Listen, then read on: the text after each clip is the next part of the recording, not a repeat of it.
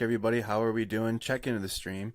Comment where you're tuning in from, what city, what state. I'm Andrew Mercado from Mercado Media Productions, and we are live on March 18th, 2022, covering the war in Ukraine.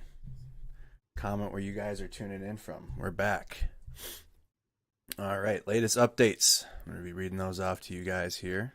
Sorry I was late. Again, it's just me and our volunteer mod team. Once we do have like a production team, I'm sure setting all this up won't take as long for me. But the latest, so we're just going to go over the headlines while you guys are checking in. Moscow's Luzhniki Stadium, which hosted the World Cup in 2018, was packed out for a pro-war rally of the anniversary of Russia's Crimea annexation. South African President Cyril Ramaphosa blamed NATO for the war in Ukraine and said that he would resist calls to condemn Russia in comments that could cast doubt over whether he would be accepted by Ukraine or the West as a mediator. President Biden and Xi held 2 hours of talks today. President Xi is for peace and says the Russian attack on Ukraine is not good for any country. President Biden told him not to support Putin but to pressure him to stop the carnage. An aircraft repair plant in Lviv, a city near the Polish border, was hit Friday morning by several missiles, the city's mayor said in a post on Telegram. And that's where we left off yesterday morning.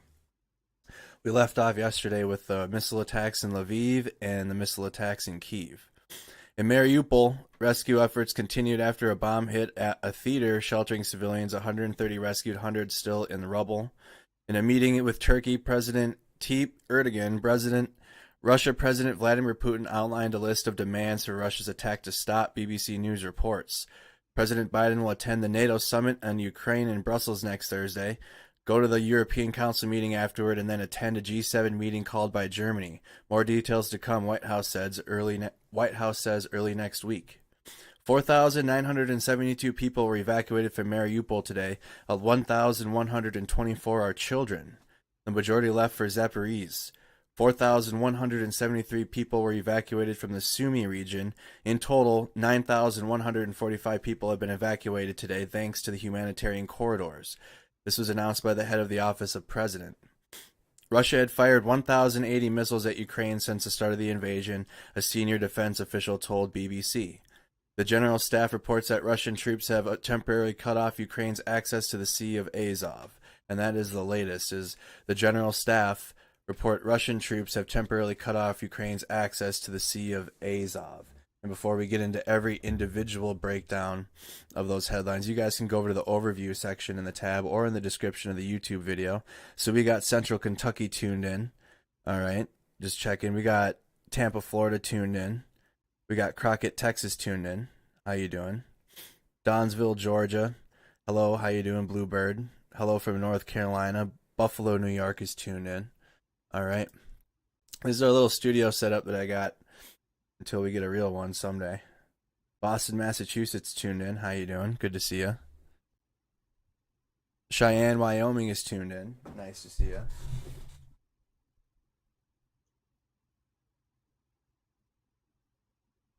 I forgot to put the Facebook settings on. All right, and let's get the stream started. I gotta put this back on now. The entire app crashed. There we go. There we go. We're going to be watching a compilation from the latest combat footage out of Ukraine, and we're going to be going over each and every individual clip that we're going to see here in this compilation. We found a new channel, shout out to our Discord server, that just shows a compilation of the day's combat happenings that are not incredibly violent in nature. We don't go over sometimes when there's UAV footage and Bayraktar footage from a distance, but we don't watch up close blood and gore from war footage. So this is just going to be a compilation, and then when we get to the Twitter timeline, we're going to re-see a lot of these clips from the day and go through them and see where they were, go to the map, check the surroundings, and then by about midnight, 1 in the morning, that's when breaking news starts coming out, or if there is any happenings. So if you guys stick through the night, here in a few hours, we'll catch back up to breaking news. All right, let's watch this compilation quick. I gotta fix this part. Again, like the video if you guys haven't. Make sure you share the stream on Facebook. This is the beginning. Thank you, Mary. So, launch of a Ukrainian rocket. So these are all combat happenings that occurred throughout the day.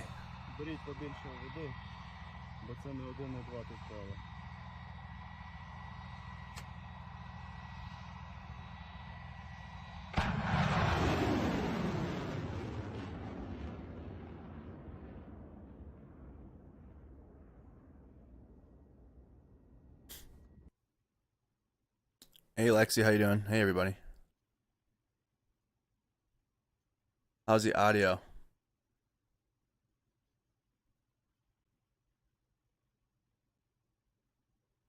This happened right after we logged out.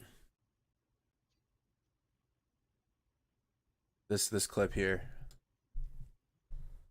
Thank you, Michael.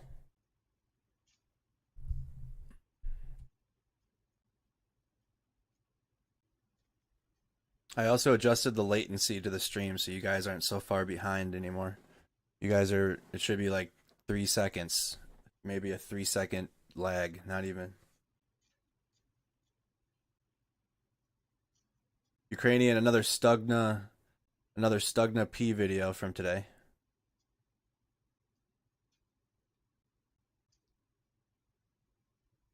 You've seen a few of these Stugna videos. Good audio, thank you. Massive strike of the Smerch MLRS at night in Kharkiv.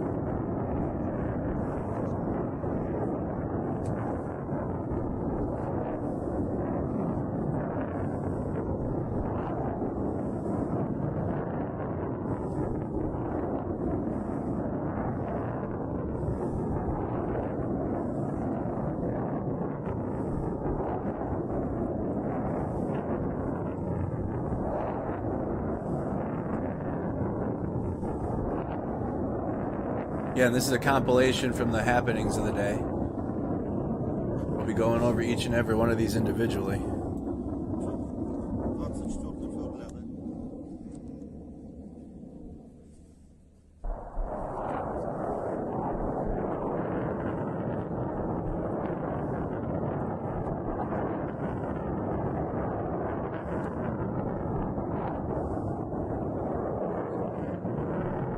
Catch the beginning of this one though, the description.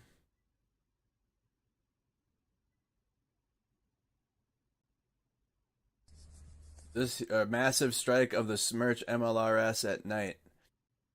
So this is Russian Smerch MLRS strikes in Kharkiv. Just in the sky, they're being launched. Fast forward. This video, I saw this earlier. This was a Russian MOD video. This is the type of videos that Russia's been putting out and what their combat videos look like. And as you can see, most of the area that they show is the not many houses or residential areas, not real many urban environments. I see one house here.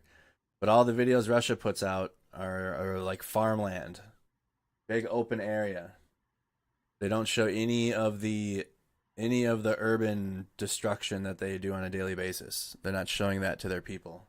So there a lot of training videos and a lot of videos that look like it's a special operation, special military operation.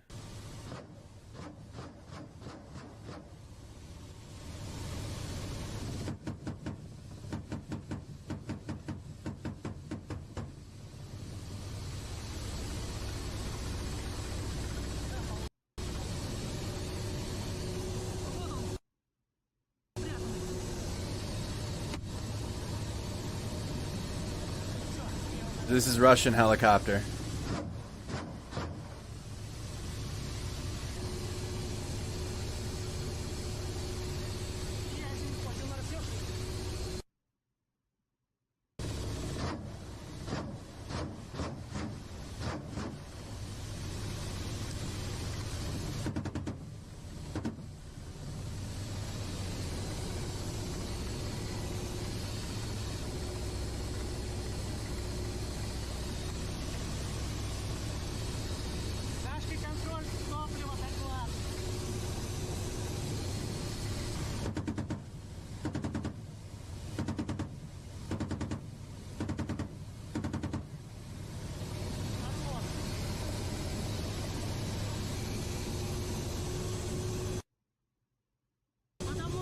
See the Ukrainian trucks on the ground.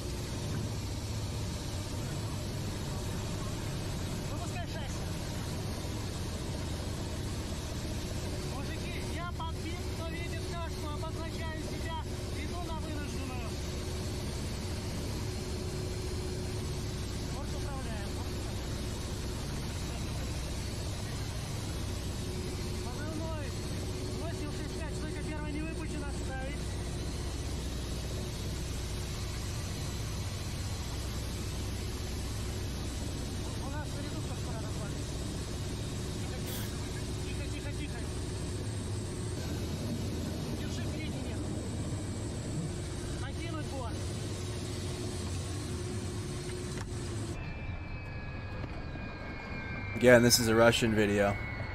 And their K-8, that's a helicopter.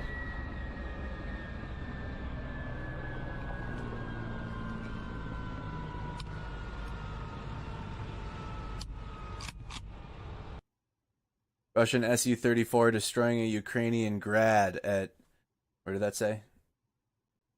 So this is another Russian side of the conflict video. Ukrainian grad at Chernigov.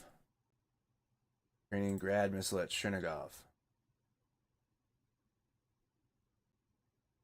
Bayraktar TB2 directs artillery fire on Kherson air base and Russian convoy. So now this video is a Ukrainian strike on Russian targets. Okay, so this is our Ukrainian side video. So the last two videos you've seen, the last two clips were Russian. Now this is Ukrainian side destroying Russian targets.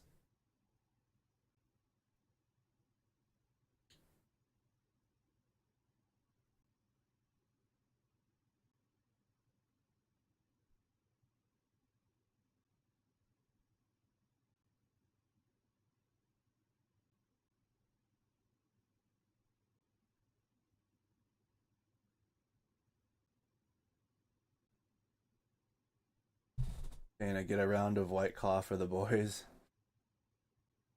Welcome to Bite Size Inc, Rona.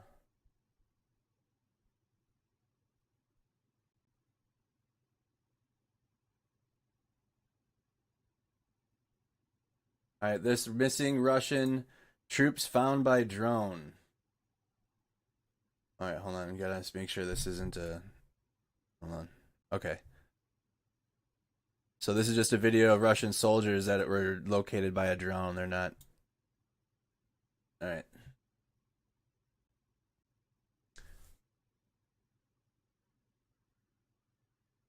Laying in the bunker. They're waving. Can they see that they're on the drone? Russian army bombs factories in Mariupol. So now this is the Russian side bombing factories in Mariupol. When they give a location, I suppose we can do this quick. Mariupol's down here. Look at it. Oh my goodness, do we have... Look at that now. We have updates to go over on the map. So Mariupol, standing strong, but everywhere else around it, as you can see, territory, Russian-occupied territory. They've almost completed this land bridge. Land bridge nearly complete. Land bridge nearly complete here. But this is the city of Mariupol, still holding it down. Hasn't been taken over yet. All right.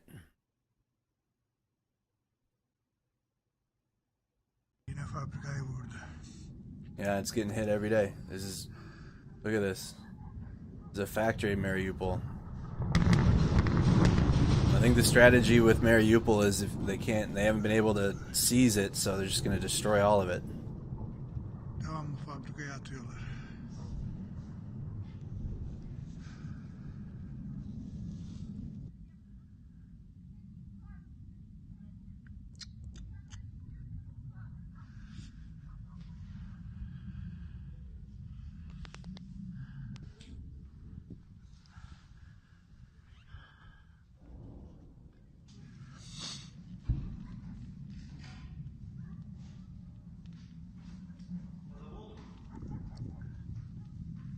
None of this is fake.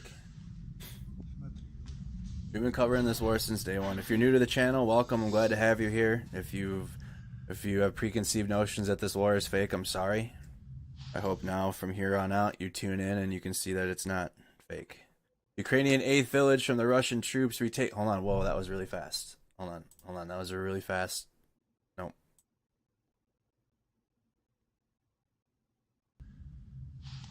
Again, that was. We'll go over this video again. All right, we'll go through this video again one more time because we're getting a lot more people tuning in now.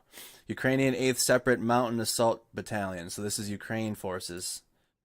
Ukrainian 8th Separate Mountain Assault Battalion.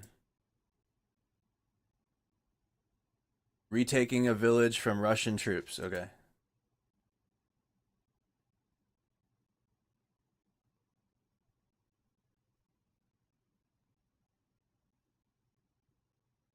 They gain more ground to the southeast.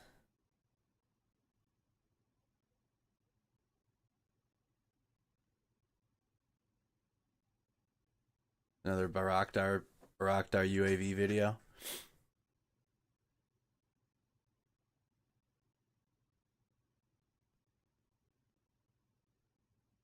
Dude, the amount of PTSD that all these guys, even Ukraine, all of them are from the sky. The amount of airstrikes from the sky here. There's like this dude.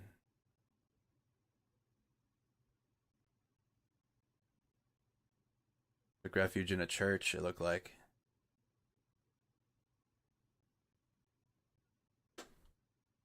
No audio to this.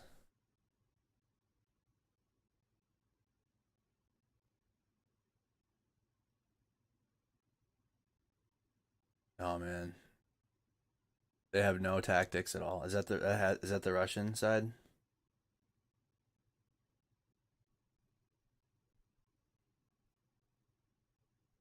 Yeah, so they're watching them from the UAV. They're on the okay. So this is two angles going on. Yeah, the camera with the Ukrainian forces, and then they're watching them on the UAV, and they're also hitting them with the Bayraktar. Dude, they know exactly where they're at the entire time. Yeah, they're losing ground to the north, but we can go over that shortly. We'll go over that. We'll go through this video again. We've gained a ton since we started it, and we'll go through it again. Hold on. Where was this now again? Where was that?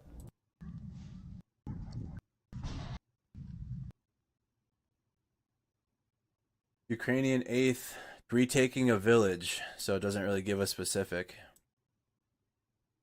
This was the happenings from today. So the beginning was a launch of just a Ukrainian rocket, Toka-U. Didn't really give a location or specifics of what happened or where it was going. So I know people were like, wait, what was that? What was that? You just tuned in. So this is the beginning. This is just a compilation from all the combat happenings that are like more PG-13 in nature. And then we'll go through the map. All right. So Ukrainian rocket Toka-U system. We can look that up, I suppose. I guess we haven't really looked that one up yet. Ukrainian Toka-U system.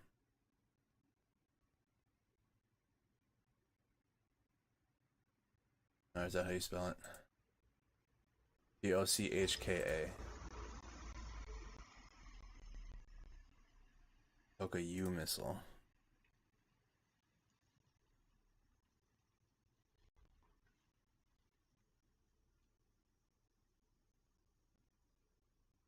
Looks like it's a Soviet piece of equipment. Ukraine's using it. That's what it looks like in higher quality image.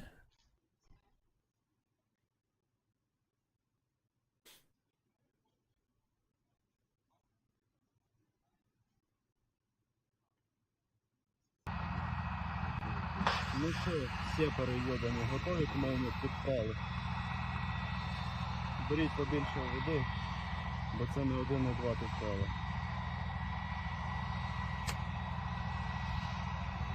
So this is Ukraine using one of those. Hey Nathan, how you doing?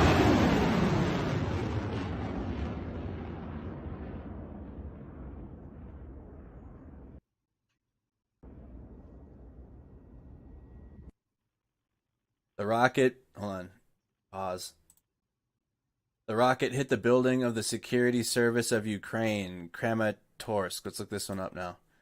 The rocket hit the building of the Security Service of Ukraine, Kramatorsk. Just Google Kramatorsk.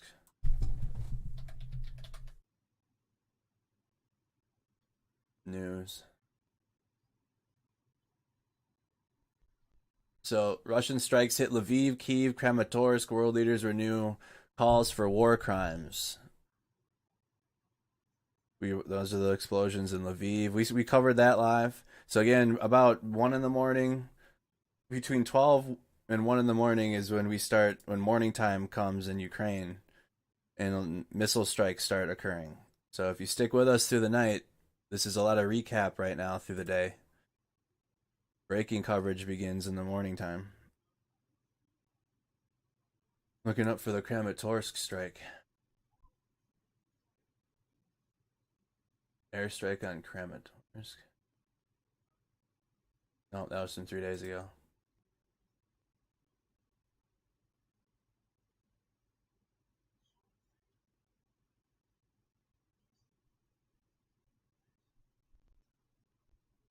Maybe we gotta type in Kramatorsk airstrike.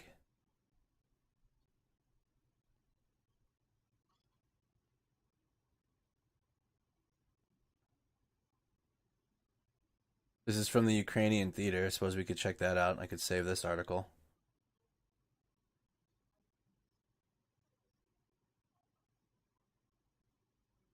I'll save that so we can get that update.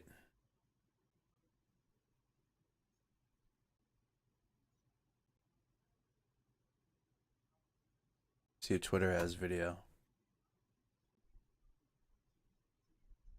Kramatorsk today. You asked me how it is. Relatively peaceful town. British MPs visited just over a month ago. So let's watch the video clip and then we'll see more. So this is the rocket hit the building of the Security Service of Ukraine, Kramatorsk. So that was hit by a cruise missile.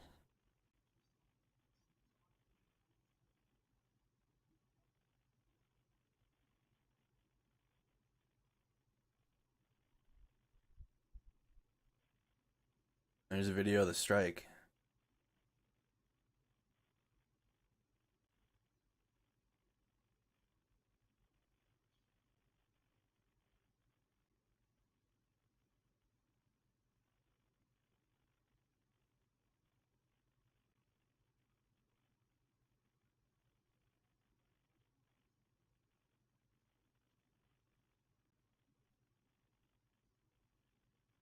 Pause. All right. See more. This is the aftermath of that.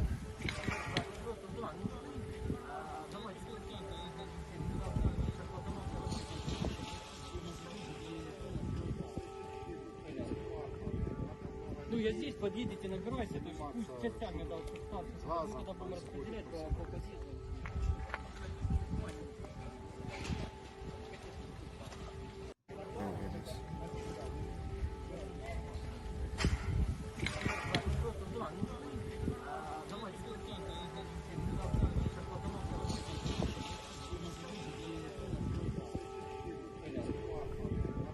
Ну, я здесь, подъедете, набирайся, то есть пусть частями дал станцию, когда будем распределять по позициям. More video. Кто там?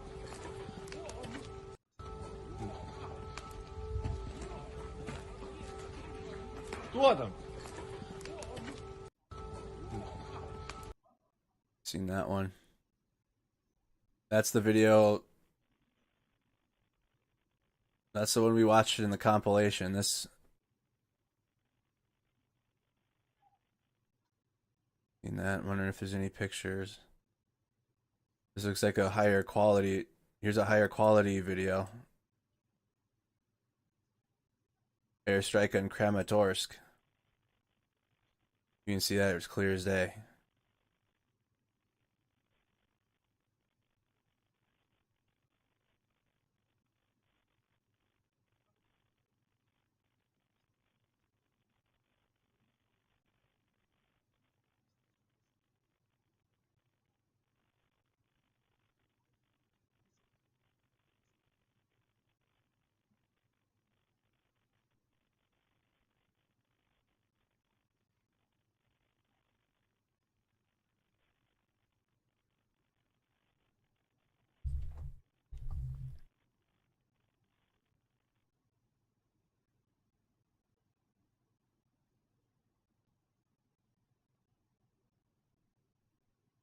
Here's more video.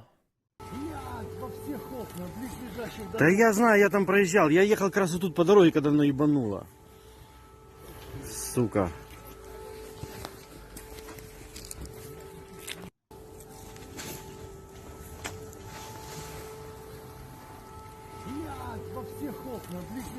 Да я знаю, я там проезжал. Я ехал как раз вот тут по дороге, когда оно ебануло. Сука. Video from Kramatorsk.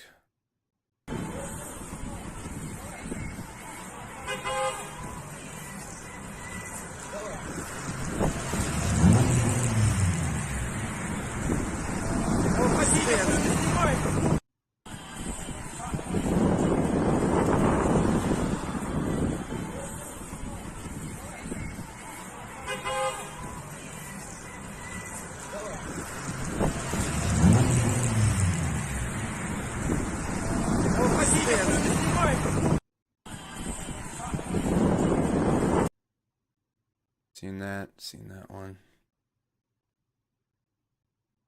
Here's more.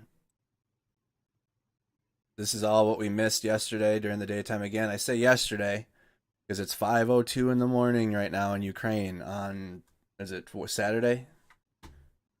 It's Saturday morning in Ukraine. So when I say yesterday, that means it's Friday. That means it would have been Friday. And I know it's still Friday for us here in the United States. So yesterday in Ukraine. Управление, ладно.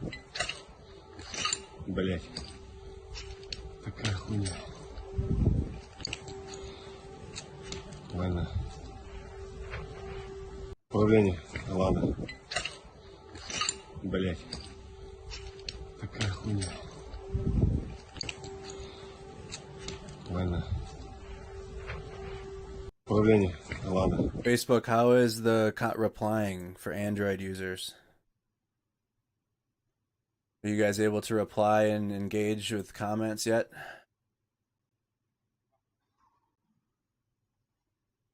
There's been an Android glitch on Facebook where Android users haven't been able to like or respond to comments. So that's Kramatorsk. So this is now continuing on the full compilation. Ukrainian Luzhniki ATGM strike on a Russian ATV. No location given. This is just a video. ATGM strike.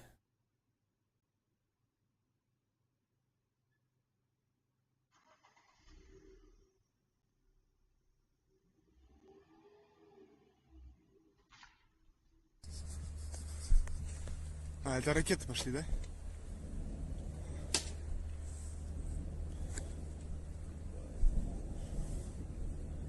It's fixed? Okay, good. I had sent Facebook a message about it. Okay, good. Alright, this is a massive strike of the Smerch MLRS at night in the Kharkiv Oblast. So that's a Russian strike up here. No exact location given. Maybe it could be these spots. Continuous shelling in Kharkiv. This is 12 hours ago. And 18 hours ago, shelling targeted of governance. So Kharkiv is one of the cities Russia's trying to just bombard and blow it to, level it completely and then take it. Mariupol, another one of those cities. They haven't been able to take it forcefully like they did in Kherson, and in Melitopol, where they actually kidnapped the mayor. They got the Ukrainian government got the mayor back. They had to give up some captured Russian soldiers to do so. So Mariupol, they're trying to completely level and then take that city. Kharkiv, another one, completely level that city and take it. I'm not assuming they were trying that, then stopped, and then let's see what they have. 10 hours ago, might be continuing to try to do that. And Sumy, Chernihiv, another city that has been continuously getting bombed or has had air raid sirens, but they've been defending it. Ukrainian military repelled 2 Russian attacks in Chernihiv. So despite efforts of trying to level this city, there's lots of defense, lots of counterattacks. Likely because Chernihiv is close to Kyiv, as you can see on the map. Very close to Kyiv on the map. But that is definitely the strategy for Mariupol. Completely level it and then take it, and then Kharkiv as well. That is the Russian strategy with those 2 cities. So these are MLRS strikes. We've also seen a lot of duds, Smerch missile duds. Those are those missiles that are sticking out of the ground.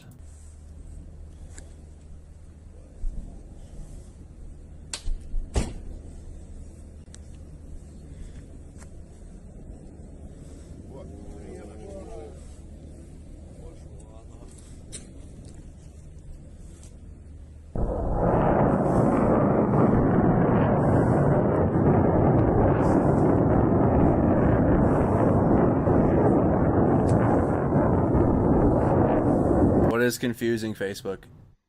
Facebook's confused. Hold on. I can pause it. What's confusing?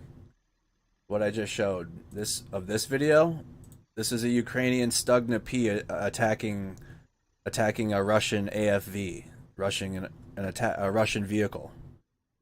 If that was confusing. This is a Russian MLRS strikes on Kharkiv. This was a Russian strike on a Ukrainian city. Are we there yet? So, Russian strike on Ukrainian city. Ukrainian strike on a Russian vehicle, or a Russian up-armored vehicle. And these are MLRS strikes from Russia on Kharkiv. Before that, what was before? What do you mean?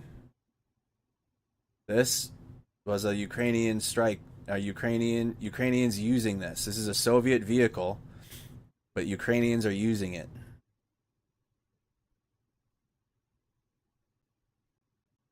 We're talking about the Toka U. Yeah, this is a Soviet era vehicle that the Ukrainians are using. I said it right in the beginning. The first video. Launch of a Ukrainian rocket Toka U. Replay him again. This is our second go through. How many minutes have I missed? We've been live for over a half hour now. 37 minutes. We start at 9, but I pushed it back to 9:30. I schedule every single live stream, guys, on YouTube. Every single live stream is scheduled ahead of time. Right after the stream is ended at 2 in the morning, the stream is scheduled for 9 p.m. And if I'm late, I'm in the chat, letting the chat know at least that, like, hey, hold on, we're going to be a few minutes late. All right, so I'll play it from here one more time, and then I'll go through it and pause it. So this is a Ukrainian rocket, Toka U. The Toka U is a Soviet vehicle that the Ukrainians have taken for their own side. Ну що, всі Alright. перейобані готові, команді? One more time, and then we do need to carry on. Беріть побільше. I know we got an influx of people. Бо це не один It's all good. справа. We'll go from here, though. Chat, try to help others if you see confused comments. Don't be assholes. Be nice and help people if they're asking questions. Not everybody's a troll. We haven't really had a big troll raid in a while now. So, the rocket hit the building of the security service of Ukraine. So again, now this is a Russian rocket on that. This is the video clips that we went through on Twitter of this happening now. All right, Russian attack on Ukraine city here. Maybe I should just keep it simple like that. Russian attack on Ukraine city.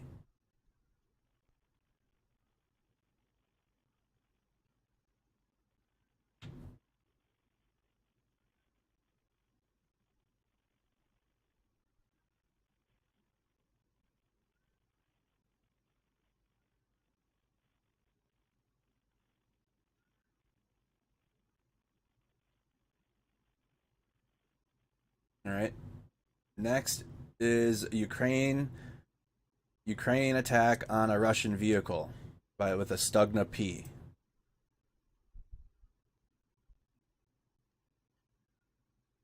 All right, and then now where we're at now is a Russian strike on a Ukraine city with MLRS, the Smerch rockets.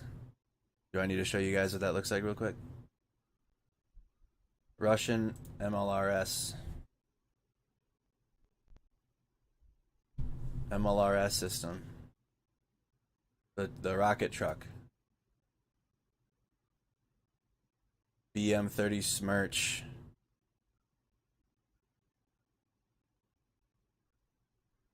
They're using the Tornado though, the 9A. They're using both. They're using the 9A 52 Ford Tornado and the BM-30. They're using this with the vacuum bombs.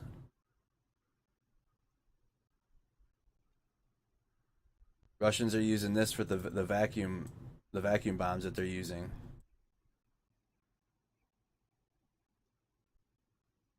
So that's what the MLRS strikes are from, those rocket trucks.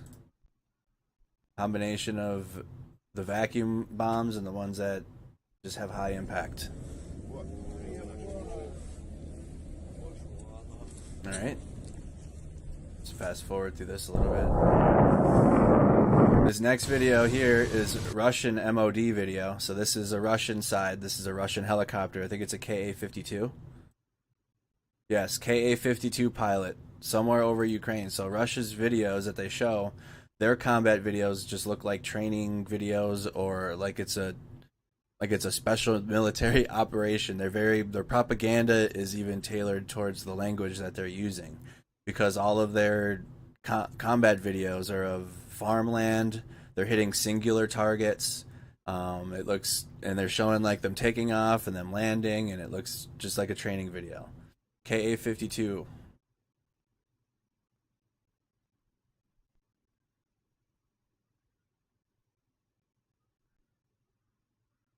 The camo of Ka-52. We've seen lots of videos of these. That's what it looks like from the outside.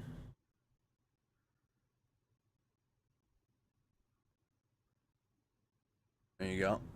Outside view. It's got the dual, I don't even know what the rotors. I'm not a helicopter expert. Whatever you call these things. It's got the dual, and they go the opposite ways. It's very fast and maneuverable. So that's a Ka-52, and that's what you're watching in this. So just pay attention to the video. You've been seeing, I mean, you look at one side, this is what Russia's putting out, and then this is reality, right? You don't see any of this type of shit in the Russian videos. Every single day we have more and more cities that we're covering from the destruction that the attacks in the cities are causing. But Russia's not putting any of that stuff out. Their videos look like this.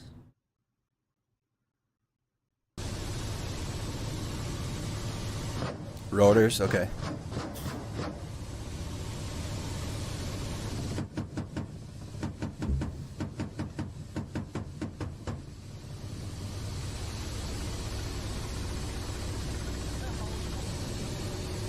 It's called an alligator, the proper term. That's what I've seen a few times.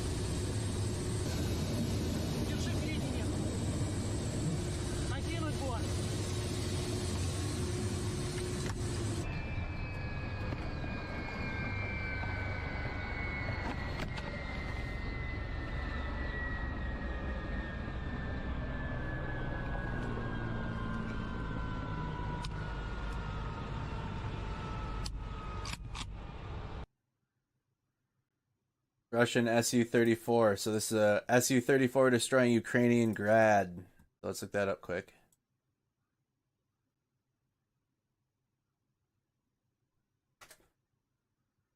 So this it's a UAV video, or like a from the sky. This is a Su-34 destroying a Ukrainian Grad at Chernigov. Where's Chernigov? Probably down in the Donbass.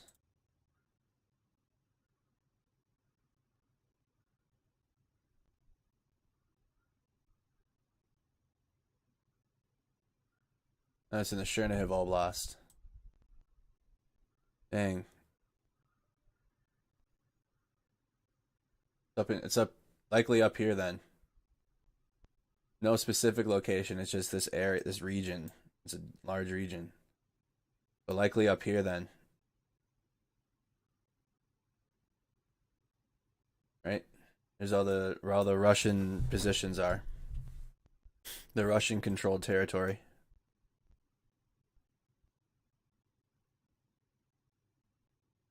And what's a Ukrainian Grad? So Su-34.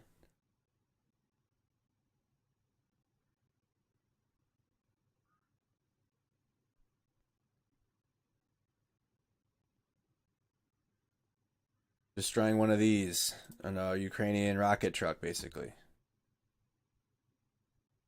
Lots of rockets, rocket trucks. BM-21K Grad artillery rocket system. Another Ukraine Soviet era system.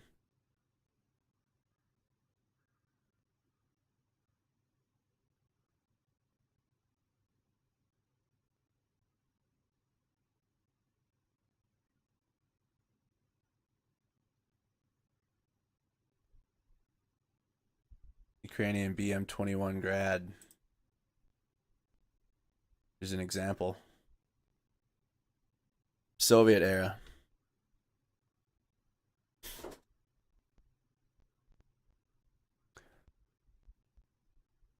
So that's what you're seeing. You're seeing a Su-34 jet taking out a rocket truck. A Russian jet taking out a Ukrainian rocket truck in this video here.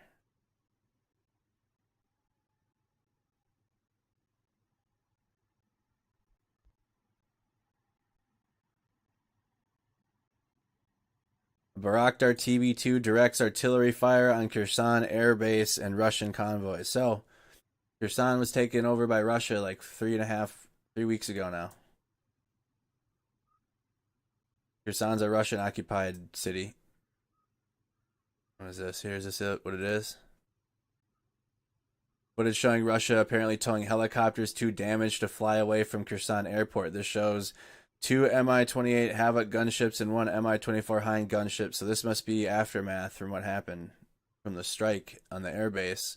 So Ukraine's launching counteroffensives to try to take Kherson back, because then that will prevent them from taking Mykolaiv, which will then prevent them from continuing and taking Odessa. Because I'm sure the Russians they want to connect Transnistria to the rest of this. They want to get this whole southern border taken over. They already got the east dang near all taken.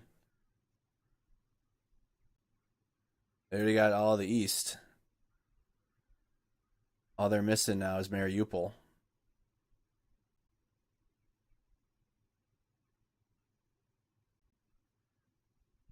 Close that out.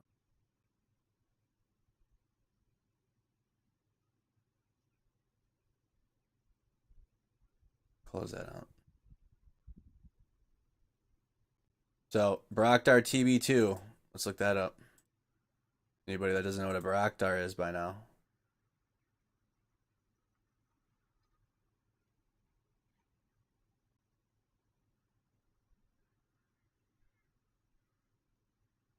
Bayraktar TB2.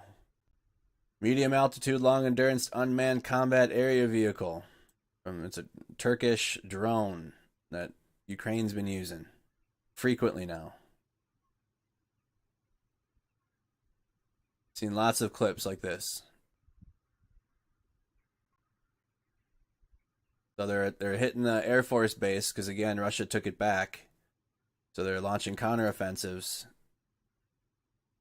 So Russia, Bayraktar TB2, Ukrainian drone directs artillery fire on Kherson Air Base. And let's check that clip out and see if that's aftermath from this.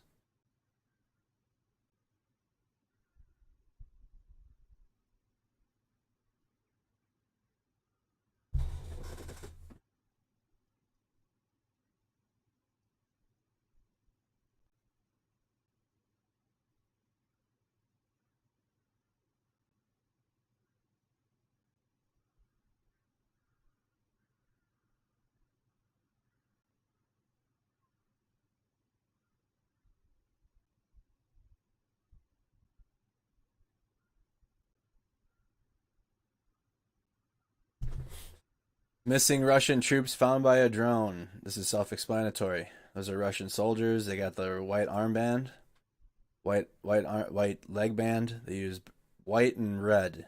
Ukrainians use blue and yellow. They kept it pretty simple. Different type of war than the war on terror, completely. So they're identifying the combatants are identifying themselves, which is how, if you want to say proper war or whatever. That's how or traditional. The war on terror was a lot of war with. It was just a different war, but they're identifying. So the identifying factors are the white armbands or the white leg bands or red. They even wave to the drone.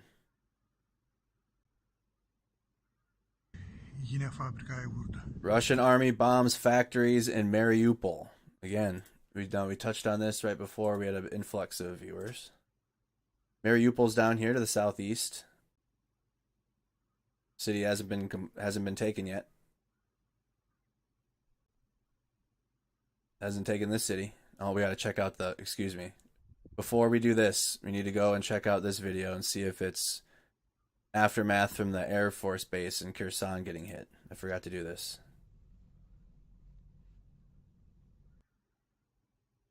From the Kherson airport.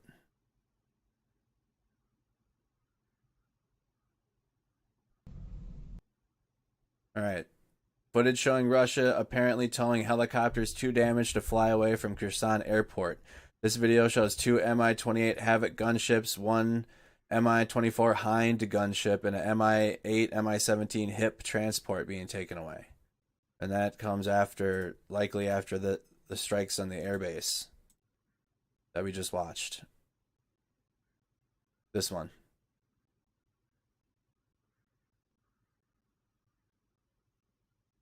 So likely aftermath from those strikes on the airbase.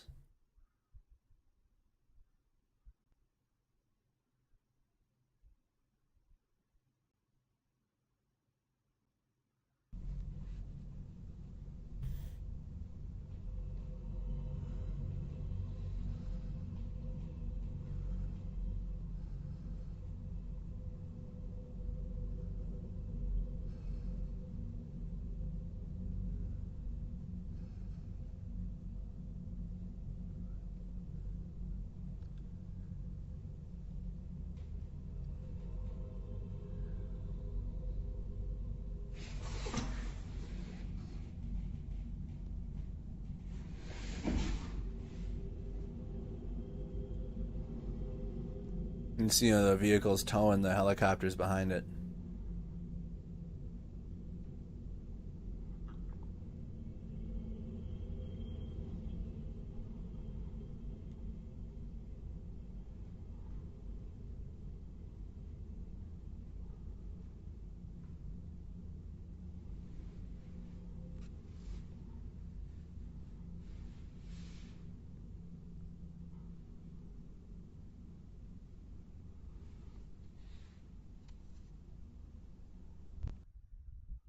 All right, one more time.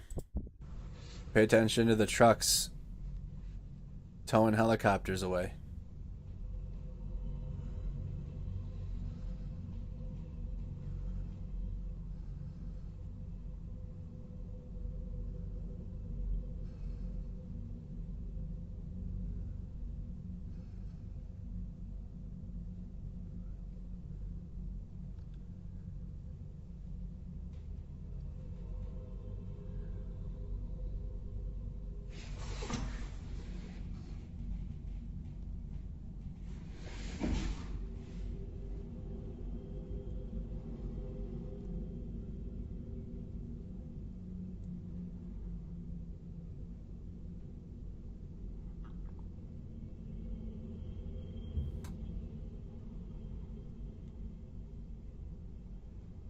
Yeah, we've seen the videos of the tanks getting towed by the farmers.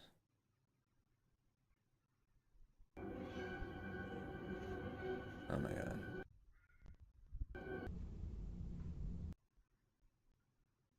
Alright. And continuing on. The next is a factory in Mariupol getting struck.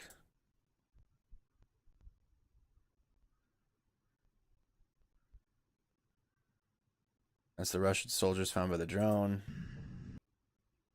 So Mariupol, the strategy is just to bomb it, level it all, and then take it.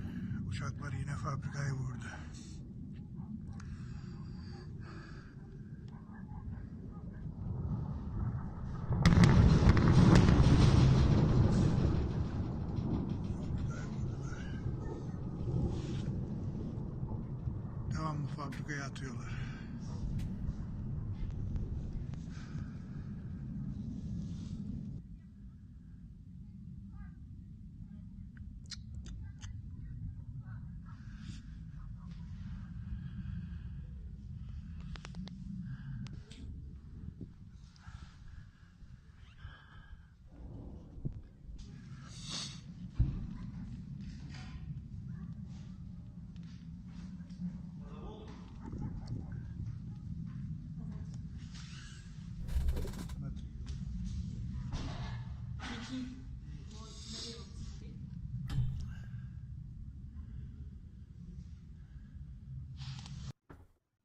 That was a Ukrainian.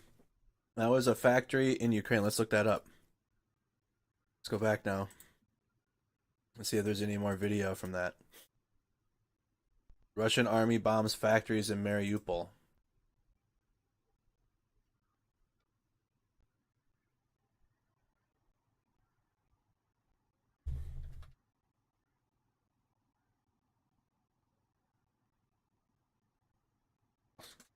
Oh my goodness. Okay. Come on now.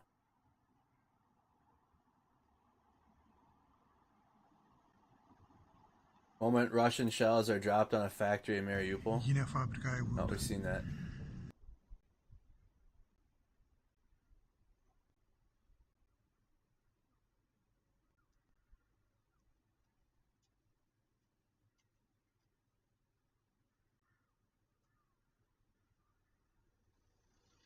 No, there's nothing further on the factory being hit, just the video.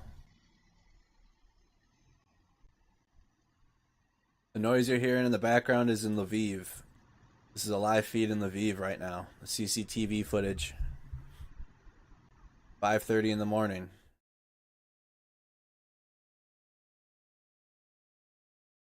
You just heard a car drive by. Alright, continuing on then. No further video beyond this one.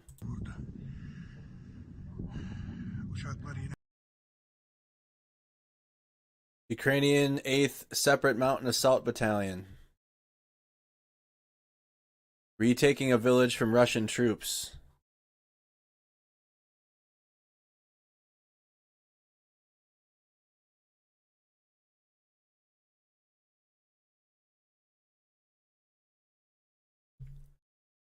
Combination of Bayraktar and ground forces. They just run. There's no tactics crossing. Look at, they just cross at the same time. So linear danger area, cross all at once.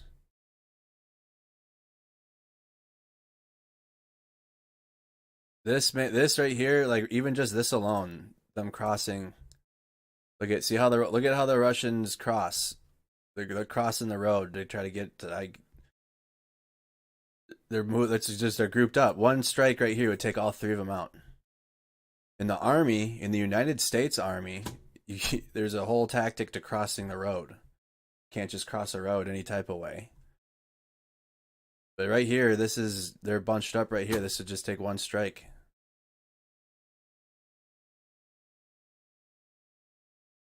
There might be 4 of them there. It's kind of potato quality, but definitely 3.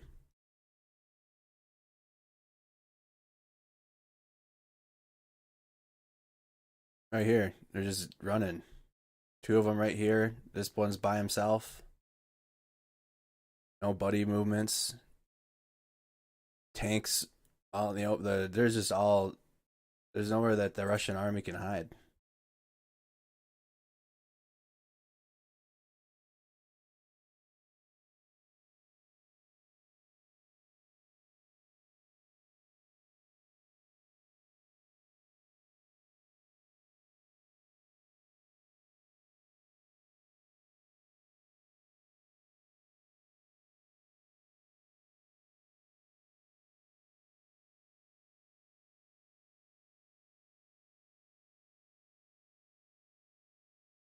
Look at.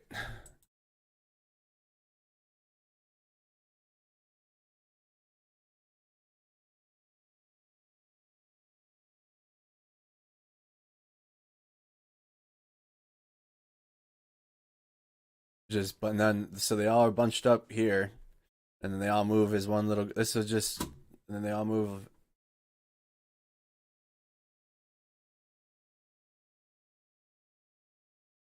And then they all bunch and hide behind. Look at this. None of these guys are trained. Ain't no way. They don't even go through training. It's impossible. It looks like a bunch of scared civilians that have weapons and gear. They're all bunched up hiding. You can't hide. Why? Like they're even the fact that they don't have the combat or the second sense to like, damn, I'm probably the sky can see me right now. Yet they're still just doing things that you wouldn't second sense. The sky can see you, and they're bunching up trying to hide. There's nowhere to hide. There's no audio in this one. There's no audio in this clip.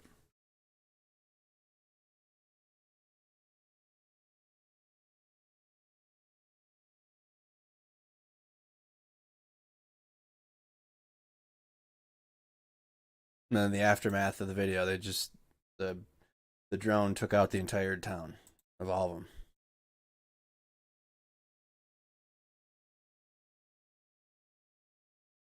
Hey, Coach, how you doing?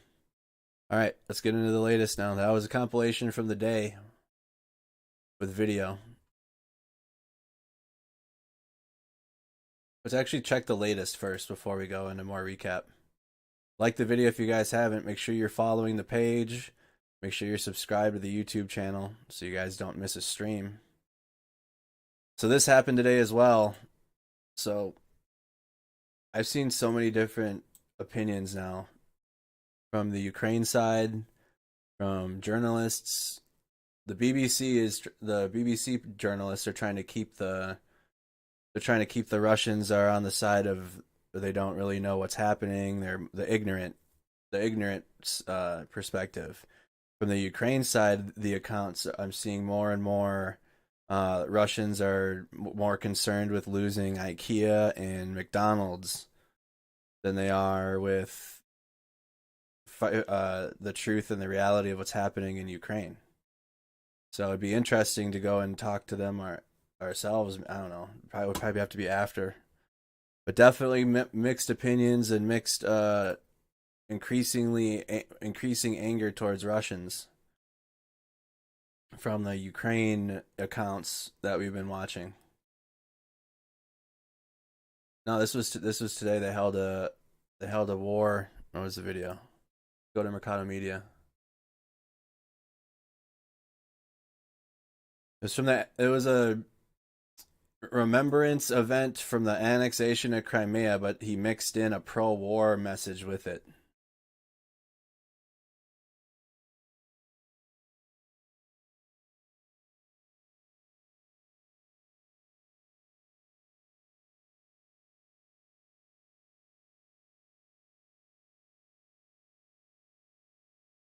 Illinois is tuning in. How you doing? Welcome. We can do this too.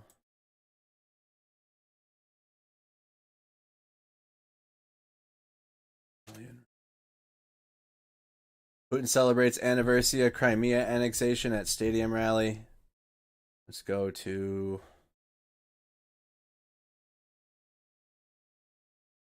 AP News. Anti-war protests all across Europe. Where's the one? Does AP have a news article on the big event today.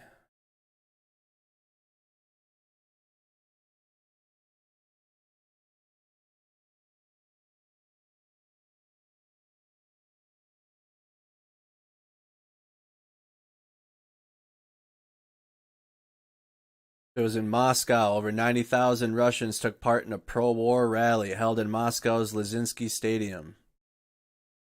Let's just type in Luzhniki Stadium and see what comes up. Right now on social media, we just can only really post headline stuff. I'm trying to find a spot to start writing articles and linking them to our posts.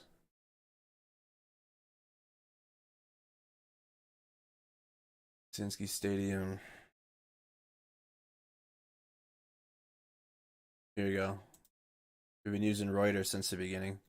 Putin vows Russia will prevail in Ukraine, but glitch hinders TV. There's more views from the pro-war rally that was held.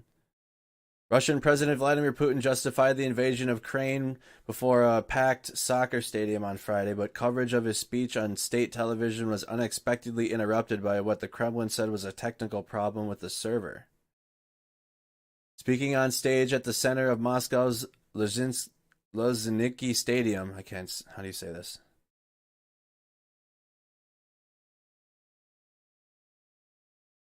Thousands of people waving Russian flags and Luzhniki Stadium. Luzhniki Stadium. Putin promised to tens of thousands of people waving Russian flags and chanting Russia, Russia, Russia that all the Kremlin's aims would be achieved. We know what we need to do, how to do it, and at what cost, and we will absolutely accomplish all of our plans, Putin, 69, told the rally from a stage decked out with slogans such as "For a world without Nazism" and "For our president." Many of the Russian slogans used at the rally incorporated the Z symbol that Russian forces have been used as a motif in Ukraine. One read "Za Putina" for Putin. Dressed in a turtleneck and coat, Putin said that soldiers fighting in what Russia calls its special military operation in Ukraine had demonstrated the unity of Russia. Shoulder to shoulder, they help each other, support each other, and when needed, they shield each other from bullets in their bodies like brothers. Such unity we have not had for a long time.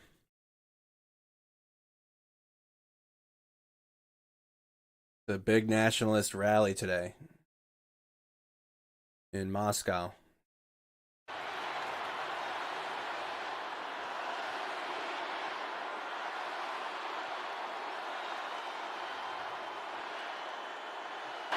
Мы многонациональный народ Российской Федерации, объединенные... We, the multinational people of the Russian Federation, united by the common destiny on our own land. These are the first lines of Russia's fundamental law. No, this happened today. And each of these words is filled with a deep sense. What does it look like? I know it looks very similar. Our own land united by the common destiny. For sure, this is what they thought and have been led by when they went to take part in the referendum in Crimea and Sevastopol on March 18, 2014. They lived and live now on their own land. They wanted to live the common destiny with their historic native country, with Russia. They have had every right to do so, and they have achieved their goal. Let us first of all congratulate them on the occasion of this holiday. It is their holiday. Congratulations. Всего их с праздником. Это их праздник. Поздравляем!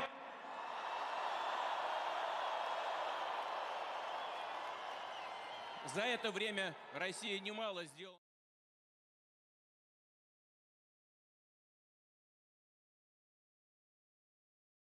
Here's more. Here's a clip on Mercado Media. You see this on Facebook.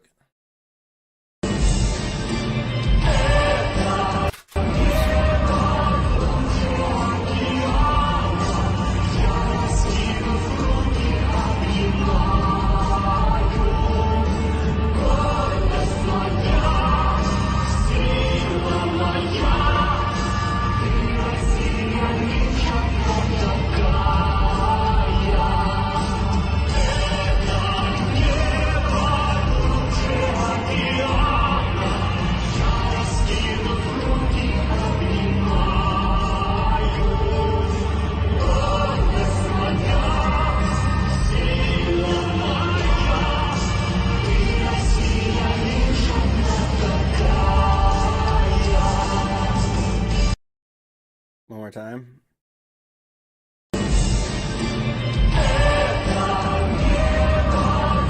This all happened, would have been Friday.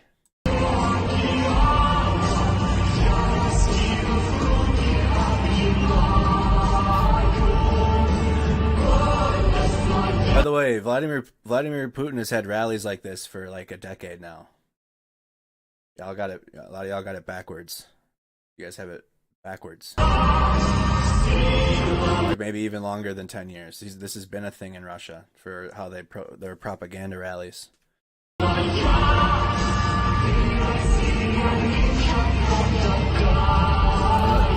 Shotgun.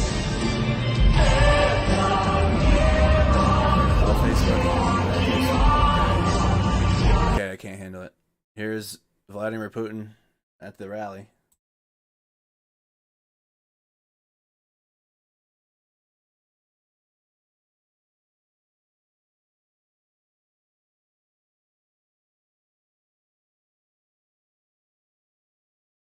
All right.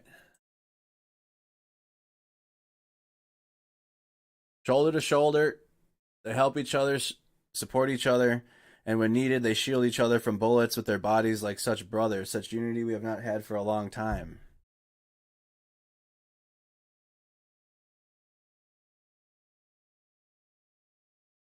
Market Watch. I'm trying to avoid the big mainstream news articles because I know you guys are like, oh no, God. But we read things here.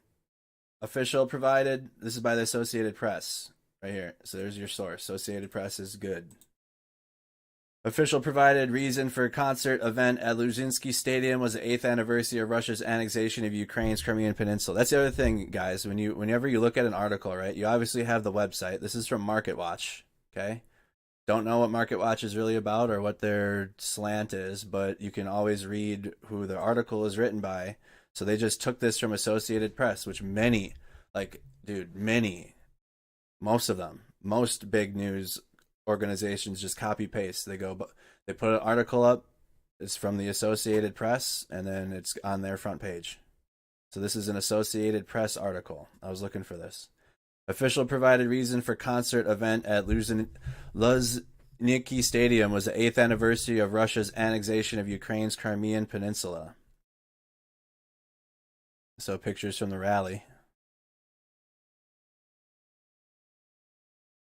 Russian President Vladimir Putin appeared at a huge flag-waving rally at Moscow Stadium and praised his country's troops Friday as they pressed their lethal attacks on Ukrainian cities, shelling and missiles. Shoulder to shoulder, they helped and support each other, Putin said in a rare public appearance. Said the invasion 3 weeks ago said that made Russia an outcast among nations.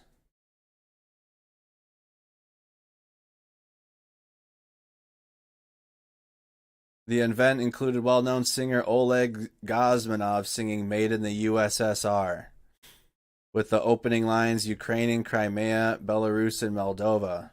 It's all my country. Seeking to portray the war as just one and commend Russia's troops, Putin paraphrased the Bible to say, there is no greater love than giving up one's soul for one's friends. And he continued to insist his actions were necessary to prevent genocide.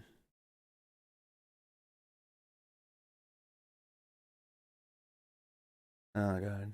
Standing on stage with a white turtleneck and a blue-down jacket, Putin spoke for about 5 minutes. Some people, including presenters at the event, wore T-shirts or jackets with a Z, symbol seen on Russian tanks and military vehicles in Ukraine and embraced by supporters of the war.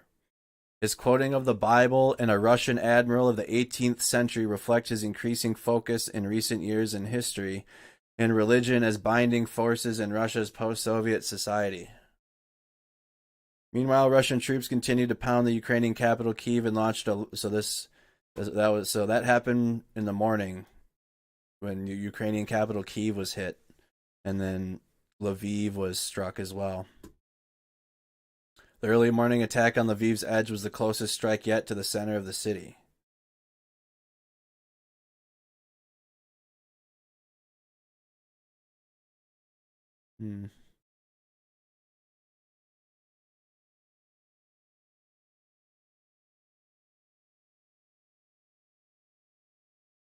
interjecting religion, that always gets people.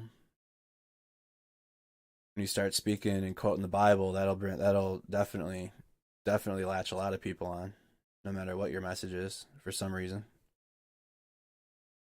So he's doing a nationalist.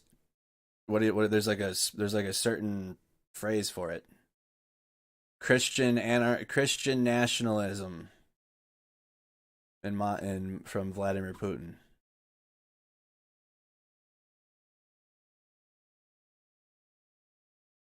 All right, let's go to the latest. That was the first thing that refreshed. Oh, here's some more. Some of the footage from yesterday's TV broadcast of the Luzhniki concert strikingly matched a video from a year ago. Oh. Did Russia use the same video? Did they use same video coverage? Ooh, how do we look this up? How do I get these words? Makba 24. Did Russia rebroadcast old footage?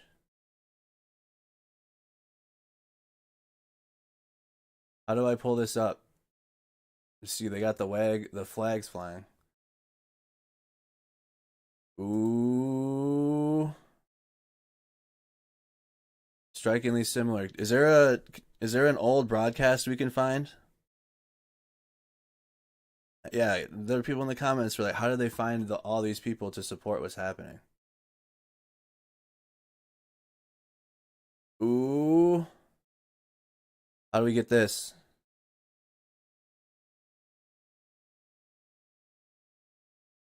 This is from This is from Nexta TV.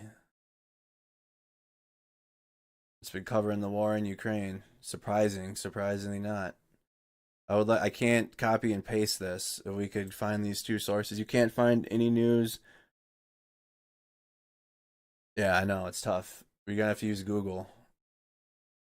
Definitely save this. Hold on. Right click. Save image as Russian propaganda evidence stadium. Alright. I'll save that. Best I can do since I can't Google it. So that was from 2021. Video. Alright, so we'll have to look into this a little further. I saved that picture though.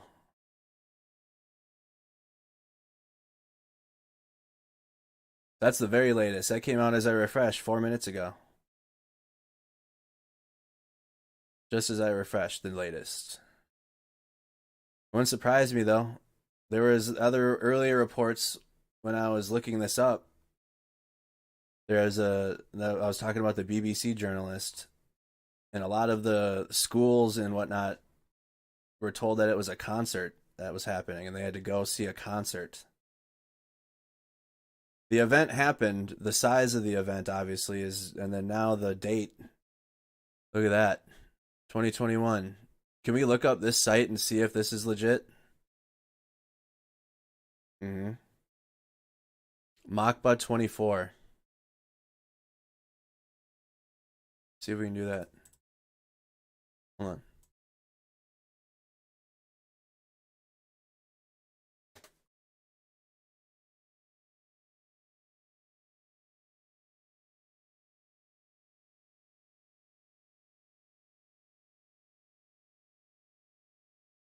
Okay, this looks like the website. So none of it's in English. Hold on. I should leave it like this for now. Oh no, I shouldn't. Translate. Alright, let's get it in English. Now, what is the picture? Hold on. Dude. I don't even know what that says.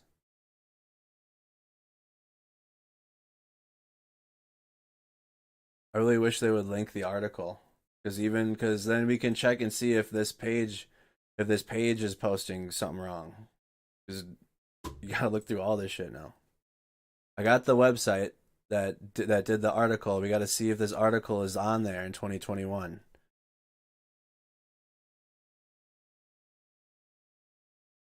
Here's the website. Here, I'll post the website in the Discord.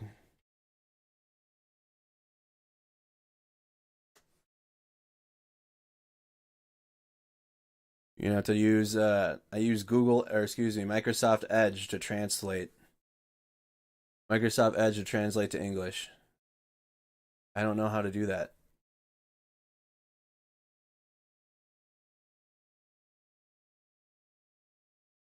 Search the web for the image. Text. Let's go. How do I do this? Where's the text here? I got the text now.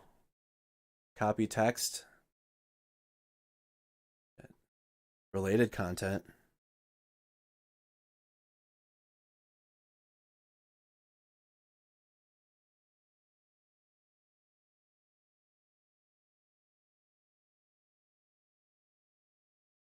I need to get the one that looks like that. Has like an N above it. NY.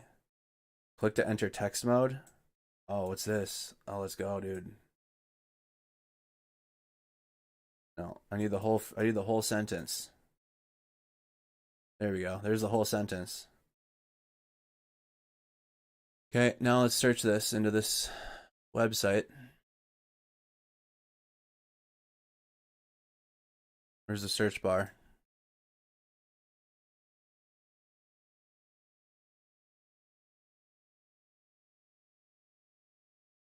Is there a search bar on here? Is that the site? Check the Discord.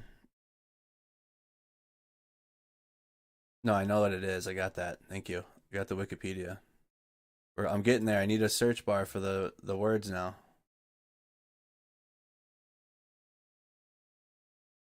To the right at the top.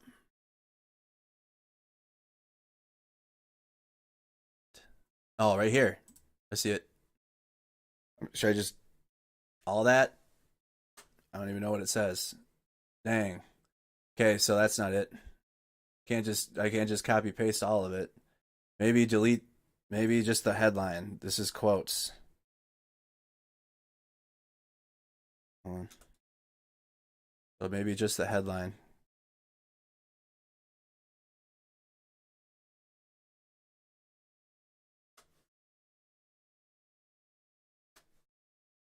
Nothing. Hope Andrew sees first pick translation. I got it, but I can't. I got the whole headline now. I'm looking at Discord. I got it up. You found it?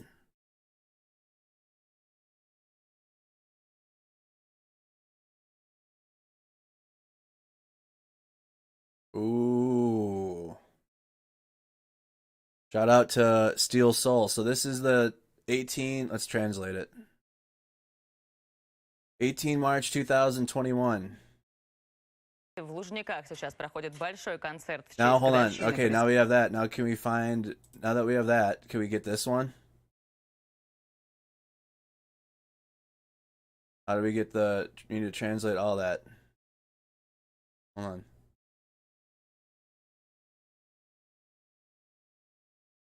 No, there's unnecessary text. No, I gotta get rid of this one. Okay, you click on it and it goes away. Bet. All right, understood. There we go. Now I got the full text for this article right here. We gotta get both of them. So now we're on the left side. So now we're looking at this one. So we got the one article on the right. That's here. Putin, that's definitely from 2021. Соединение Крыма. Выступают российские звезды. Там находится наш корреспондент. Last year's video. We're gonna have to. Hold on, we'll just watch the whole thing. Watch the whole thing.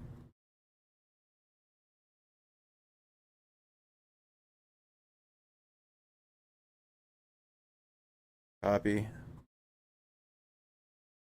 Maybe just type it into Google. I don't even know what site that is. Oh, we got the. No, right here. I can get the text from that too.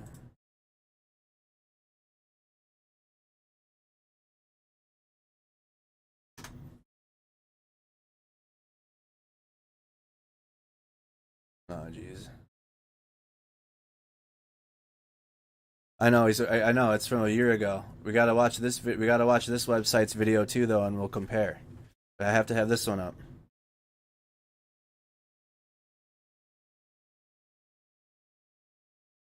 Like that doesn't come up in search.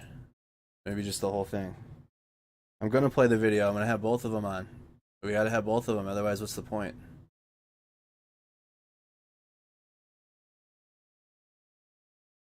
Nothing even comes up for that whole thing. Can someone try to copy? So I have it here. I have the text. Maybe we do the source image. Search the web for... Search in sidebar for the image. When I do search, this is what comes up. I got the text. These are completely unrelated.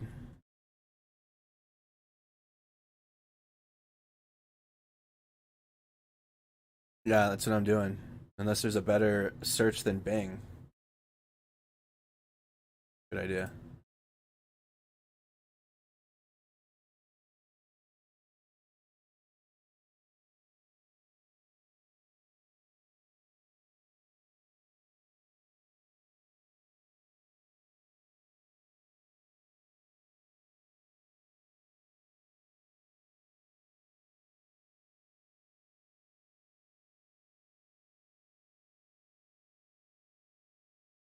It says Spanish is detected.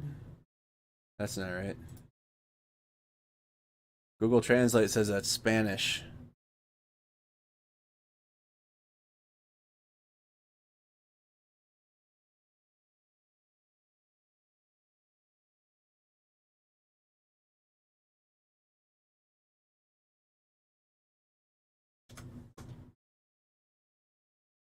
That doesn't even... No.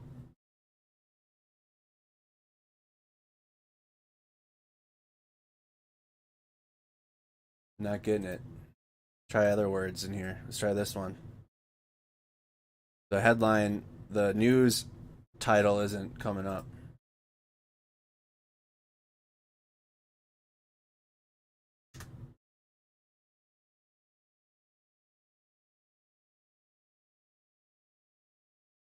Use the drop down and select the language you want to translate. No.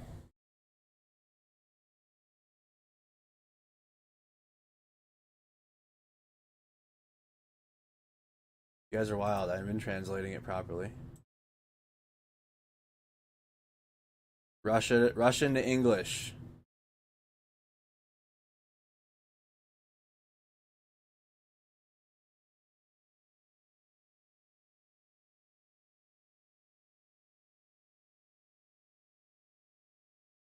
We're trying to find that exact article. You found it?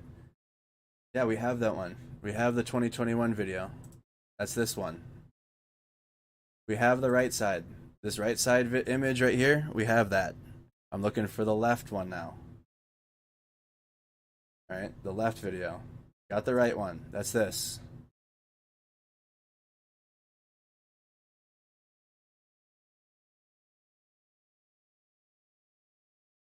So, I got the English, or Russian to English up here. Let me zoom in. There. It's not translating to anything.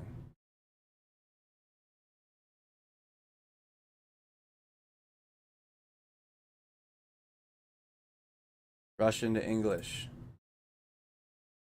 I need a Russian keyboard. Oh. Dude, it's hopeless.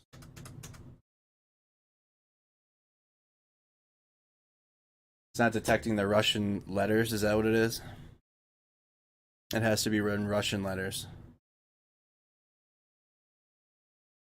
It's not picking up the Russian letters.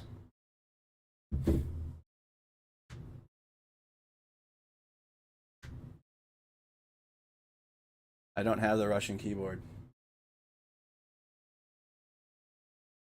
Discord's working on it. They can't find the left side either.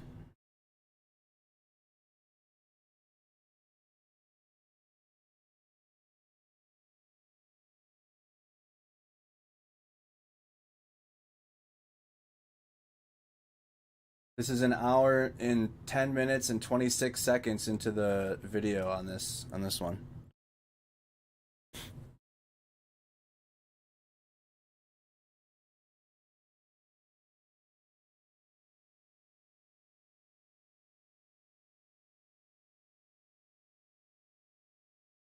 You've got it, but copy and paste it into Discord.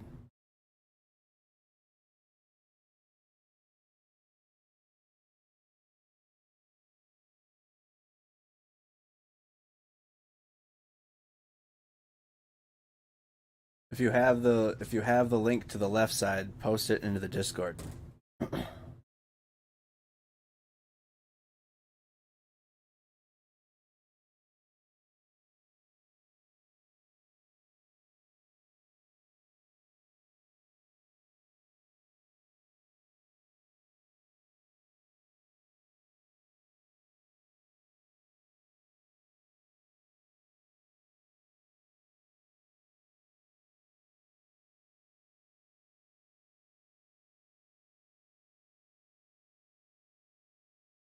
It's Telegram.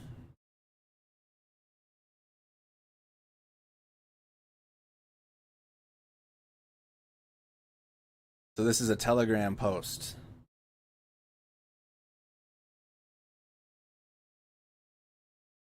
That's why it's not coming up on the search. This is from Telegram on here on the left. It's a Telegram channel. Here's the text. Here, I'll copy paste it onto Facebook. Try looking this up in Here's Telegram.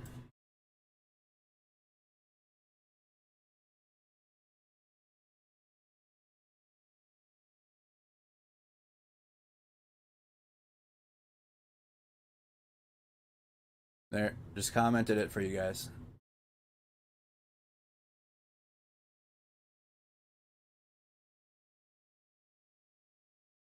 The left is a Telegram channel. All right.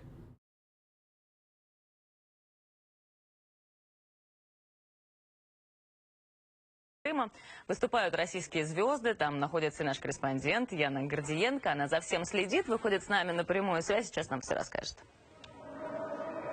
Да, Полина, здравствуй. Ты знаешь, я уже за час за этот согрелась. Вообще не холодно здесь стоять в Лужниках, несмотря на то, что под открытым небом, потому что только что вышли две Маши и зажгли все трибуны. Вообще уже десяток артистов вышли сюда на одну из трех сцен, потому что сегодня здесь их три, и каждый раз артисты выходят с разных сторон. И давайте посмотрим хотя бы на выступления некоторых из них.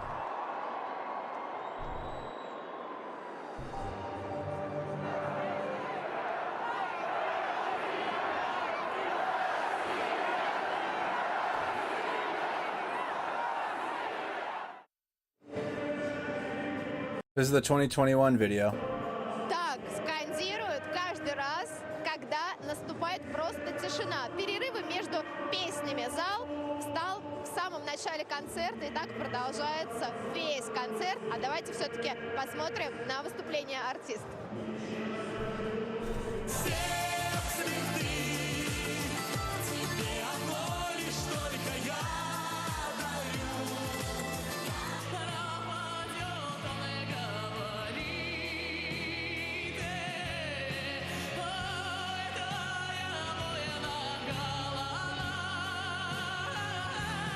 Прекрасный полуостров Крым, из золотых полей Кубани дорогу проложили мы, с тобой свою судьбу связали.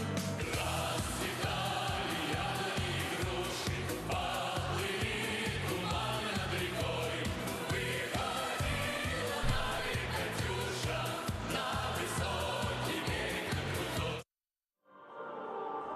Я смотрю, на трибуны кто-то уже вообще снял куртки и танцует в одних кофтах, несмотря на такой весенний минус. Вообще достаточно тяжело было сюда прорваться под крышу Лужников. Многие шли прямо с работы, точнее ехали от метро сюда пешком, и были толпы, многие несли с собой флаги, да что многие, практически каждый второй, вот я смотрю, сейчас держит флаг России, а несли их прямо на плечах, по штук 7-8 один человек.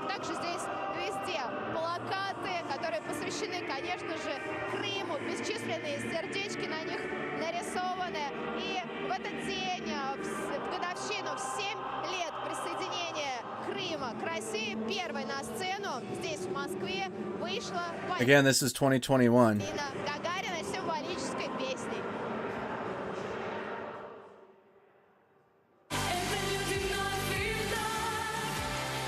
I can't pull it up on my... I can't pull up Telegram on the computer for some reason.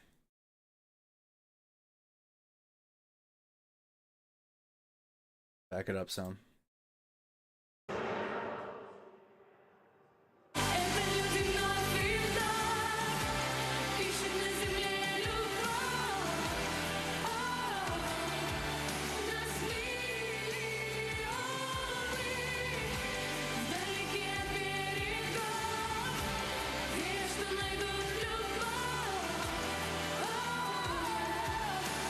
Found the video from this year's video.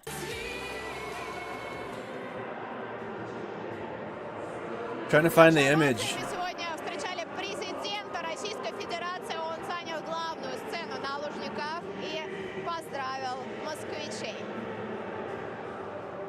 Мы готовы жить в новых геополитических условиях. Более того, мы рассматриваем наших соседей. Give me an aneurysm. Hold on. Не просто как соседей, близких по географии. Мы рассматриваем народы этих стран как братские народы, готовы подставить им плечо и локоть для того, чтобы обеспечить развитие, двигаться дальше, вместе, идти вперед, используя наши конкурентные возможности. А их 6:23.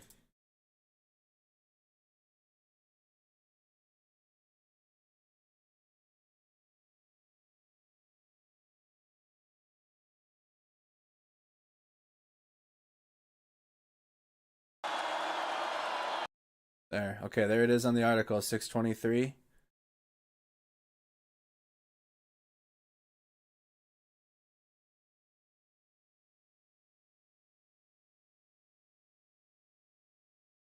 And this was today's? Wow, they had the Z on there. This was today's. So again, we're going over the latest from Nexta. That some of the rally video was fake today. And we're just seeing exactly how it was fake. Just saying things are fake isn't good enough anymore. This isn't the video. That isn't the video from today. It was streamed 15 hours ago. They used at least this one part twice.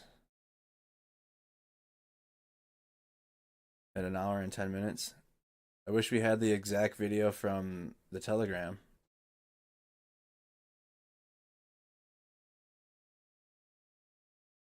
Oh, it is.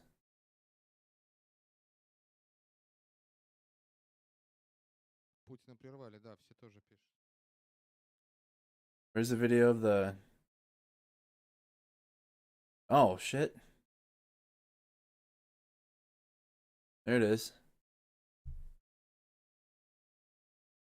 Go back some. Does he even play the audio? What does the whole section look like here? What? All right, now we're gonna go back 2 minutes. 2 minutes before that, and then let's go back 2 minutes before this. What does it look like? Okay, hold on. All right, from this dude. Let's just play this video from last year for like 2 minutes prior to those girls showing up. Okay, that.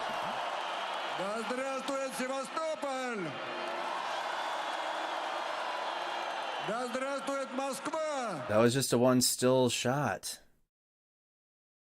It's not. It's like one little.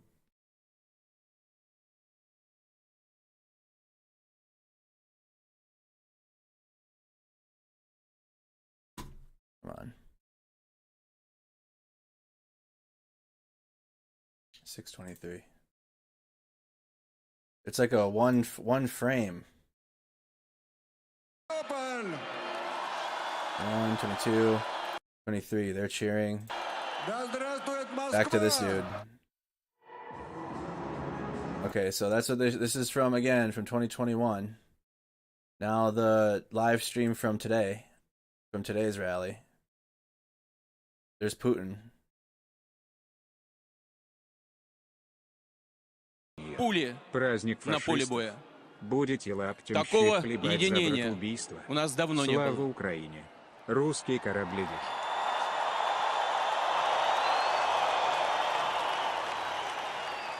Так получилось, что начало операции совпало, совершенно случайно совпало с днем рождения одного из наших выдающихся военно...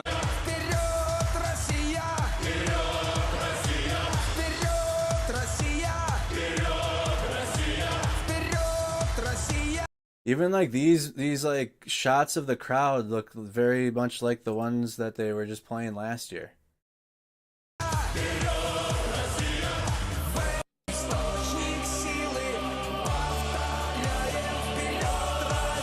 Такое ощущение, что трансляцию сейчас взяли и оборвали просто. Непонятно, что происходит. Just a few minutes before the girls. Это универсальное... Oh, hold on, no. This is from the Telegram channel. How do how do we find the video he's messing with? How do we get to this?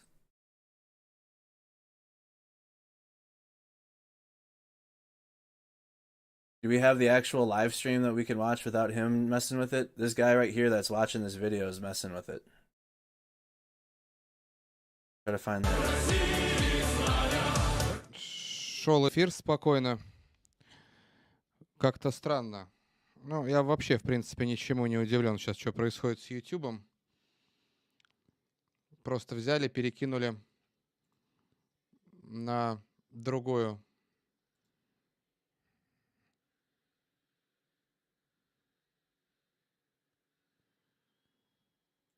Shots of the crowd.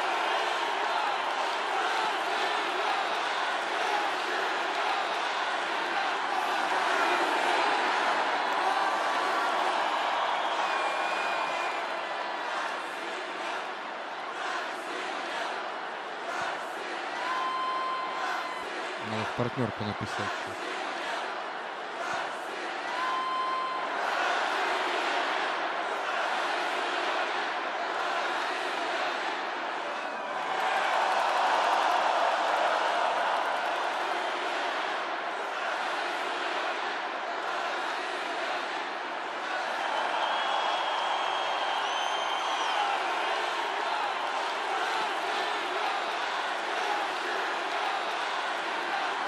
Пишут, что на ТВ And then there's the clip of the two тоже girls from прервали. the video from last Пока year. непонятно, что происходит.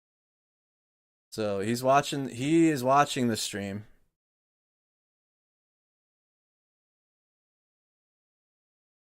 He's watching the stream. This guy is hosting it. That was so they're spliced in the actual feed from the event today, the rally. They spliced in old video.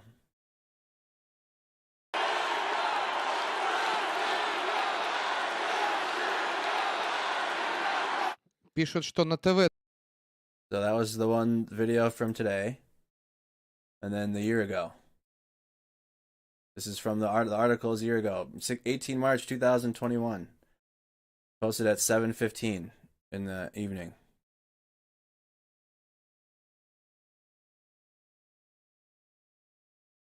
What is this? Сейчас на сцене у нас уже сменился No, a year ago. So, year ago article with the video from last year's rally, days in Crimea and Moscow. Today, the stream that Russia put out.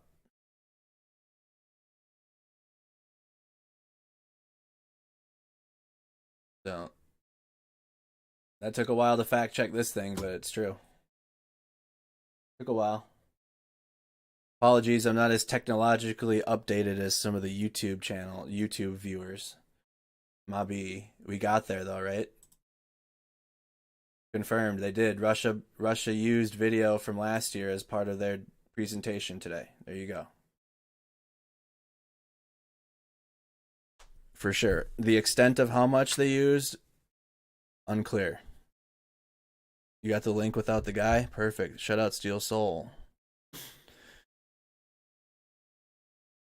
That'd probably still be at the hour mark, right?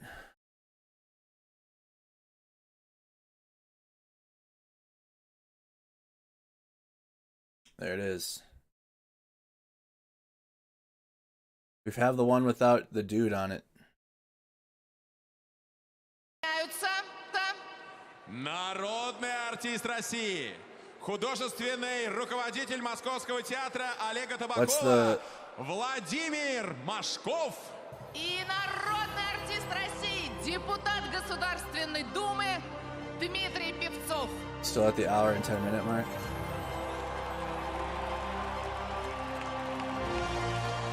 Салют, Москва! Здравствуй, Россия! Люди, которые проживали и проживают на Донбассе, также не согласились с этим государственным переворотом. What's the timestamp for this one?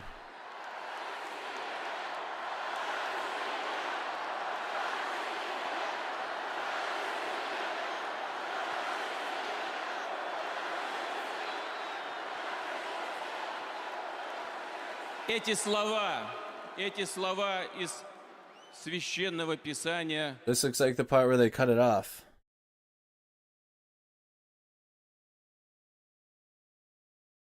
Христианства, из того, что дорого тем, кто исповедует эту религию. Но все заключается в том, что это универсальная ценность для всех народов и представителей всех конфессий России. И именно для нашего народа, в первую очередь для нашего народа. И лучшим подтверждением тому является то, как воюют, как действуют. Gotta find it in this one. This is only 10 minutes long.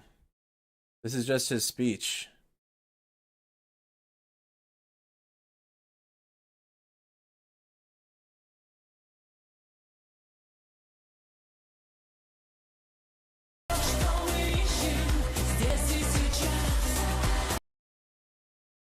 Alright, so this is Putin's speech from yesterday. I wish I had the English subtitles over the whole thing. Look at, they're wearing the Z's. I guess I looked over that part.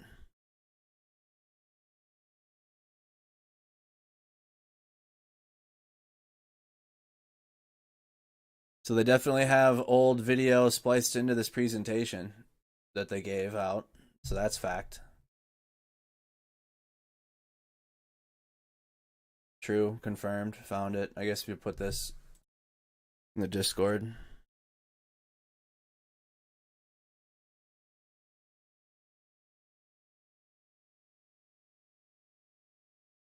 Let's just see this now.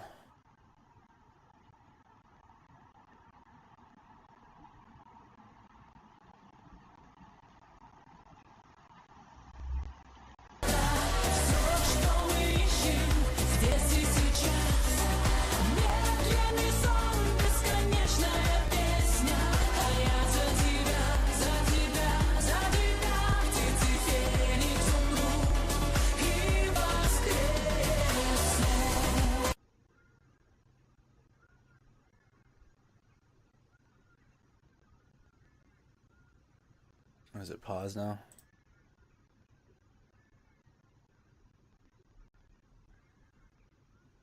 What the heck? Play the video.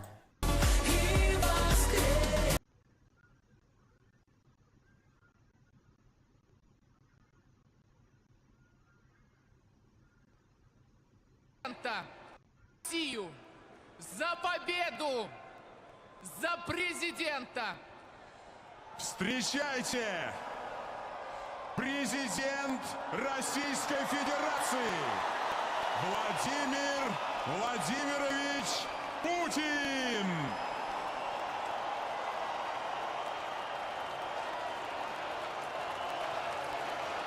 They have a large Z in the crowd right there.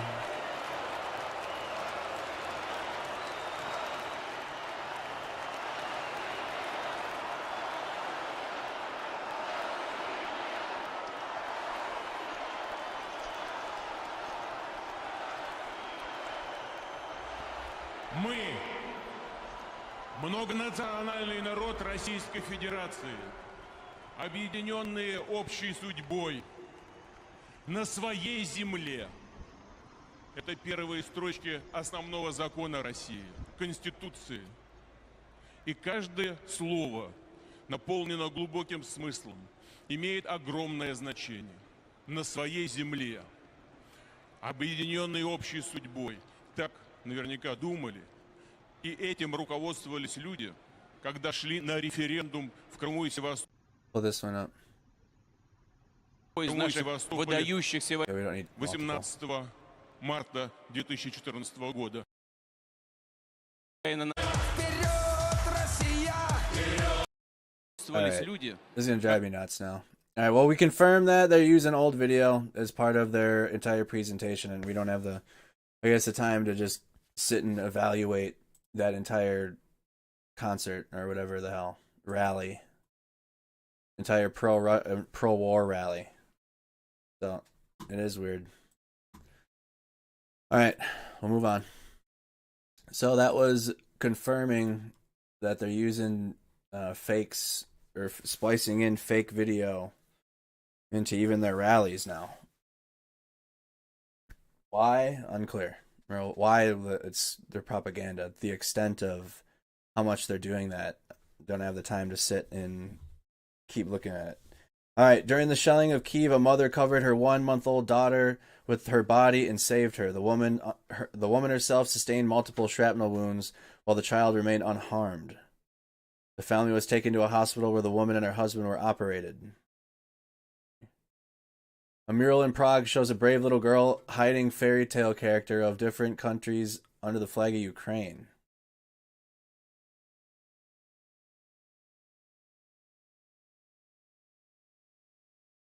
Likely to make the rally look bigger than what it is, or just images of people looking like they're supporting of it.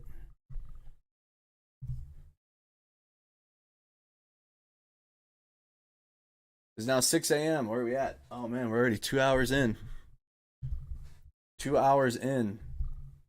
It is now 6 a.m. and the sun has risen on the 24th day of the Russian invasion in the capital city of Kyiv. It has been more than 3 weeks. Let's take a look at the map.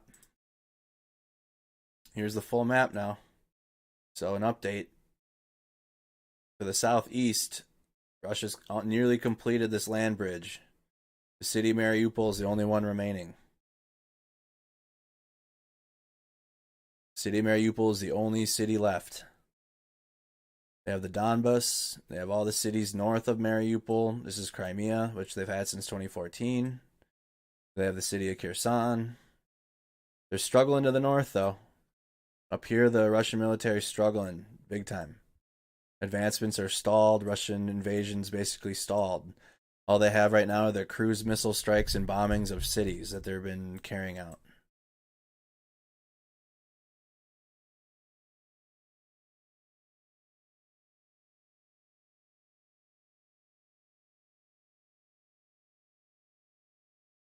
All right, keep on. Former Presidents Bill Clinton and George W. Bush visited a Ukrainian church in Chicago. Here's two former presidents doing, showing solidarity. Two men responsible for many other wars in other parts of the world. These flowers say in solidarity, or in Ukrainian, solidarność.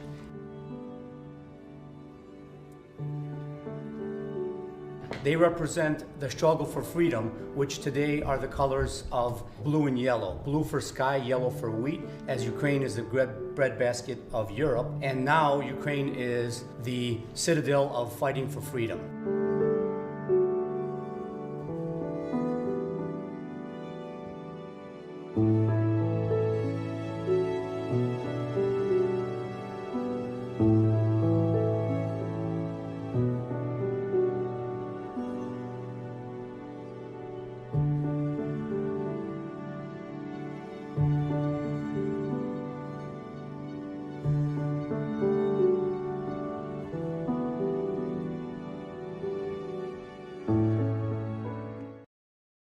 So there's that. Bush and Clinton teamed up. More than 2,500 corpses have been transported to the Gomel region to Russia since the beginning of the war. To be clear, we are talking about just one direction out of three, actually about the part of the direction only those whom we're able to pick up. Ukraine and Moldova synchronized with European electric grid. Well, President Obama also has COVID. He just announced, what was it, last week? People are wondering where Obama is. He has COVID. He's sick. I don't know how long ago here, yeah. The 13th. So he's probably still he's probably still quarantining. U.S. will not participate in hostilities in Ukraine and establish a no-fly zone over the country. No one needs a conflict between the United States and Russia, stated the head of the Pentagon. The U.S. will not participate in hostilities in Ukraine and establish a no-fly zone over the country. No one needs a conflict between the United States and Russia.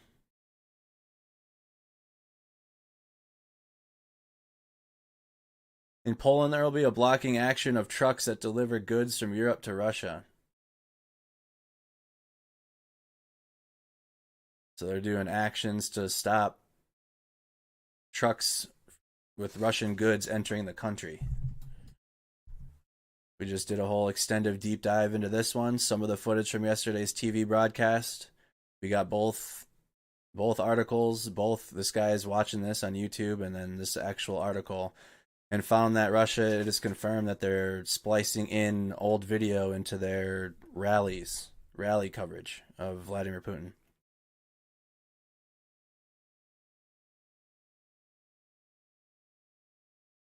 China will not provide the enemy with any military assistance because it does not want to back... Oh. That's... Okay. I almost read that. The EMPR media with the heavy... Because it does not want to back a loser or get hit with sanctions. Are they wrong, though? Maybe China sees that Russia is taking a massive L, even though they're their ally. Or get hit with sanctions themselves. They're probably seeing how unified at least the Western governments are right now. NATO countries are beginning to express a willingness to send troops into Ukraine. That sounds a lot different than what the U.S. State Department said. The U.S. will not participate in hostilities in Ukraine.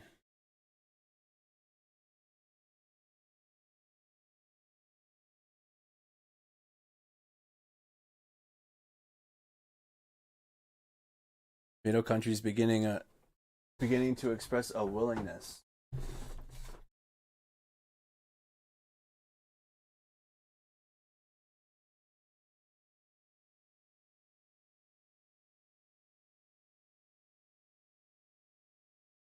NATO troops in Ukraine.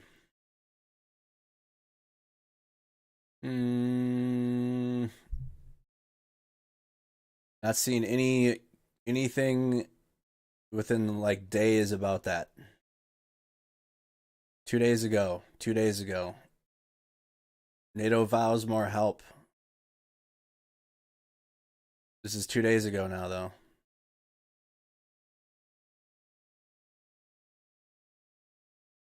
We will remain in support of Ukraine. Not really seeing anything about troops.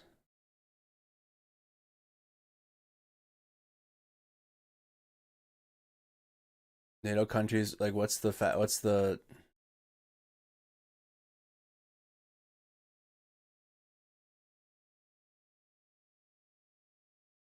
is there a source with that one, or just I'm just gonna throw this one out there and see what happens? There isn't anything to back that statement up, and at least within 3 weeks ago, which was probably projection. Nothing in weeks about NATO troops, so I don't know what that is. We'll just put that in the allegedly category. Nothing about that written yet. Air raid sirens in Kyiv 2 hours ago. So we're getting into recap video.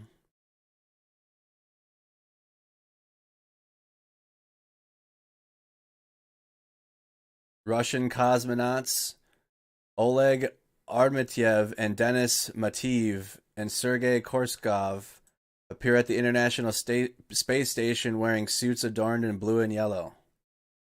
So Russian cosmonauts on the space station wearing Ukrainian... I'm going to finish up here. First through the hatch is Denis Matveev. Go ahead. I wonder if space is going to play a factor into this ever at all. Moscow. First through the hatch was Korsakov. Next up is Denis Matveev. Actually, yes, it is kind of. So are we going to transfer? And I'm signing off, correct? Yes, sounds good. Your go. All right. And next up we'll see Soyuz Commander Oleg Artemyev as he floats through the hatch. Do they respawn in the gulag or what? Dude, you go back to Russia, they probably aren't go straight to find solitude or somewhere to hide in the United States, right? Russia can't be having this happen. They're cosmonauts on the International Space Station.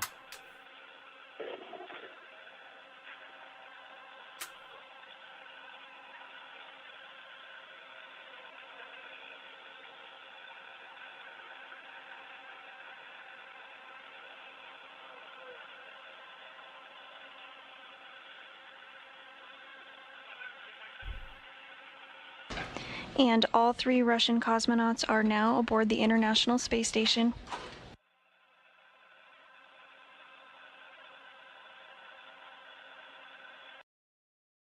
One more time. Again, this is aboard the International Space Station. Russian cosmonauts wearing Ukrainian space clothes. First through the hatch is Denis Matveev. Their uniform is all donned in Ukrainian colors. Moscow. First through the hatch was Korsakov. Next up is Denis Matveev. Yes, so are we going to transfer? And I'm signing off, correct? Yes, sounds good. Your go. All right. And next up we'll see Soyuz Commander Oleg Artemyev as he floats through the hatch.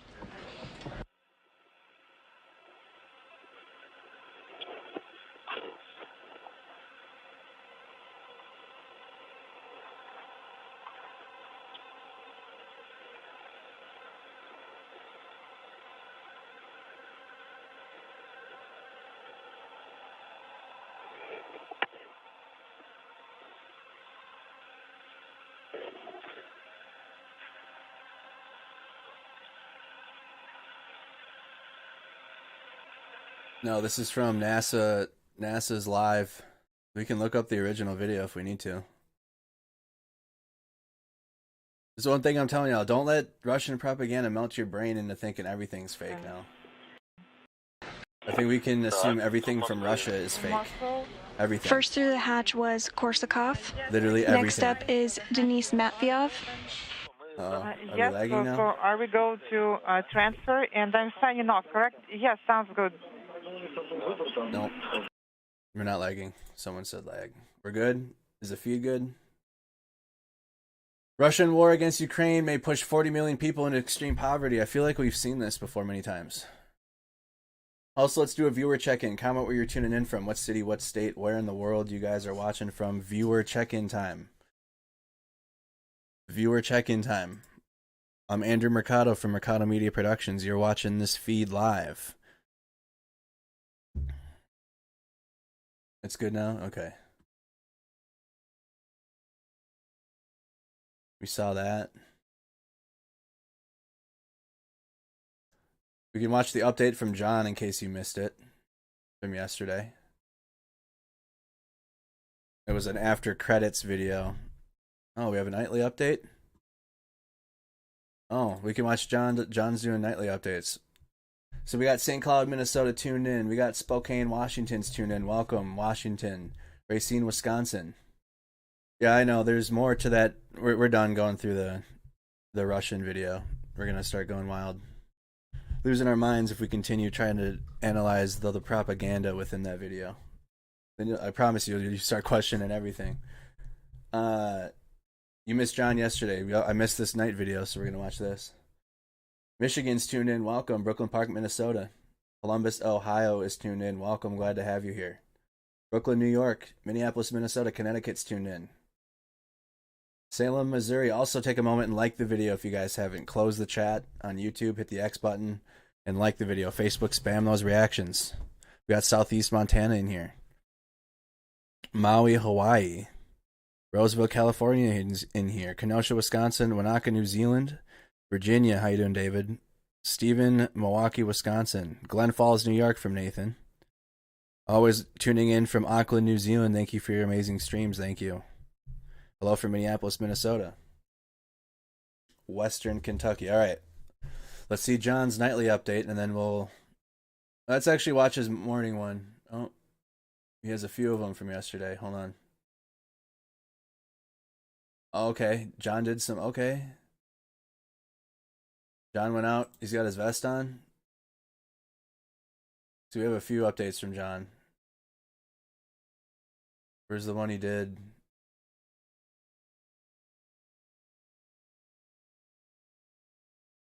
Yeah, here's his morning one, and then we'll watch. Oh no, it's right here. He did more videos after I logged off. He did a few. So John's been just doing he has his orange hat, and he's providing his update from on the ground in Kyiv.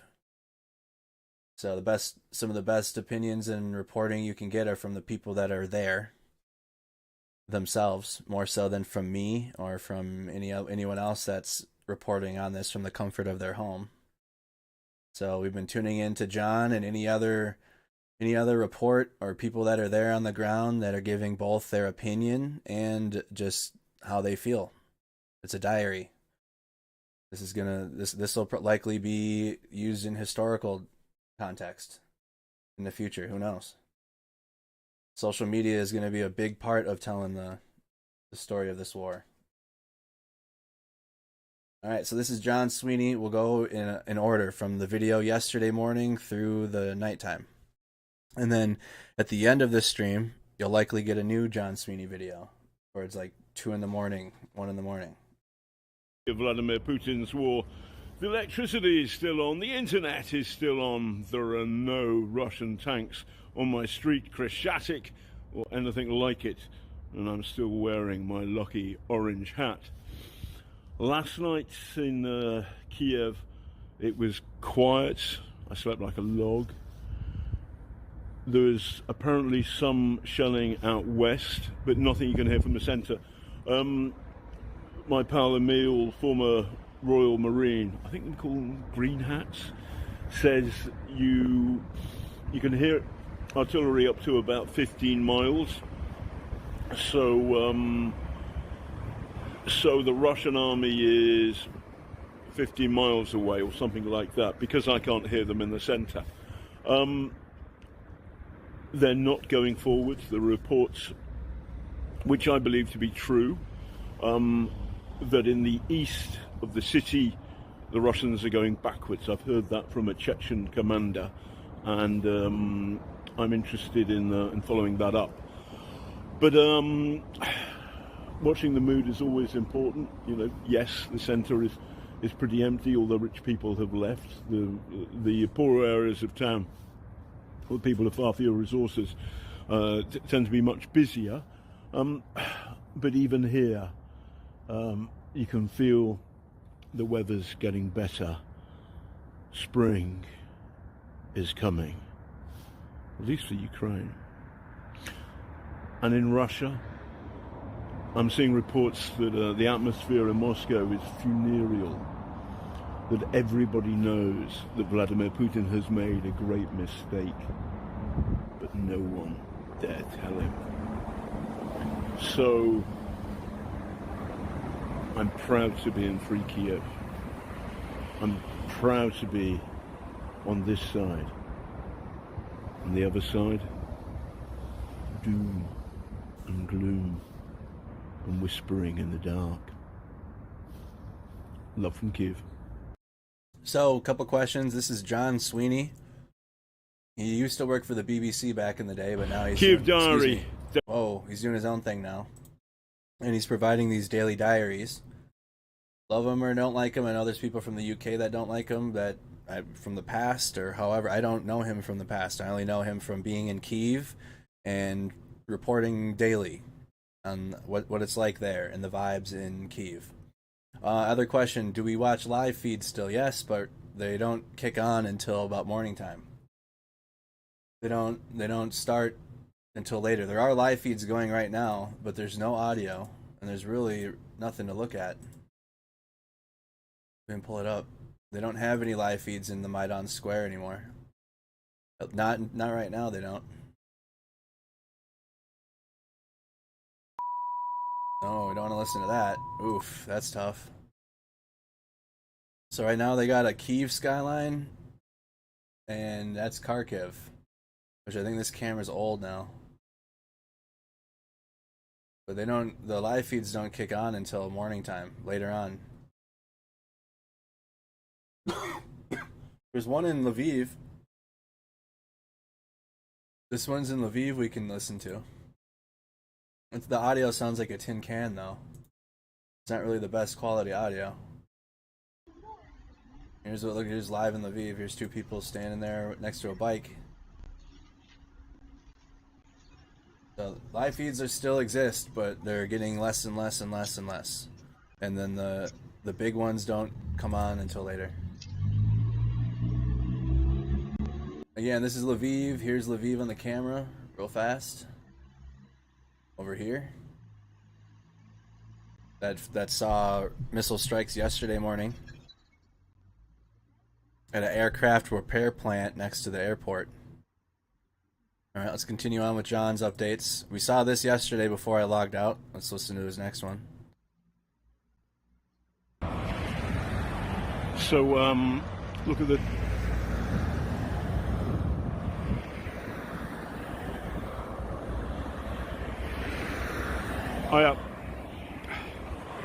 Cool or what?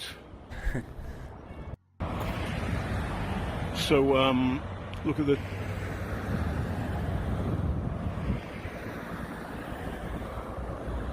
John's reporting from Kyiv. John's in Kyiv during these videos. He's in the capital city. Here was the mayor of Kyiv, after a strike in Kyiv as well. So you gotta watch really gotta watch the streams. But in the morning time there was a strike in central Kyiv. Here's the mayor. Зараз ми знаходимося на Виноградарі. Пролетів снаряд, ми бачимо велику воронку. Що жахливо, що поряд знаходиться... Again, this happened yesterday morning, so Friday morning. Friday morning in Kyiv. Дитячий садок, з цієї сторони знаходиться школа. 6 будинків пошкоджено. Ми I believe that makes now 2 days in a row of a strike in the morning time in Kyiv. Бачимо, в якому вони стані. Окна вибиті, і вони вже непридатні для життя. 2 days in a row. 4 дитини постраждало, один вбитий, одна людина вбита і 19 зараз госпіталізовані. Отакі от наслідки. Тут жахлива ситуація. Зараз ми знаходимося на Виноградарі. Пролетів снаряд, ми бачимо велику воронку. So 2 days in a row we've had strikes in Kyiv. I'm concerned that they need to reload their city defense. Their city defense if they're getting strikes in.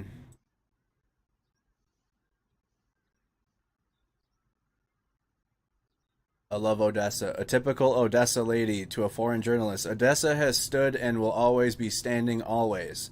We won't let anyone in here. They will choke trying to get us. Odessa is the center of the world, to an interpreter. There's alarms going off in Kyiv. Again, that's the hard part about not having an overnight live feed anymore. Because we don't hear the area alarms if they do go off at this time of night. What am I doing?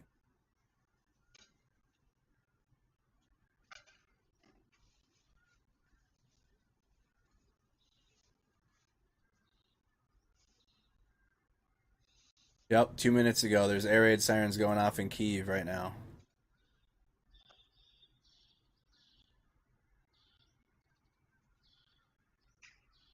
Steel Soul's going through lots of Russian videos right now, finding them on this. There they are. So this is... Oh, so you did find them. There's those girls again from the 2021 video.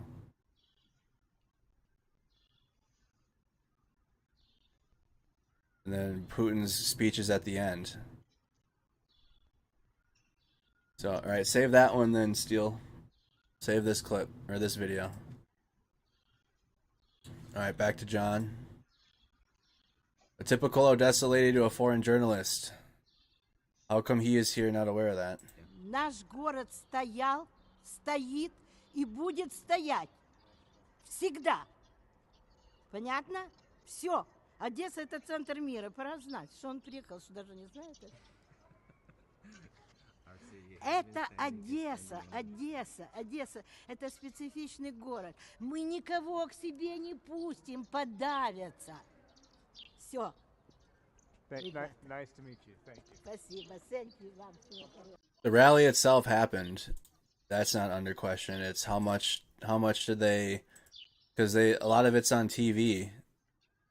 And again, they banned most of social media already. So how much of the broadcast was spliced and edited from old footage from the rally in Moscow yesterday?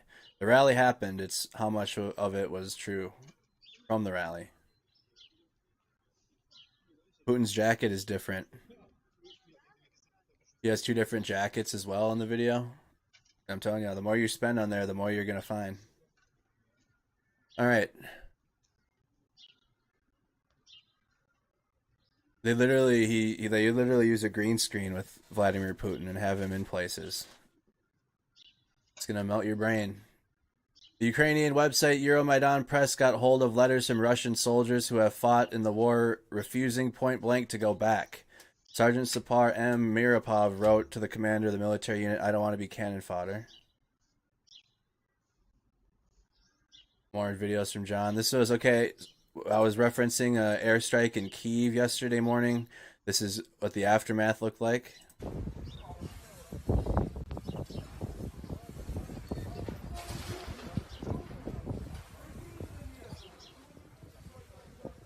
And then the previous video of the mayor speaking there. So 2 days in a row we've had strikes in Kyiv.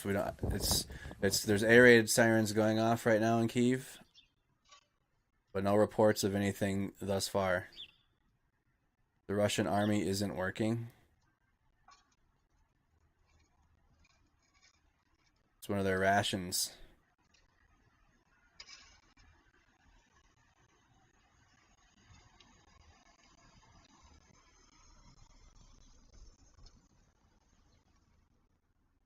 Alright, here's a report from John out in the field, it looks like. Kyiv Diary, day 23 update. So this would have been from 12 hours ago. Would have been 6 p.m., almost 7 p.m. in the afternoon. Yeah, nearly 7 p.m. in the evening. 23 of Vladimir Putin's war update, lunchtime. Oops. Or lunchtime update. 12 hours ago for me. So it would have been nearly lunchtime in the United States. We've come through Brovary, and up there is a checkpoint, and they've turned us back. And while we were discussing their advice, there was boom, boom, boom, pretty close from that direction over there, and there's fighting in a village between the Russian army and the Ukrainian army. You can also smell some smoke in the distance, and as I said, every now and then there's a crump of artillery.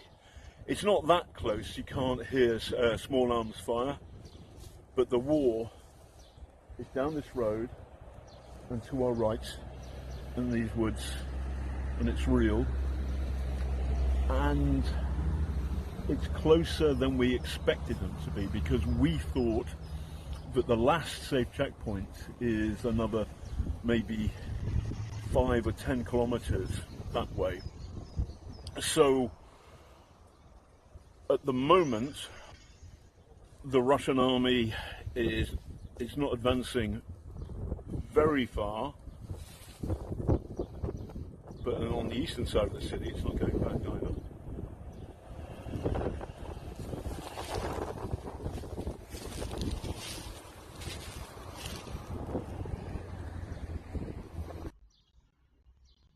All right, one more time.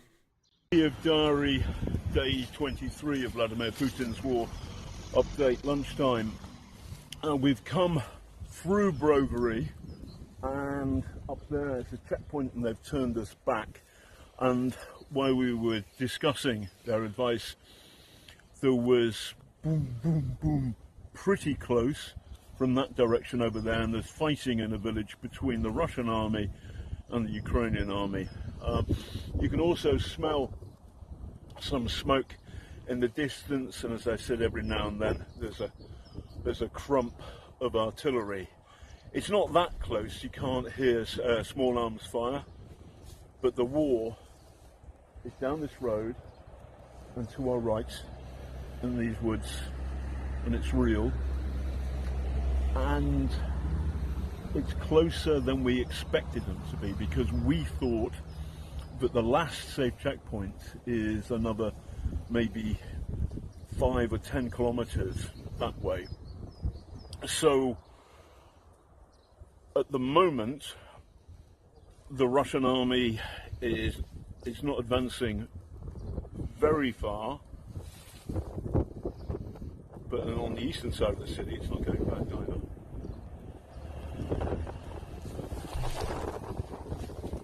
So just saying that the safest checkpoint they thought. But yes, by the way, MREs do expire. They have expiration dates. They do. Russian army is not going backwards, but the Russian army is eating expired MREs. We saw that in the first week of the war, or maybe it was the second week, where the Ukrainian army got a hold of some Russian MREs and saw that they had expired in 2015. Yep. The Russian army is not going backwards, but they're begging for food. So I'm sure this looks like that one highway from the Chernihiv camera that's really long. I think he's got to be over here. He's talking about Brovary. John has to be in this area. Maybe even like here. Doing the video. He said the fighting's not too far out. So when he took the video, he's likely over here. You can see the Russian forces aren't that far out from the from the capital city. This has been the situation for about 2-3 weeks now. They've been close. I think they're doing a watch, waving your hand, distracting Kyiv up here. Like look at my right hand while my left hand is down here doing all this. Because they're taking territory down here. And they have the Sea of Azov over here. The Russians control the Sea of Azov now.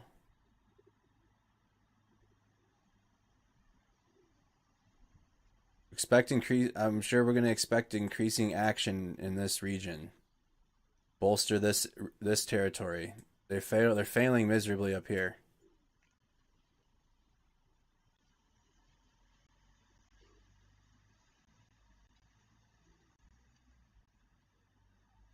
All right, continuing on.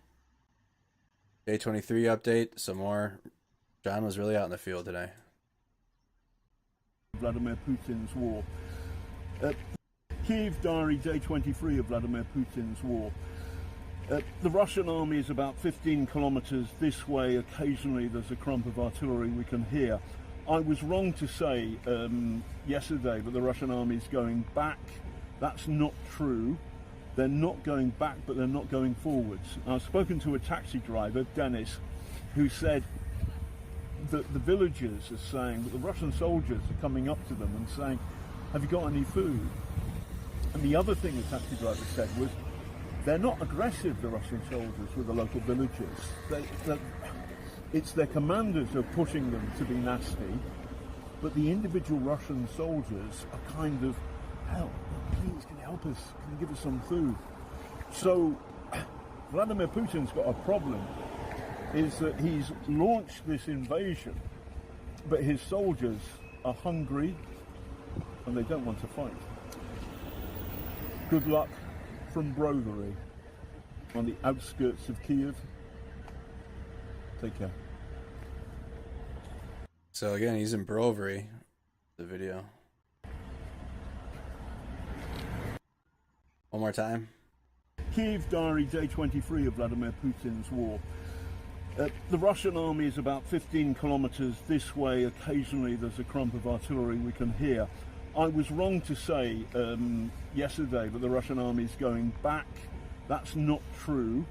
They're not going back, but they're not going forwards. I've spoken to a taxi driver, Dennis, who said that the villagers are saying that the Russian soldiers are coming up to them and saying, have you got any food?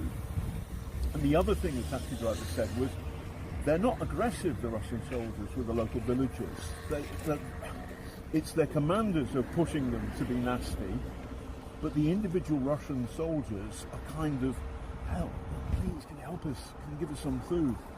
So Vladimir Putin's got a problem, is that he's launched this invasion, but his soldiers are hungry and they don't want to fight.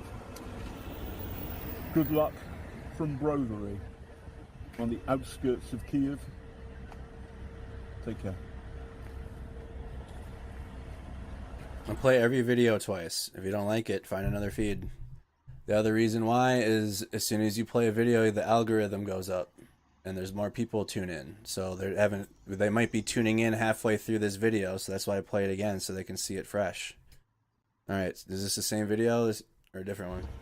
The Russian army is about 10 miles that way, but never mind them. I want to talk about the bosses, P&O. So no, this is a different report. Same location, different report. The Russian army is about 10 miles that way, but never mind them. I want to talk about the bosses, P&O. I think what they have done is completely and utterly disgraceful. I'm saying this because I'm always interested in what the Merchant Navy's up to, because my old man, Leonard Sweeney, was a ship's engineer during the Battle of the Atlantic in the Merchant Navy.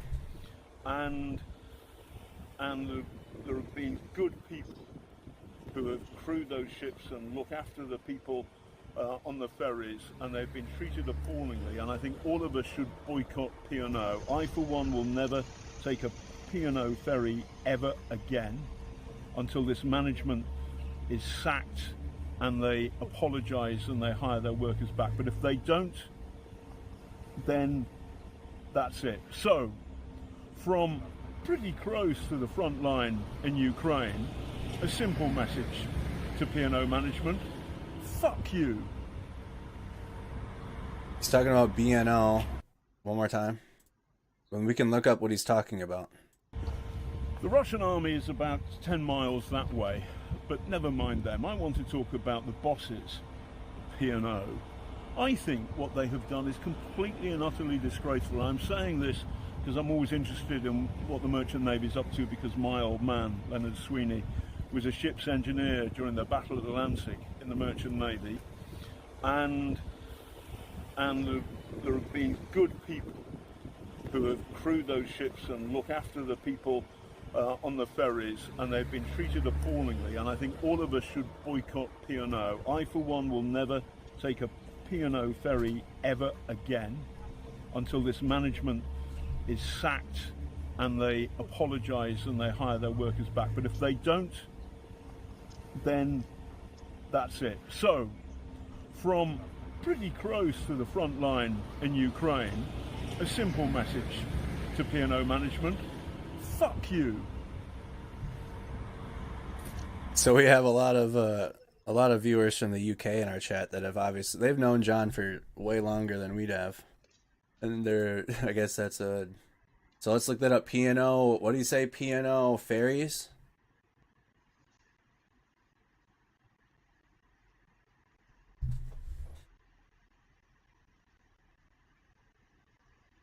P&O ferries.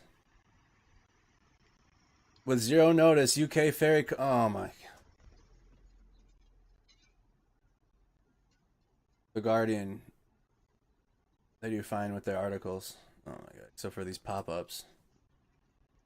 The Dubai-owned ferry company's treatment of its former employees has managed to appall even the UK government.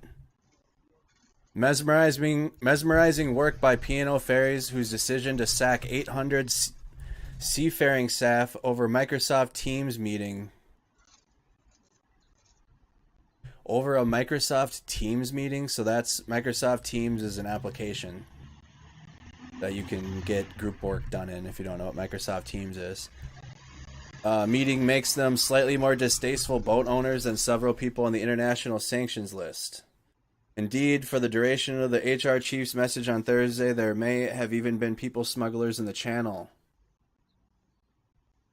Oh, dude. Who would have been more palatable? Certainly they seem to operate some of the same routes more reliably.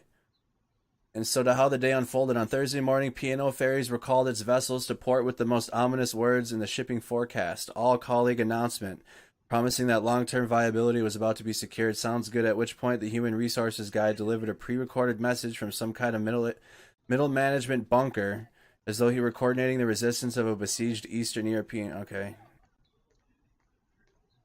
Okay, this is a heavily... Is there like a not like heavily... written, opinionated article? I would get it, but like, let's try BBC.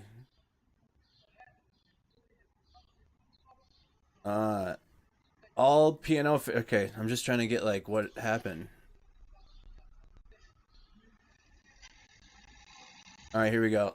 All P&O ferry contracts across government will be reviewed in response to the way it sacked 800 workers. SAP have been protesting after many were told without warning by video message on Thursday that it would be their final day of employment. In a letter to the company Transport Security, Grant Shapps said that he was deeply concerned at the move and questioned whether it was legal. P&O said it was a last resort to save the business. Passengers have been left stranded, with services canceled since the announcement. The ferry company said it was aiming to have the first ones running again in the next day or two.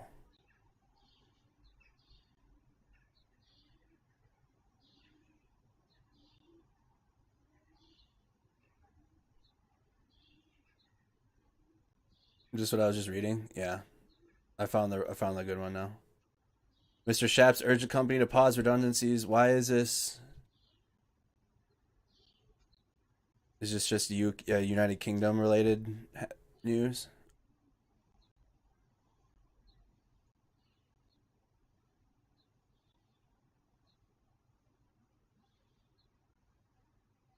Is this just something in relation to the United Kingdom? Okay. It might just be for... Okay. I think that's just UK news. That's not related to the war. I had to make sure though. This just looks like United Kingdom happenings. I thought that was like a... So my mind was like, okay, is this a ferry service that's evacuating... That's helping evacuate refugees? That's where my mind was going. They're losing ferry workers in Seattle. Okay. So John's in Ukraine talking about a simple message to the son of a merchant Navy ship's engineer. Okay. Continuing on. All right, now here's his nightly update. Update night. Which there have been atrocities at the border and the issues with refugees. I hope we can get more on that. As we'll probably have to. That'll probably be a reflection streams going over that. Vladimir Putin's war data 23 update night. Yeah, that'd be a good thing. Is P&O Russian owned? I don't think it's connected. I think it's just United Kingdom news, and he's talking about it. Vladimir Putin's war data 23 update night.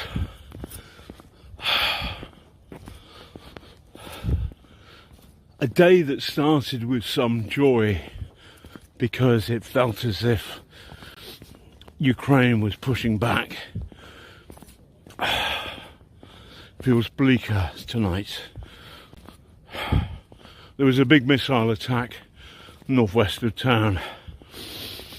Killed one person, injured 4 kids, 15 other civilians. Of course, civilians.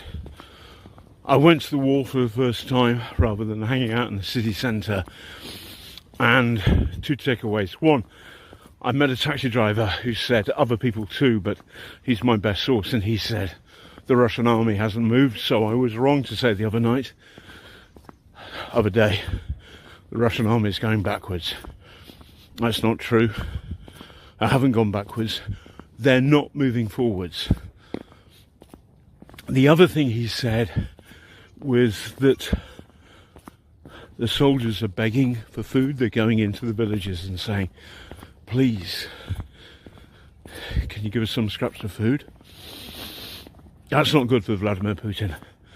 But I have to say the mood here is more bleak than it's been in the past few days. And the reason for that is we've seen Putin's absurd and disgusting rally in Moscow for the war. But it's not good. Also, businesses that are still trading in Russia, law firms that are still trading in Russia, fuck off. Oh, and Vladimir Putin, do fuck off. Good night and love from Kyiv. That's one more time. Vladimir Putin's war data. Again, this is John Sweeney. We've been watching his diaries. He posted a nightly diary, so this was last night. 23 update night.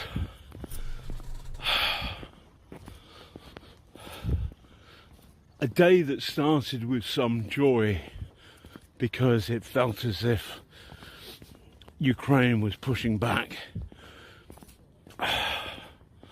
Feels bleaker tonight. There was a big missile attack northwest of town.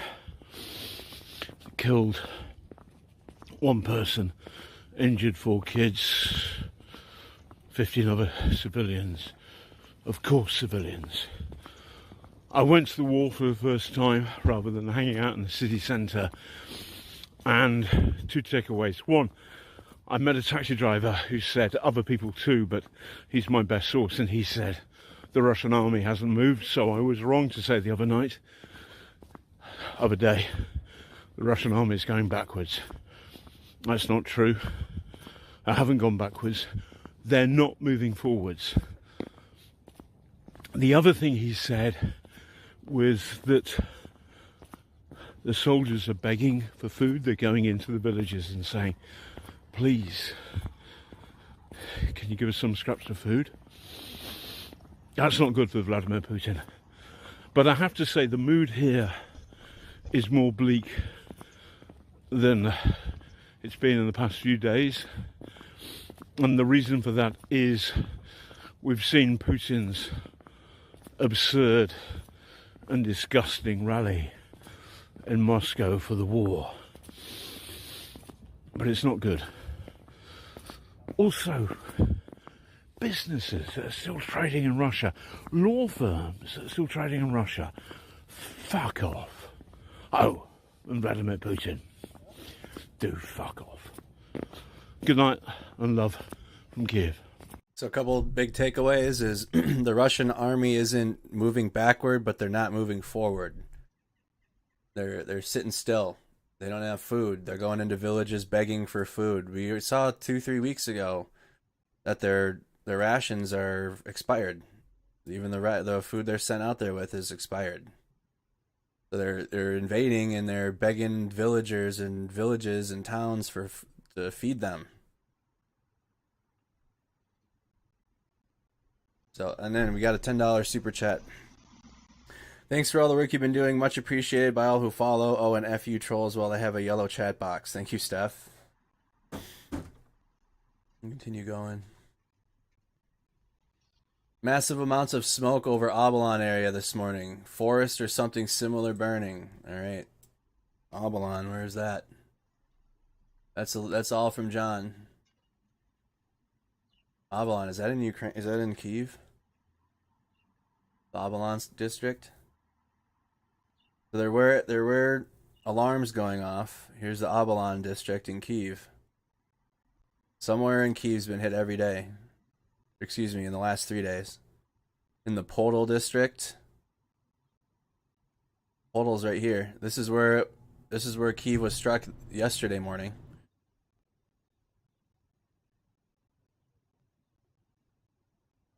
Here's where the St. Michael's Golden Monastery is, and then here's where Maidan Square is.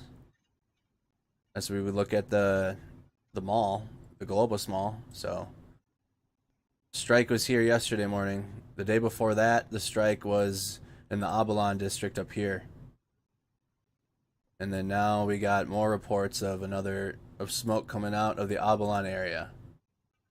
Forest or something similar burning.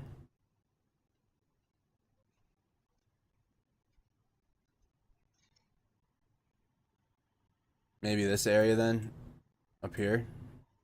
Abalon goes all the way up here. Moschun, we saw that city completely destroyed. That's the city, you drive through it and you miss it. The entire city's just gone, wiped out.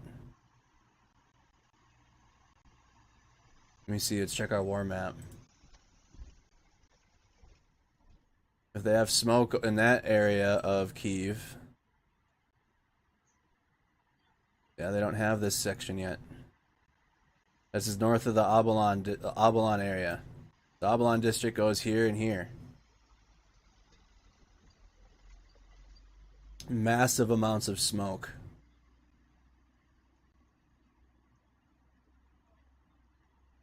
Okay, nothing more on Abalon. Air sirens in Kyiv were 29 minutes ago. Automated message. This was 5 hours ago in Donetsk. Donetsk is in the Donbas. Donetsk is one of the separatist-held cities in Ukraine. Russian-held.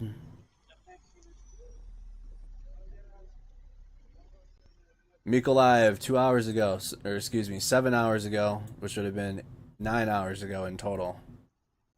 At right before 9:30 p.m. Friday night in Ukraine. And where is this now? In the Donetsk, so in the Donbas. Here's Donetsk, if you don't know. I think it's actually Donbas. The Donbas region. There's Donetsk.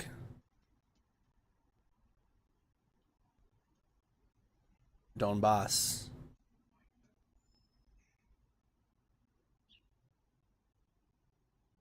Nine hours ago.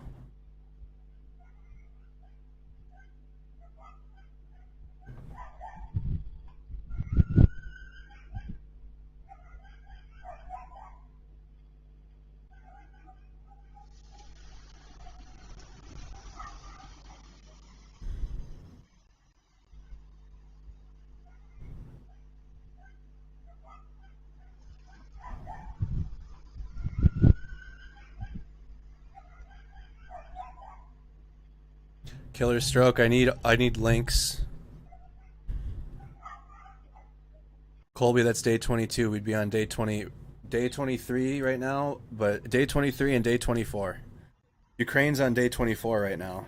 The West, we're still catching up on day 23 happenings.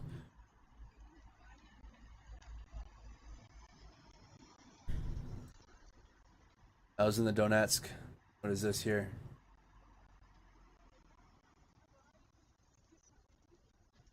Turners, locksmiths, millers, all of them are now warriors of the rear.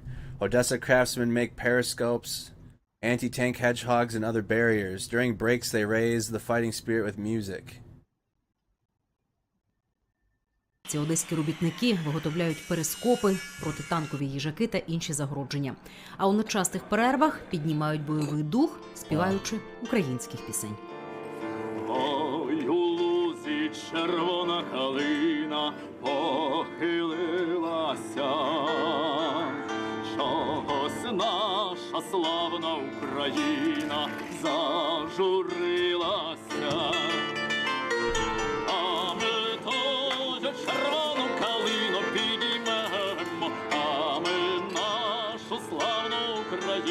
й розвеселимо.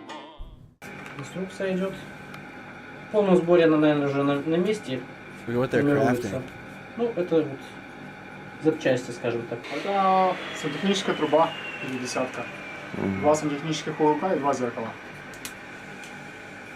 И, в принципе, все работает. Первый-второй день у всех был определенный шок, все сидели, новости читали. Потом пришло понимание, что надо с этим что-то делать. Надо, значит, логичный ответ, надо помогать нам. So it's like metal workers and craftsmen that are just building things to assist the Ukrainian military, like tank spikes or road spikes and other things. Someone looks like someone crafted some out of PVC piping right there. What do we got here? Someone wrote it. We got a yellow box message. If in Ukraine and using a DJI FPV drone, do not update goggles or drone unit. DJI put out a firmware update making it impossible to use anti-NFZ hack mod plus FCC mod. May also brick your batteries. So, if you are in Ukraine and you're using a DJI FPV drone, don't update the goggles or the drone unit. So don't update your firmware. Is it firmware or software? Firmware update. Два сантехнических уголка и два зеркала. И, в принципе, все работает. Первый-второй день у всех был определенный шок, все сидели, новости читали. Scopes, Потом yes. пришло понимание, что надо с этим что-то делать. The pipe was being used as a periscope, yes. Periscopes for like in the trenches, because there's trench warfare happening. It's like this war right now is like a combination of trench warfare, modern warfare, sitting in a trench just waiting for artillery barrages to finish. It's a mixture of so this periscope you can see. Запчасти, скажем так. Это сантехническая труба или десятка. Два сантехнических. That's so you can sit in the bunker and or sit in your trench and you can have the sight over the trench and you can look through it without sticking your head up over it. You can use that over any cover and any cover though. Уголка и два зеркала. И, в принципе, все работает. Первый-второй день у всех был определенный шок, все сидели, новости читали. Потом пришло понимание, что надо с этим что-то делать. Надо, значит, логичный ответ, надо помогать нашим. Помогать и побеждать. Я собрал друзей, собрал каких-то волонтеров. Some of the spikes they're making. Делать то, что я больше всего умею. Мы начали выпускать, мы поспрашивали у представителей теробороны, ЗСУ, поспрашивали, что им надо, предложили свои варианты и начали это выпускать. Вот перископы вот эти мы начали выпускать, ну и чесноки делала вся Одесса, мне кажется. Я думаю, что перископов больше 1000 уже есть, ежей 3-5 тысяч. Yeah, you put a mirror. You cut a little piece of mirror and you put it in there. That's how you see. So you put a mirror in the bottom part and you angle it, and then it angles. So you got two mirrors and they're angled. So when you look through, you're seeing straight out the top lens. У нас проблема they put little square mirrors in there. Вот этими уголками. То есть мы их можем производить еще, но у нас заканчивается каждый раз сам уголок. Это 50 на 90. That's what they're taping. Обычный канализационный уголок, он в принципе обычно есть везде. Но зараз все закрито. Одеса повертається до звичного ритму життя, тож ближчим часом цю проблему можна буде легко вирішити. All right, one more time without me pausing and talking over it. Токарі, слюсарі, фрезерувальники тощо. Усі вони нині воїни тилу. Не покладаючи рук, ці одеські робітники виготовляють перископи, протитанкові їжаки та інші загородження. А у нечастих перервах піднімають бойовий дух, співаючи українських пісень. Ой, у лузі червона калина похилилася, чогось наша славна Україна зажурилася. А ми тою червону калину підіймемо, а ми нашу славну Україну й розвеселимо. Инструкция идет. В полном сборе она, наверное, уже на месте формируется. Ну, это вот запчасти, скажем так. Это сантехническая труба или десятка. Два сантехнических уголка и два зеркала. И, в принципе, все работает.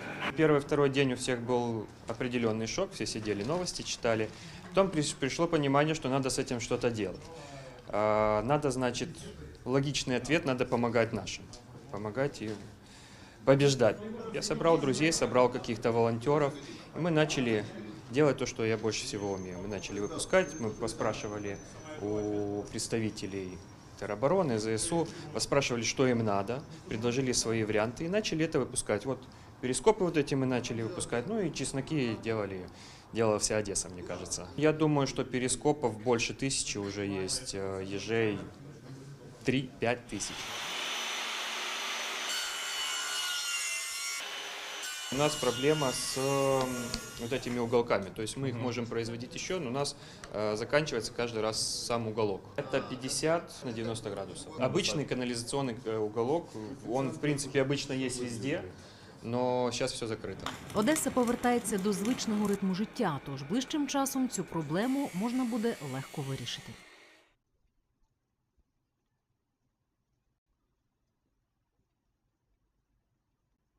Sorry, I had my mic muted. Turners, locksmiths, millers, all of them are now warriors of the rear. Odessa craftsmen make periscopes, anti-tank hedgehogs, and other barriers.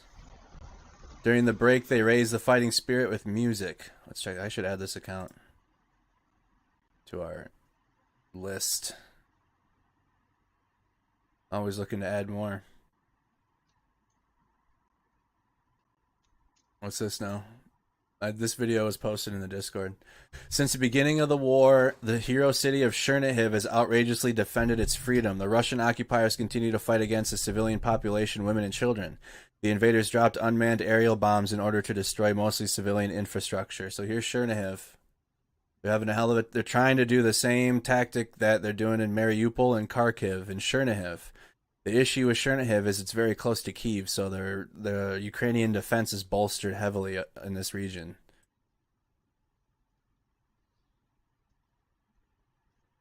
They've been firing rockets from Belarus into Chernihiv. Because again, Belarus is north, right north of it. Here's Belarus. Let's try to get a better map. Here's Belarus. There we go. Way better. Chernihiv's right here, where my marker is. My mouse. Chernihiv. Belarus.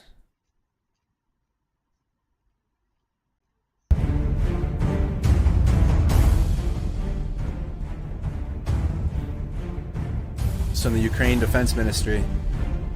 Його не може весь світ зупинити.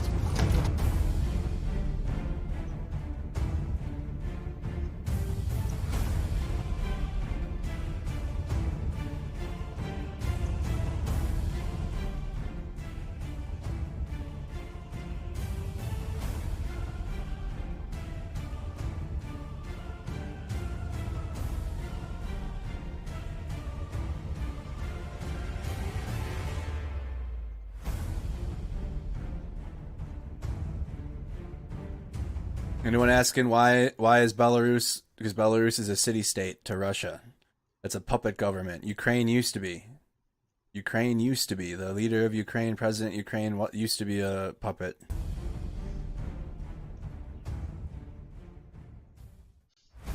One more time.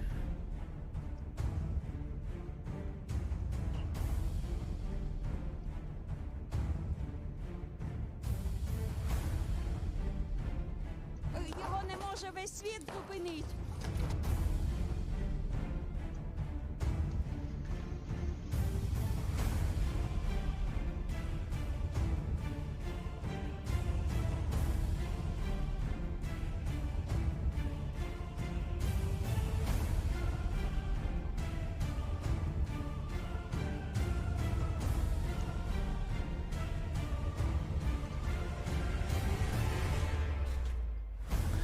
Yeah, we deal with fact here.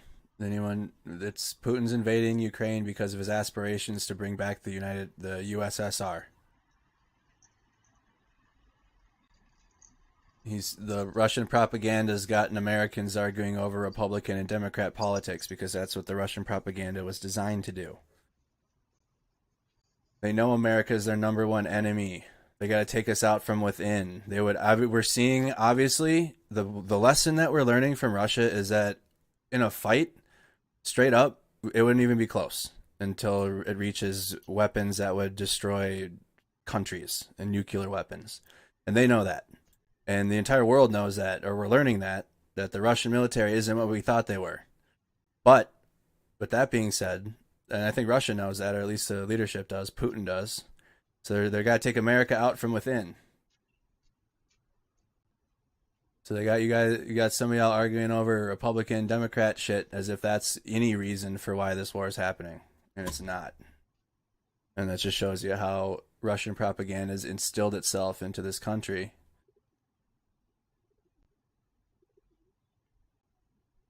I hope it goes away. I hope it does, but people are starting to form. If you haven't noticed, anybody that's watching the news or been watching this stream since we started covering it, at first it was like a holy shit moment. Everyone was kind of like locked in, and like, damn, how is this happening? Why is Vladimir Putin invading Russia? And as time has gone on, even just in the past few weeks. Just in the past few weeks, you can see how they've stepped up their propaganda efforts and how it's starting to see light in the United States now. It's getting to certain channels and certain corners.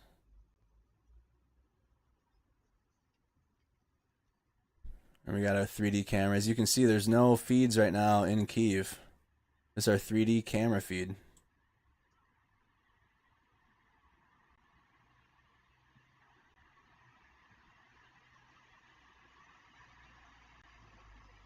Yeah.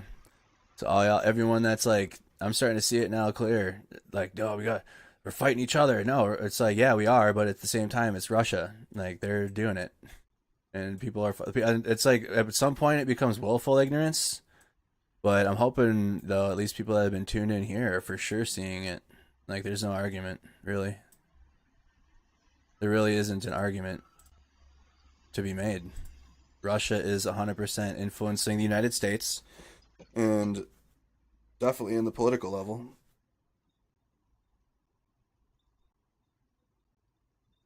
Ukraine claims the commander of 8th Combined Arms Army of the Russian Southern Military District, Lieutenant General Andriy Mordachev, was killed, waiting for confirmation in Russia. He would be the 5th Russian general to be killed.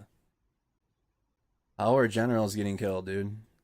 As a result of inflicting fire damage on the enemy. That means they have their generals at the front lines.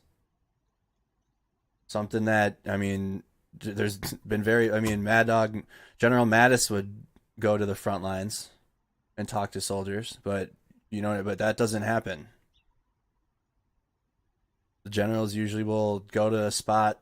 They're more political, unless you're Mattis. But to see how many now? Is this the 4th or 5th? The 5th general killed. The 5th general killed. Yeah, I don't know much about the UK political scene. I imagine it's the same.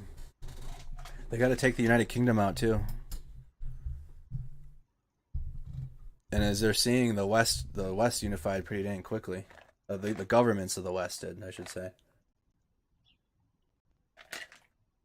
Which is also fucked because they clearly could have done this for a while. 5th general. We saw that. Bush and Clinton go into a church. Our subscribers report that there is a lot of smoke in Kyiv. People can't breathe properly. The concentration of pollutants is 19.9 times higher than the norm recommended by the WHO.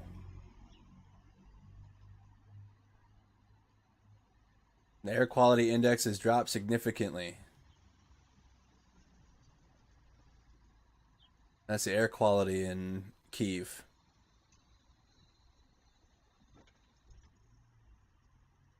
Eight high ranking What is this now? Fire information and resource management system.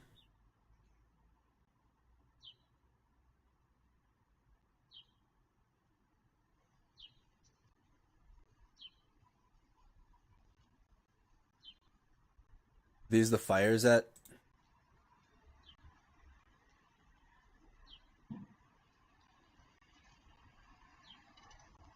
Fire information system? What am I looking at here? Is this where the fires are on the map?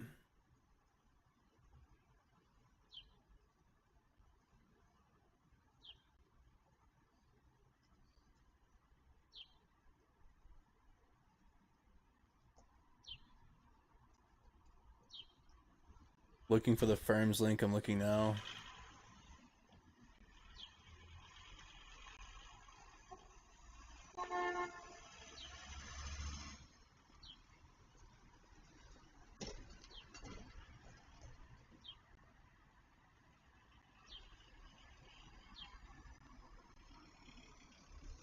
Yeah, I can't play that one. I can't play that video. Click all overlays on.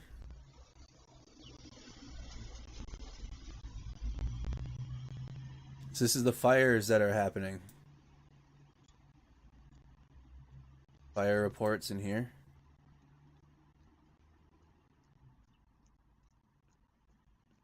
Your dog's listening to the birds. The birds you guys can hear are from Lviv. This is a live feed in Lviv we have up right now. We saw the helicopter combat footage.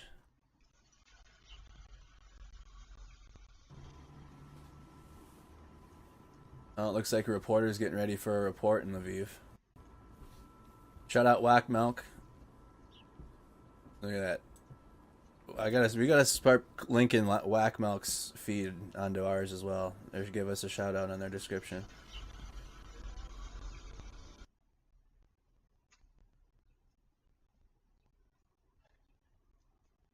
We have the single camera of the reporter about to go live in Lviv.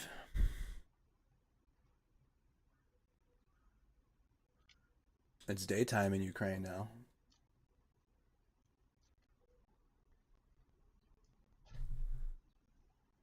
Fox News no longer has their live feed anymore. The Fox News was the last like big news, or if you will, that had a feed going. What's this now? There we go. Nice. Nice, nice. This is in Lviv. Shout out to our Discord server. Posted above, got it. This is the Hot Mic stream. This is the CNN stream. RCN is becoming Astound Broadband, providing you with award-winning internet service. Okay. No free promo. I don't know anything about their internet service. Okay. Why have ad blockers and pop-up blockers if they never work? RCN is becoming Astound Broadband, providing you with award.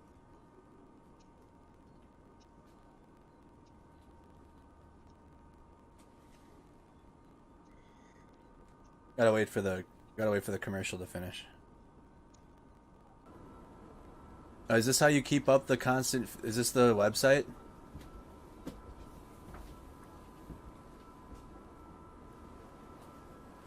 She's 30 seconds behind CNN. Is this a CNN reporter or oh, we got the YouTube channel of it.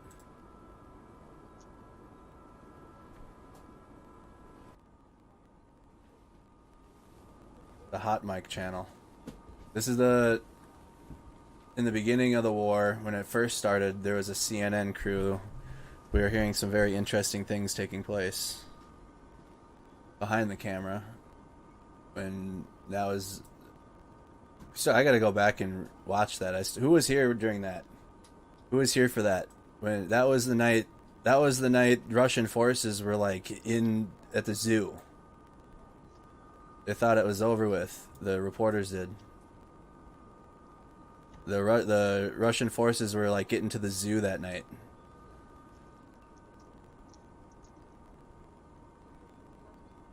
Yeah, you were here. So this is that same hot. They're in Lviv now. This is Lviv. Here's Lviv on the map. You remember that? Yeah. They thought it was over with. The mic didn't matter at that point. I don't blame them though. That was probably like 3 in the morning our time. 2, 3 in the morning. Yeah. Well, Joe Biden may call Russia's president a thug, but Vladimir Putin is trying to portray himself as a man of the people. After the break, my colleague Paula Newton will Okay, that audio is terrible. All right, we'll just have the website version up. At Lehigh Valley Hyundai, our customer service is all about you with our valet pickup and delivery, factory certified collision repair, and Hyundai Assurance, America's best warranty. What just happened?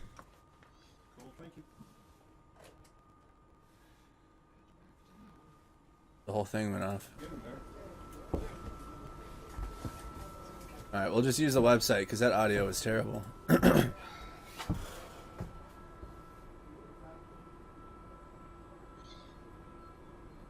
There's fighting up the street in Lviv.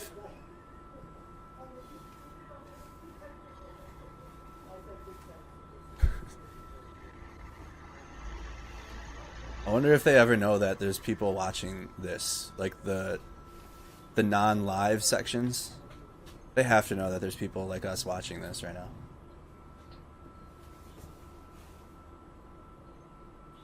The website is solid. Yeah, she's done on them. She's done on there now.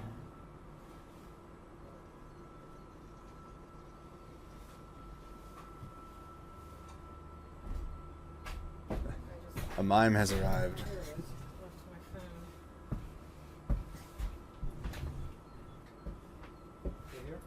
So this is a constant feed. We haven't. This is in Lviv now. They used to have it in Kyiv. It was right outside the St. Michael's Monastery.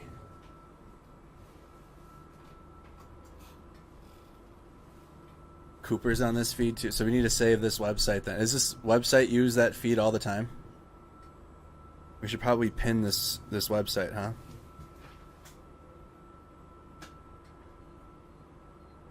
Oh yeah, pin it.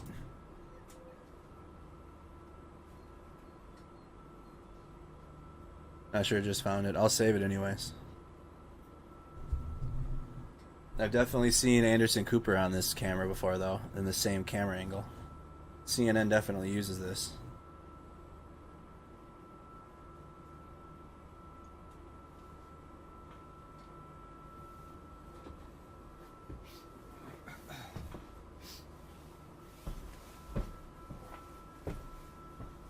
It's 12:41 a.m.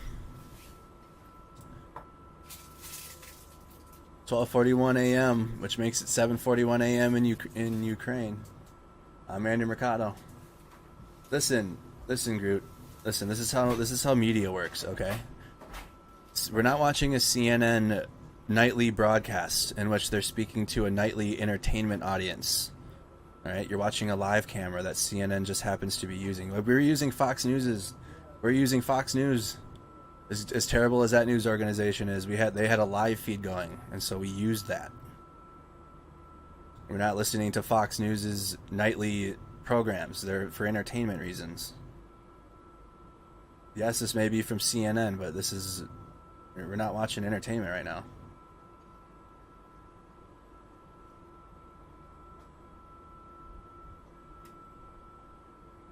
It's important too to look at. CNN could repost an AP article. Oh man, CNN's fake news, and then you don't even take the time to read the AP article that was written, or just go to AP.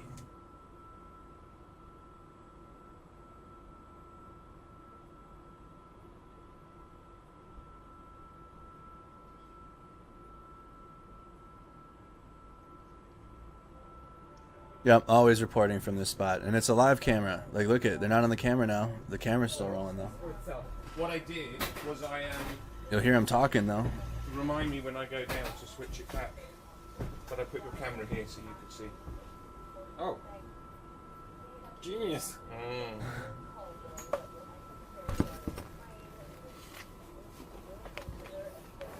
Yeah, I don't know what they're doing right now. Look at it. Messing with the equipment. Live camera. Oh, it's half a capsule. Oh boy. Now, while the current war in Ukraine is on everyone's mind, A quick fix for this will be to just use this mic now. Yeah, we'll just take this capsule off and put it on that one. And then I might be able to glue it back together. I don't know where it Good morning, went. Helen. Good morning, good morning. Live from Lviv. So here's where we're watching right now. We're watching the cameramen. They're over here. So here's Kyiv. This is where they used to be. Will they give you spares? CNN was here. And then they got the hell up out of there. Wrestle them. Now they're over here in Lviv, which there was airstrikes 2 days in a row now. No, that's not it. It is. Yeah, maybe. That looks messed up, huh? Nice. That's part of. Part of. But yeah, no, that is it. Well, They're 100% I have a Lviv. replacement for it. That's out. That's out on there. Cool. But this one's good, right? Yes, they're at the location behind them. Look at the sun, you guys. Just listen. Just questioning things and just being the person of just asking questions isn't good enough. Like, look at the sun. Look at the light. When he stands out there, you can see the light on his face. It's the same light from the sun from the building behind. Just started wondering if everything is fake now. Any Kyiv cams? Not yet. Not yet. We're waiting. Why are they standing on the roof for a high vantage point? So you can see some of the skyline. All of their angles have been from a top floor.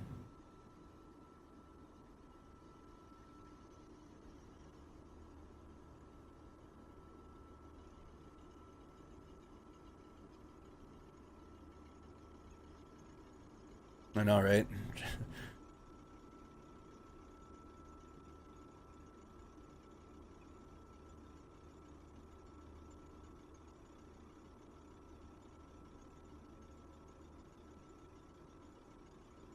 Yeah, I'm a hologram.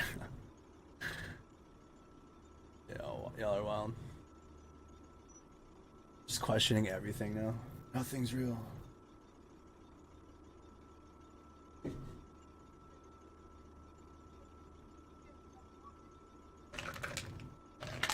But you watch out.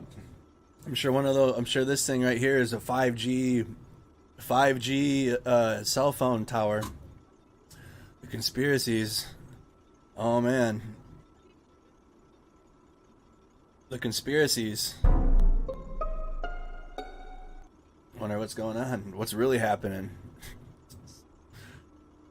This feed, this 69 news, they've had the feeds. This isn't the first time we've been on the website. Let's check the latest in our timeline. What is this now? Okay, so we have low sight due to smoke and fog in Kyiv. Locals say it started from last night. Some say it's due to fire in Irpin. So this is what that one account that we saw an hour ago talking about the smoke coming out of Kyiv. Here's an image of it.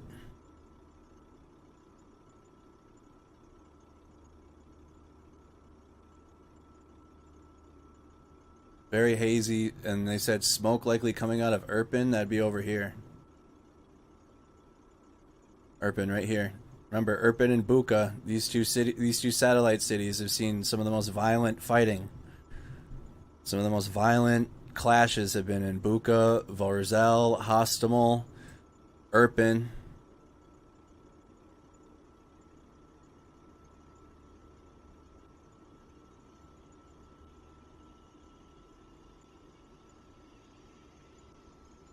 That would make sense because that's the fire map. Oh. Fire's coming from this region. Hostomel, Bucha, and Irpin right here. That's accurate according to NASA's FIRM system. The Fire Information for Resource Management. This is NASA's FIRMS. Smoke and fires coming from Irpin. That would be accurate.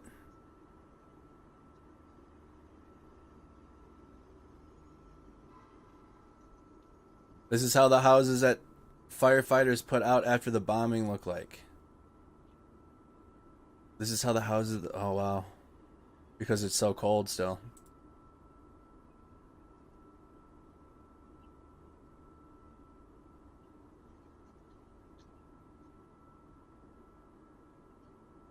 Just freezes right back over.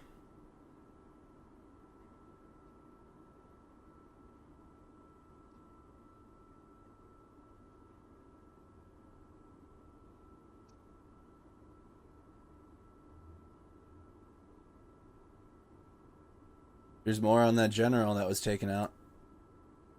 Commander of the General Staff confirmed the death of the commander of the 8th Combined Arms Army of the Southern Military District. The 5th one.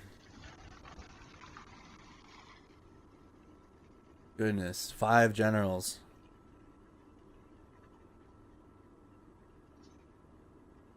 Recent satellite imagery shows that Recent satellite imagery shows that the fuel storage areas of the Antonov airport struck last week are still burning.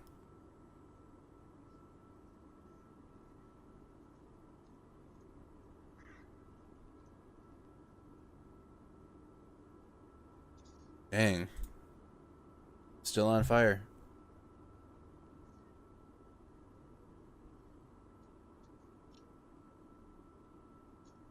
What's this now? Breaking, we are at bombed military base in Mykolaiv, waiting for permission to enter. Soldiers confirm at least 80 dead. Many bodies are still under the rubble. Oh, okay. Dramatic situation. Foreign correspondent. What have they been up to? Oh, probably need to follow this account. Oh, follow this account.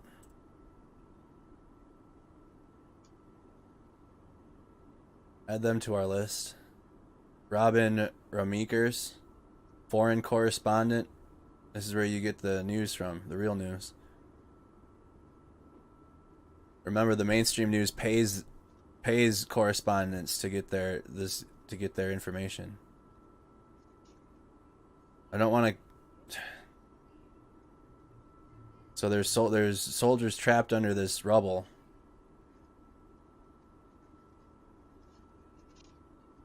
Soldiers confirm at least 80 dead. Bombed military base.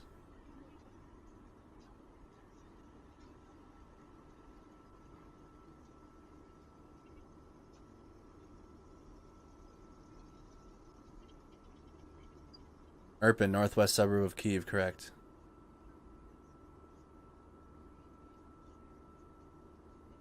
Is this from the other attack from yesterday? Yeah, so this was more, okay, I can't really, the picture is gruesome. But that's, if you saw the picture yesterday, 9 hours ago, dozens of Ukrainian soldiers have been killed or injured.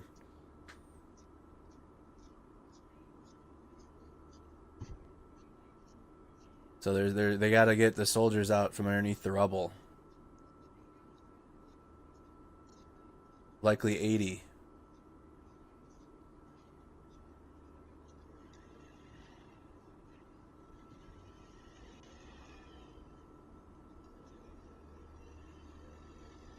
Kyiv, smoke in the city. This was a minute ago, so here's more on the smoke in Kyiv right now. It's probably likely going to be a very smoky, hazy day.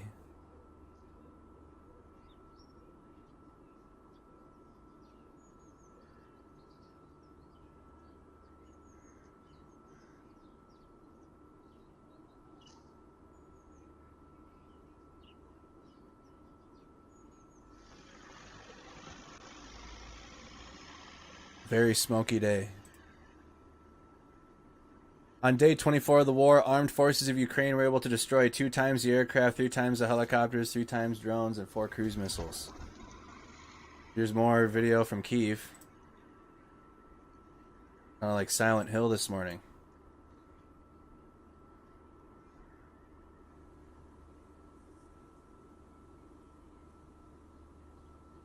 More video from Kyiv.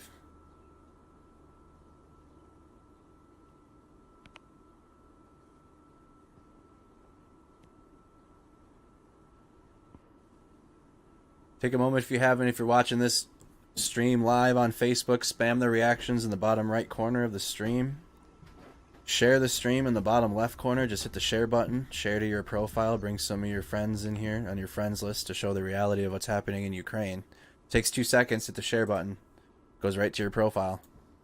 YouTube, close the chat. Like the video. What's going on? Oh. Close the chat and like the video. Make sure you're subscribed.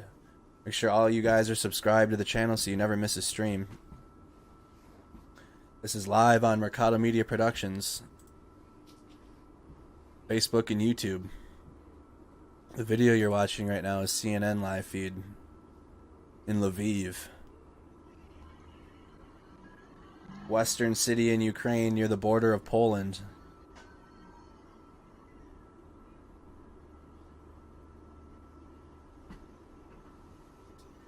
You guys are 90 away from hitting the goal on YouTube. Thank you, Kyle, for that. Thank you, Kyle.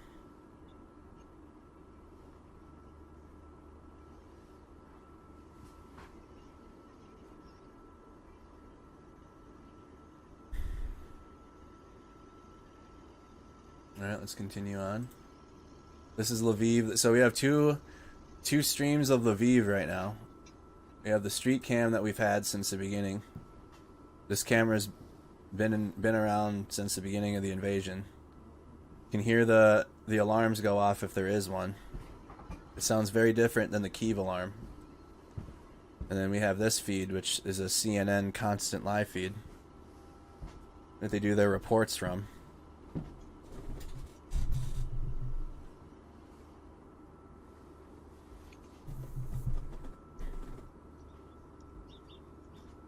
Girlville, Alberta. Hey Derek, what's up? You think they're gonna go live at 1 a.m. in 5 minutes? We can wait and see what they say.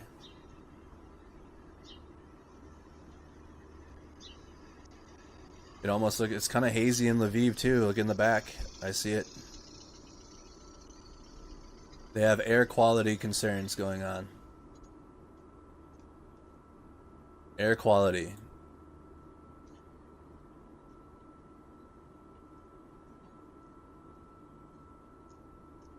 Wouldn't surprise me if Russia maybe does a tactic like that. Start lighting the forests, start getting the fires going, and people will leave. The air quality will be so bad. There's the fires. The fires per NASA. Hold on. Oh.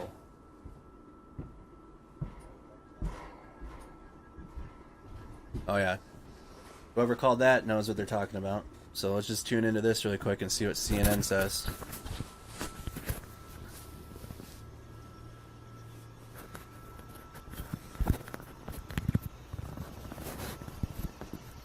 Oh, God. Okay.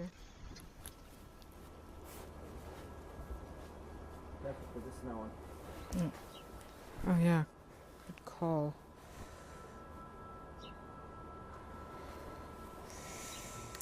Yeah, smoke them out, Chris. That's what I'm thinking.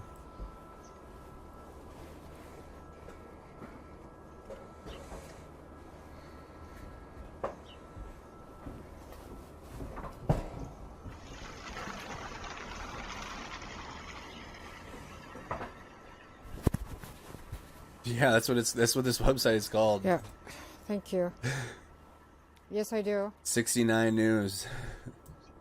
They have for some reason they have the CNN constant live feed. They had the feed when they were in Kyiv too. That's why I had asked if anybody had remembered the hot mic situation when Russia was like on their heels inside of Kyiv during the first week. Oh man, I'm gonna yawn now.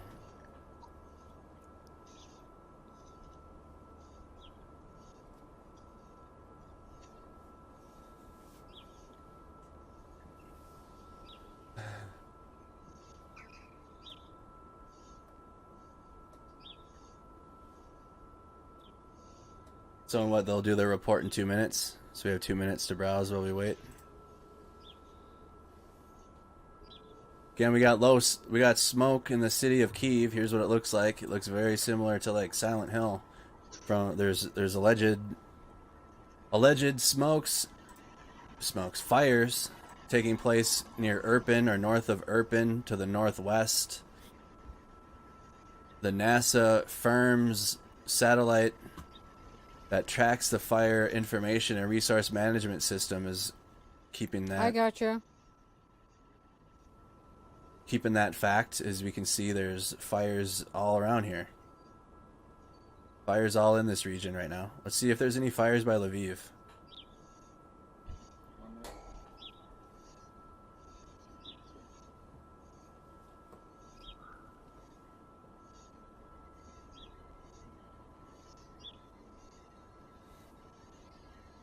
No, nothing real major.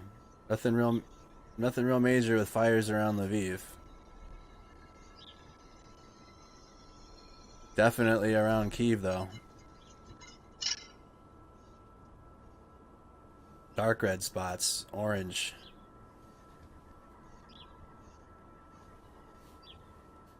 Here's Kyiv right here.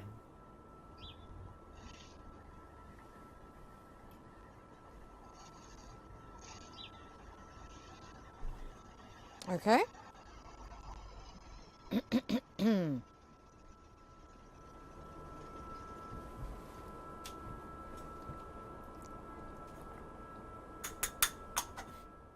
Hello and welcome to our viewers around the world and in the United States this hour as well. I'm Hala Garani, reporting live from Lviv, Ukraine. Ukraine's military says it's exacting a heavy toll on Russia, claiming 14,000 Russian troops have been killed so far. Others estimate Russian deaths are fewer, but still in the thousands. And it's not obviously without Ukrainian losses. Russian bombers struck army barracks in the southern city of Mykolaiv. Swedish journalists who were on the scene shot video of rescuers pulling one person from the debris. It is feared dozens of Ukrainian soldiers may have been killed in this attack. In the besieged port of Mariupol, drone footage shows the utter devastation that Russian forces have unleashed. A huge shopping mall, you see it there on your screen, stands gutted and completely burned out, along with blocks of charred apartment buildings.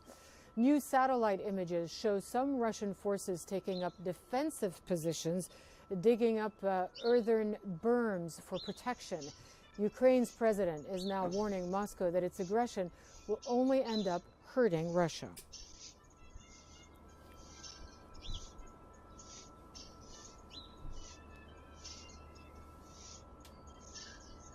So again, this is a CNN reporter doing a live report on CNN.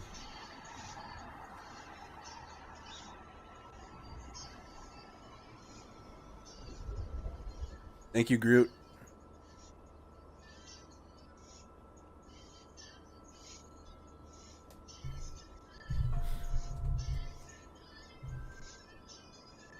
What's the music coming from? You guys hearing the music?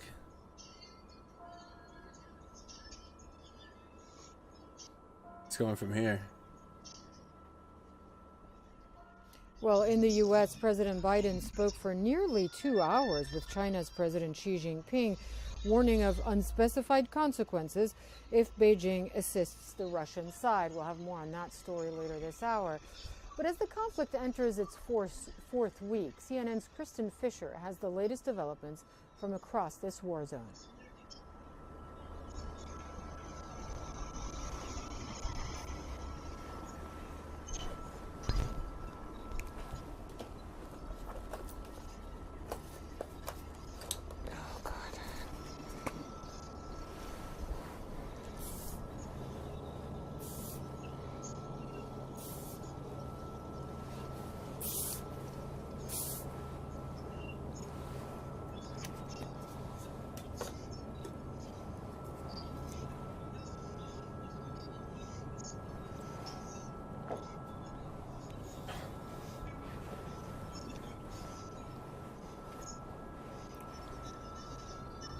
I think I spend a total of like 2 minutes getting ready before a stream.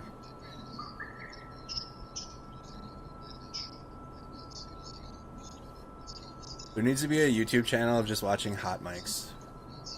Where people just watch people that aren't aware that they're being watched.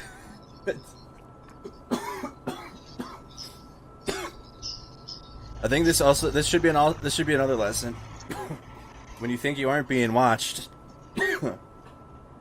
just when you think you aren't being watched, you likely are. Between the Bayraktar drone footage in Ukraine, the Russian military with their tactics, or the reporters.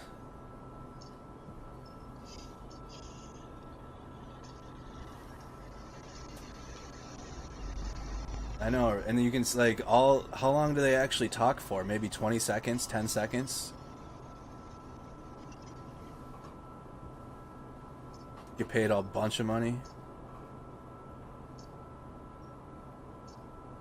Hey, how you doing, Diverse? You think you doze off?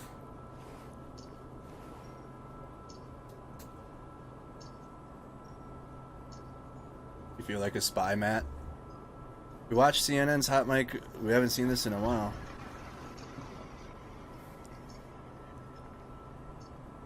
It's creepy. At least she's not staring into the camera. What was his name, the other CNN reporter, when it was his turn? Well, as the Russian ground offensive largely grinds to a halt, the U.S. Defense Secretary Lloyd Austin says things are not going according to plan for Moscow.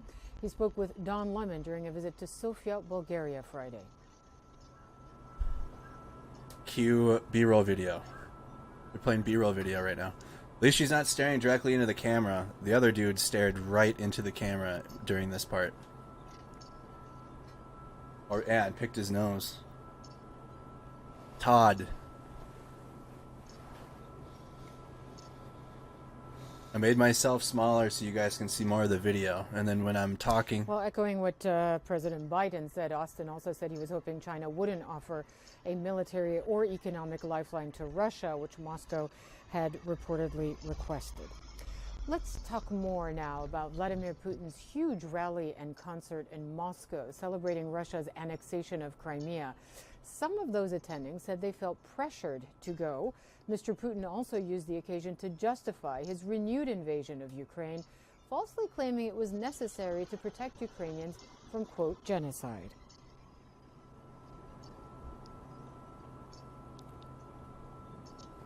They're going over the rally. No, I made myself smaller so you can see more of the video. Yep, this is Lviv. Well, as Mr. Putin celebrates, the reality can hardly be more harsh for the defenders of this country in Ukraine. They are, in some cases, the only thing standing between the Russian military and their homes and families. We spoke with one battalion commander about this war, and he told CNN's Ivan Watson that dying is only the second worst thing that could happen to him.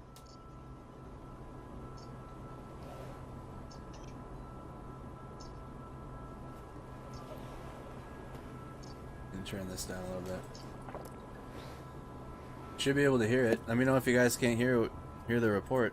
Okay. So again, she's talking to CNN. She's a CNN reporter. It's a live feed of Lviv behind her.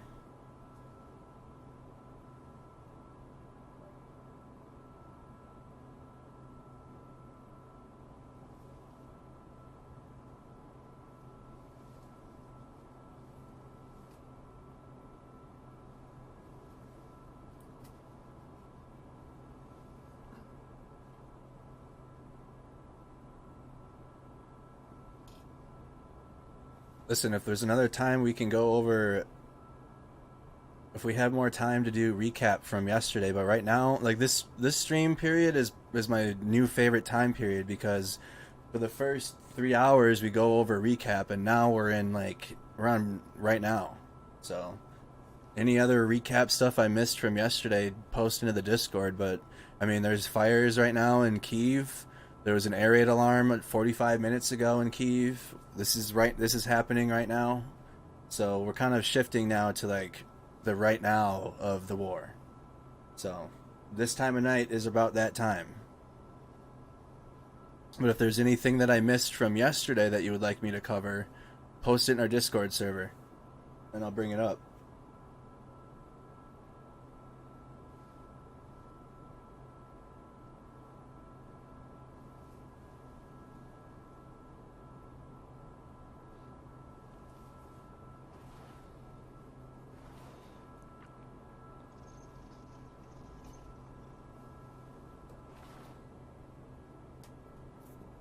Oh, it's Sviatoslav Yurash.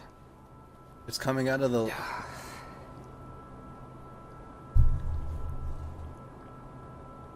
Is it single audio? I have 2 audio bands. One for... Okay, so you might need... If you're using headphones, you got to put your other headphone in. I think it's coming out of the left ear.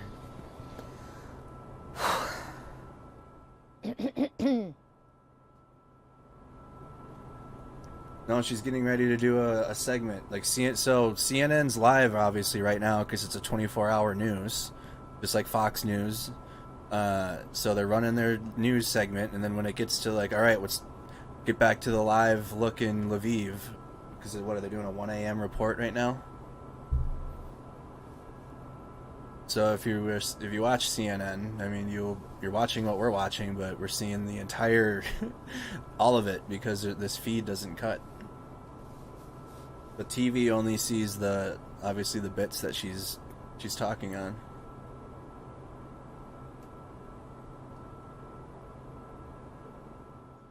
Well, Sviatoslav Yurash is a member of the Ukrainian parliament, and he joins me now live from Kyiv. We've spoken before. When you hear that battalion commander on the ground saying Ukraine will prevail, but it will come at a very heavy price, I mean, how concerned are you that this Russian offensive is going to inflict a lot of damage to the infrastructure of your country, to obviously the population in your country, that it might be difficult to recover from in the future? What is your biggest concern on that front? Actually, I think it might even just be mono audio that they have.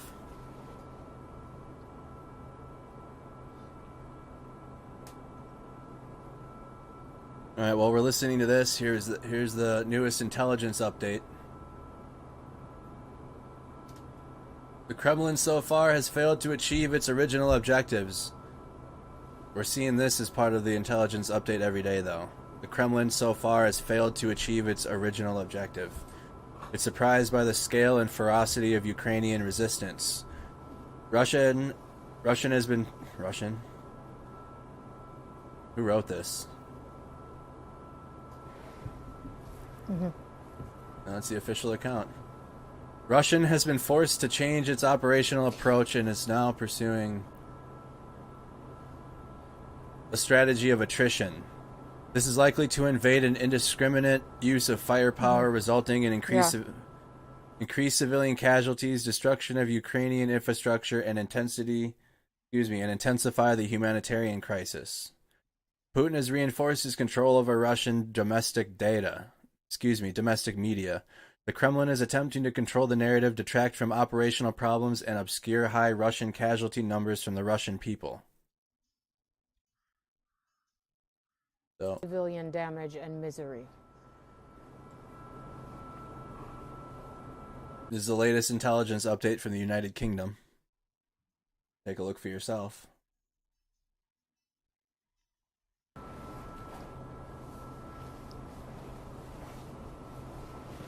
You thought attrition meant scaling? No, attrition mean like a long, drawn-out war of attrition. Here, let's get the real definition. That's Russia's 101, Russian military tactics 101. Just tire the enemy out. Like we're saying, like it appears just from the fires now. If there's increased air quality concerns, like that's going to take a while, right? Right? That'll smoke people out of leaving Kyiv eventually if they can't handle being in the air. Let's get the definition.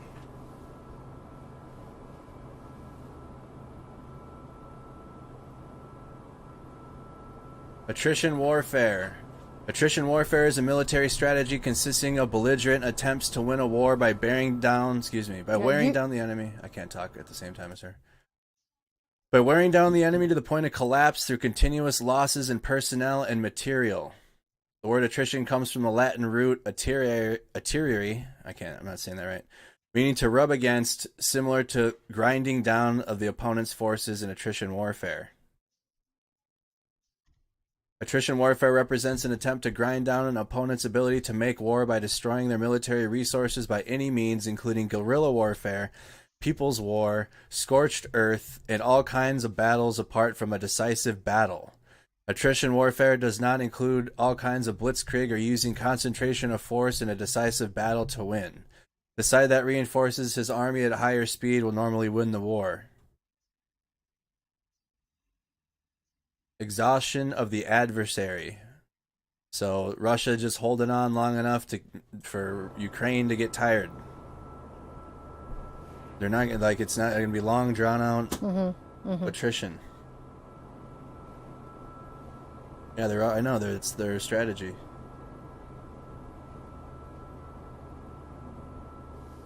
Yeah.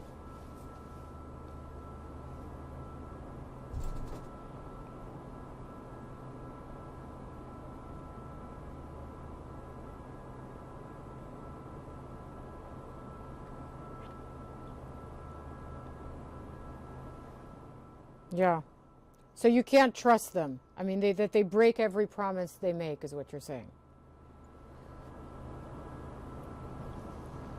Doesn't take rocket appliances to figure that out. You literally can't, there's not one single Russian narrative, truth, or whatever they want to say that you can trust. Not a single one. It's all lie. Yeah.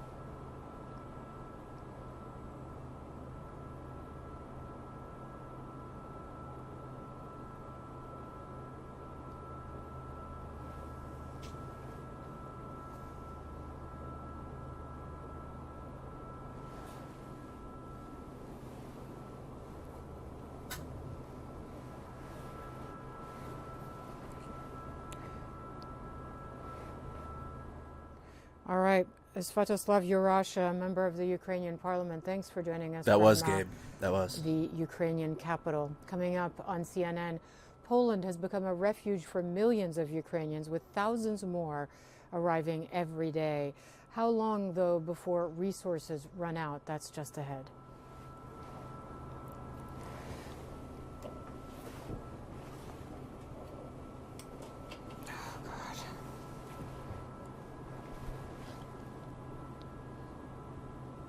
Here's another view of Lviv.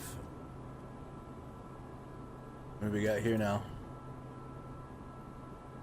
Russian-backed DPR tank during the battles of Mariupol.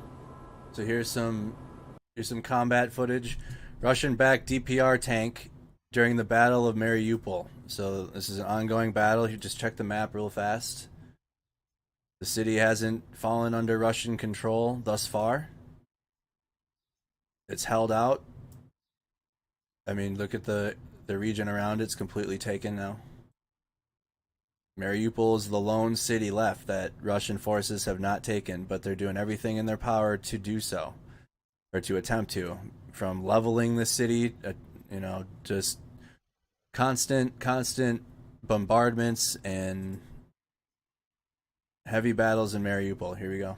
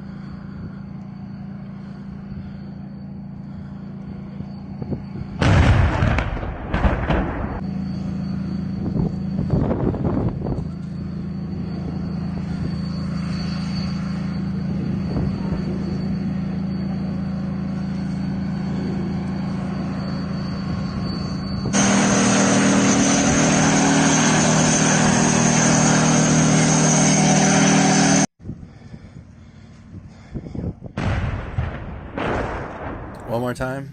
I turned it down. It got real loud at the end.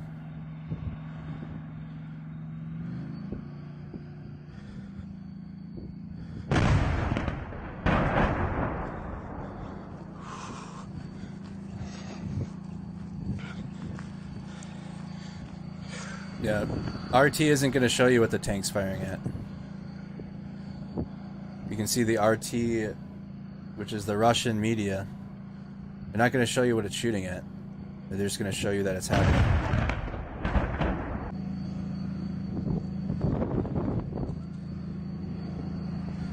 This might be the first piece of something from Russian media showing forces in a city other than Donetsk or Luhansk.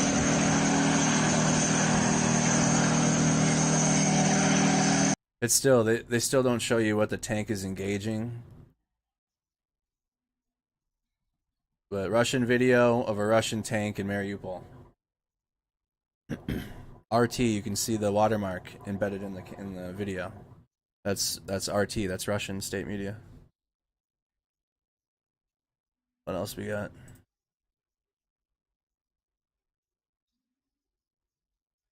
Instructions for civilians?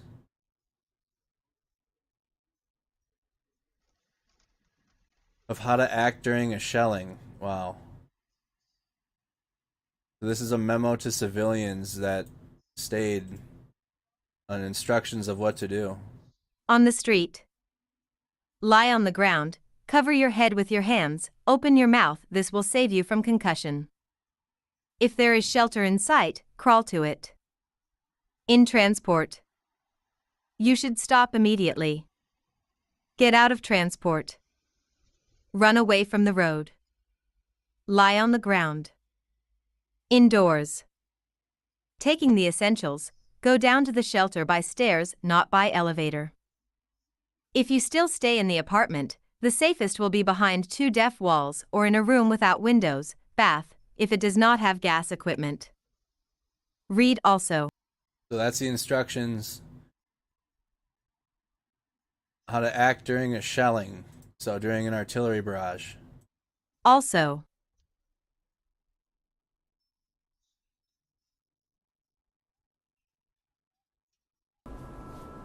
So she's still sitting there. Let's see if there's anything new in Kyiv. What's this here? Oilfield Services accompany Halliburton.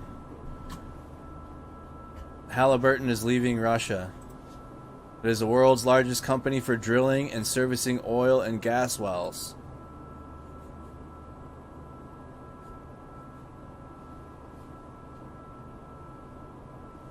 From the middle of next week, Ukrainians in Poland will be able to exchange cash.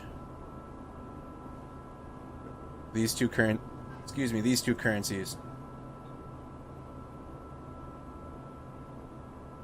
No, it's... Oh no. Within the program launched by the Polish National Bank. Yeah, Halliburton oil. Oh, page is glitching. Oh dear. Oh, come on.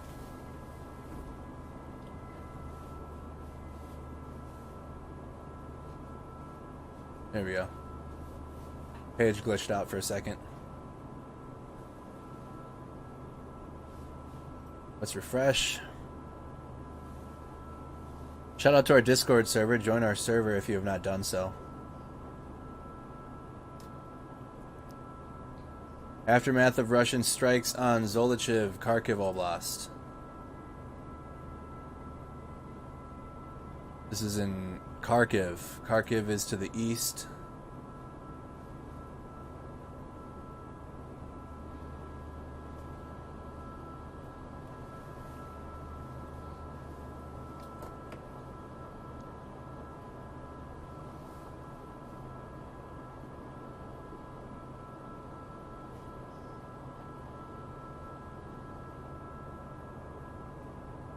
Let's check. We can read this now. Survivors emerged from the Ukrainian theater bombed in a Russian airstrike. Is there a video?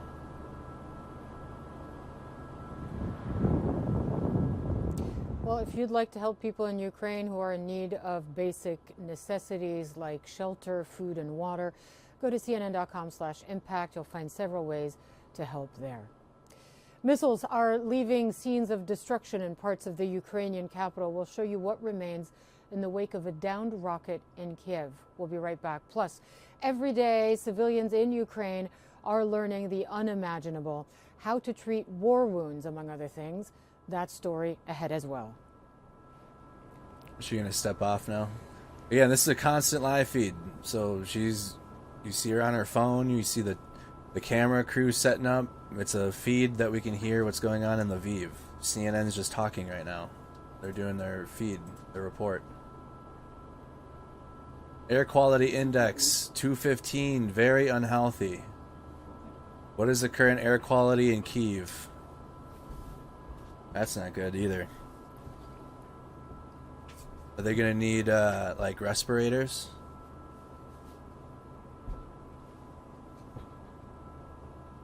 Awesome, thanks. I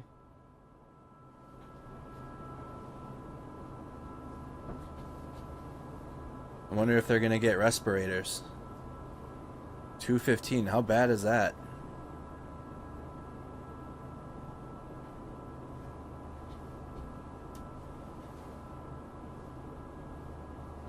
What would you look up? Air quality index?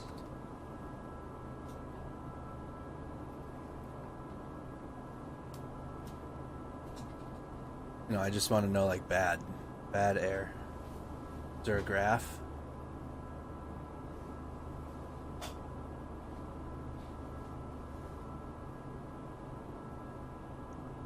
AQI values below what? Here we go.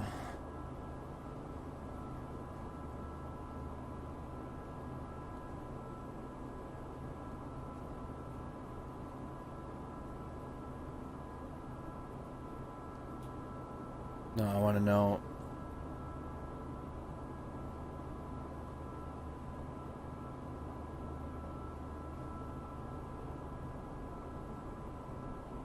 Think of the AQI as a yardstick that runs from 0 to 500. Here we go.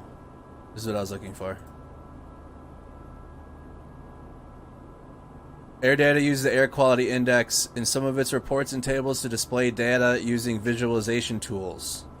It tells you how clean or polluted the air is, which is associated health effects might be a concern, especially for ground level ozone and particle pollution. Think of the AQI as a yardstick that runs from 0 to 500. The higher the AQI value, the greater the level of air pollution and the greater the health concern. For example, an AQI value of 50 represents good air quality with little potential to affect public health, while an AQI value over 300 represents hazardous air quality. Yeah, no, I need to adjust it like every 10 minutes, so... An AQI value of 100 generally corresponds to the National Air Quality Standard for the pollutant, which is the level EPA has set to protect public health. AQI values below 100 are generally thought of satisfactory. When values are above 100, air quality is considered to be unhealthy at first for certain sensitive groups of people, then for everyone as AQI values get higher. So that's very unhealthy. It's, what is it? 215? Yep. 215, and here's the graph for the numbers.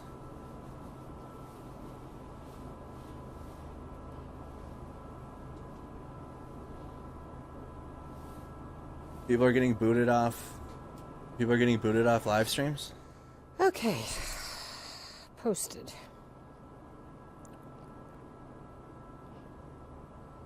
Doing social media stuff. She'll be off the camera soon, and it'll just be Lviv again. So, right now, air quality in Kyiv is 215, and then there's the graph. Or the numbers, I should say.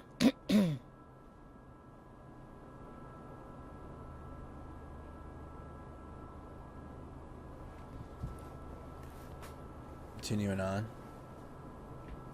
Here's what Mariupol looks like today. City of Mariupol, southeastern city in the port. Here it is on the big map.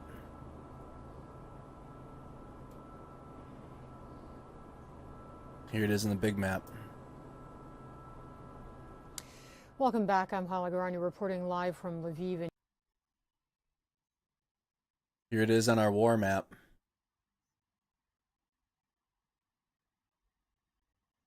Zoom in. Oh, this map has been glitchy too lately. Come on now. There we go. Might need a refresh. Here's the city. Hasn't been taken, but continuously gets bombarded and shelled.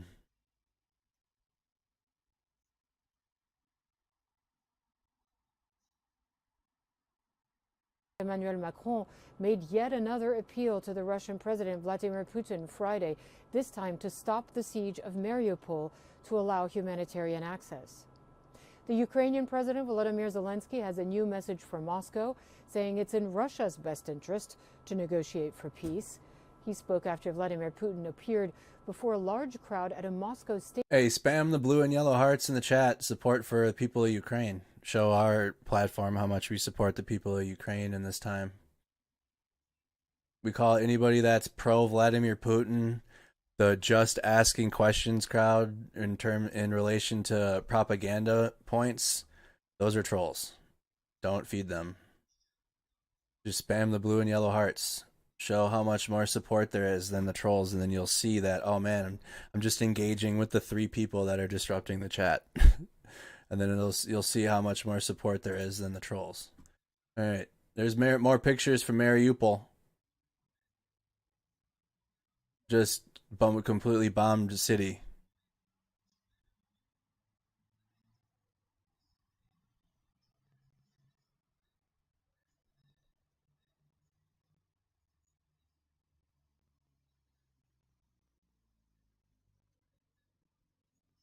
More from Mariupol.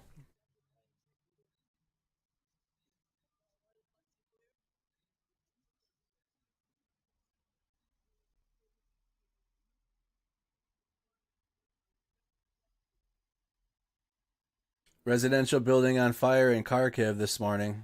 Kharkiv, eastern border city. Here's Kharkiv on the big map. Here's Kharkiv on the big map right here. This down here. Why is this not? There we go. Kharkiv right here.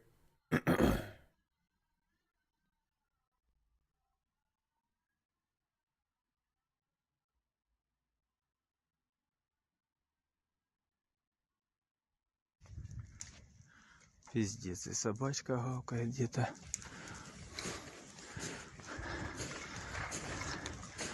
МЧС вроде приезжала, да?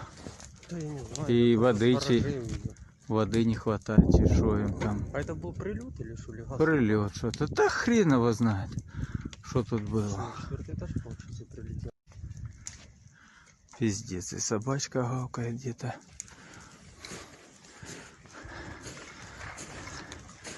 МЧС вроде приезжала, да?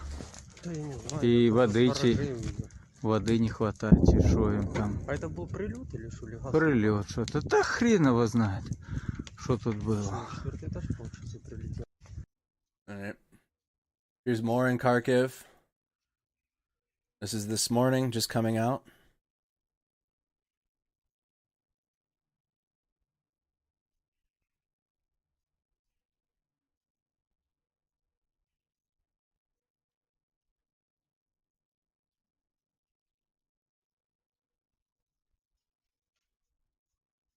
More Russian BMP on fire in Kharkiv.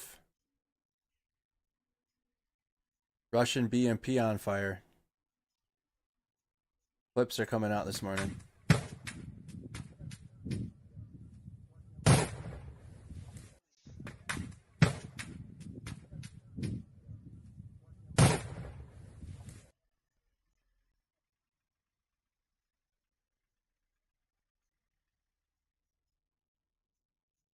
Why Putin's dog food army is not winning. Lack of food, so John's awake now. Here's Kyiv. Oh, here's more video of what the air quality is looking like. The smoke in the city.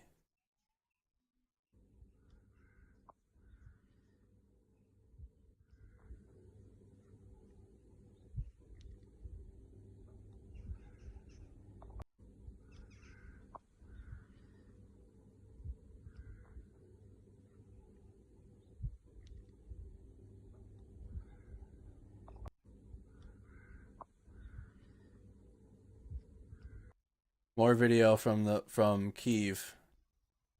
The morning. Lots of smoke. Look at that. The very hazy morning.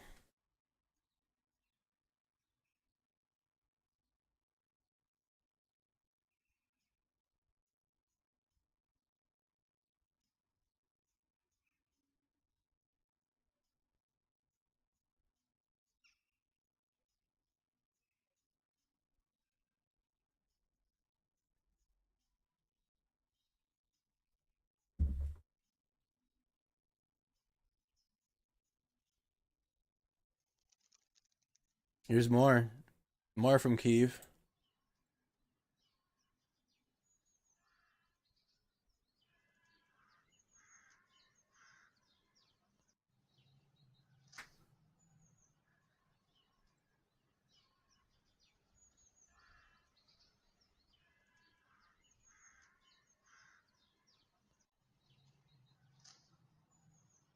There's a tractor emoji now.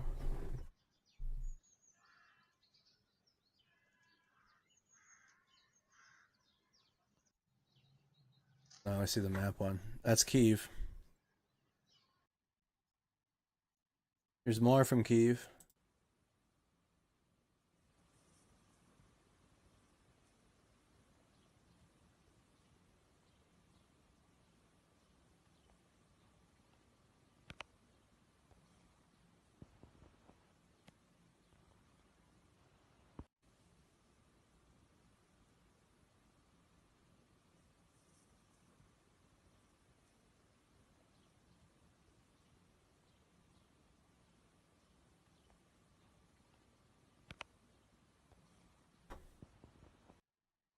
So waiting to see more on that.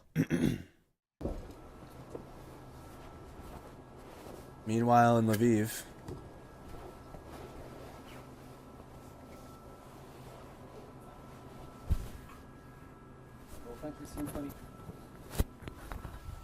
Mic off. All right. See you in a bit. Making progress. Almost. Solid, Charlie.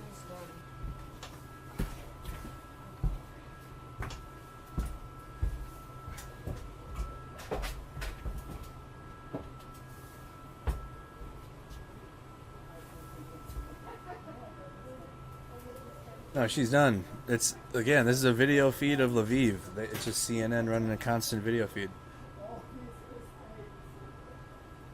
Oh, they do have tractor emojis now.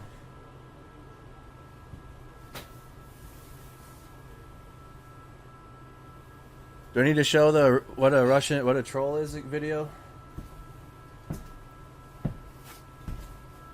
Watched that a few weeks ago. It explained what they do. We don't need to do that. Just watch the old stream. It's in one of the old streams.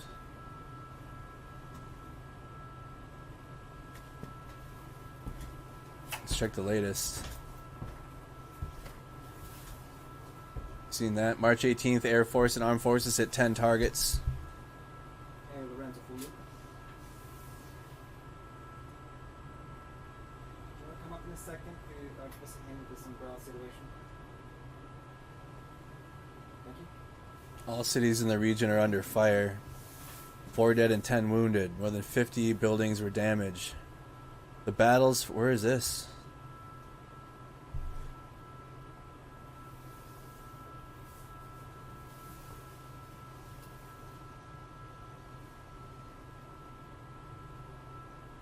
Luhansk?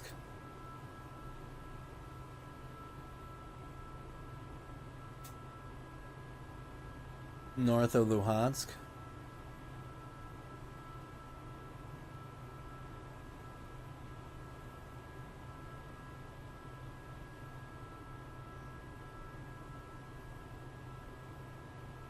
Up here.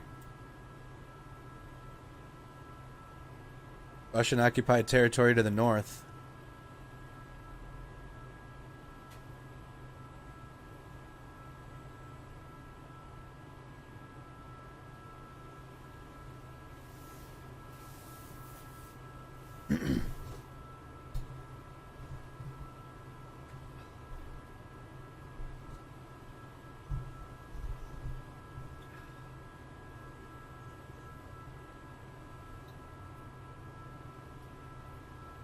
probably your phone.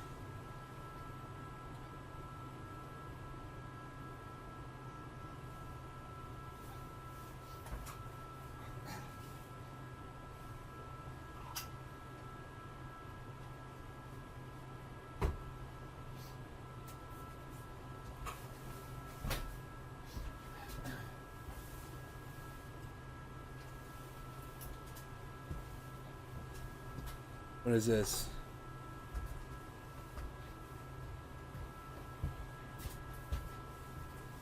This was posted at 1:30 in the morning, so 10 minutes ago. Ukraine temporarily loses access to Sea of Azov. Did he put the live view indoors? Not me. You can hear the crew behind this camera.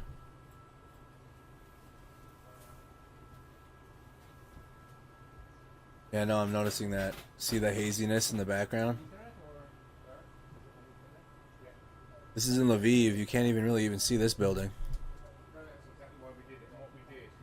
Because the Zoom cards aren't brilliant working here. Yeah. We told it to make Yeah, Platypus, join the Not Safe for Work channel and post that there. So I keep moving it like every 20 minutes. Yeah, Now it's kind of going to do nothing. So we're going to have to go back to our old ways. the double clamp system. Yeah, I think so. Oh, yeah.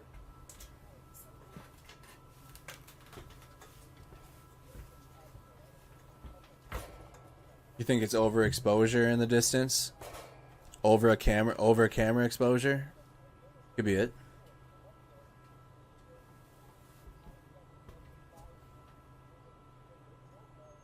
Waiting for feeds in Kyiv.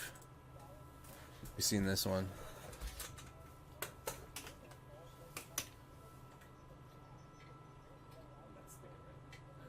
Check our latest.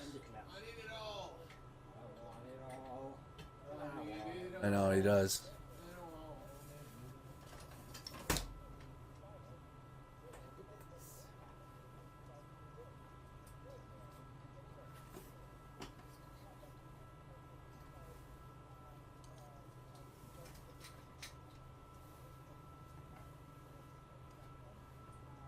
Opinion piece. Nothing new on Kyiv yet in the smoke.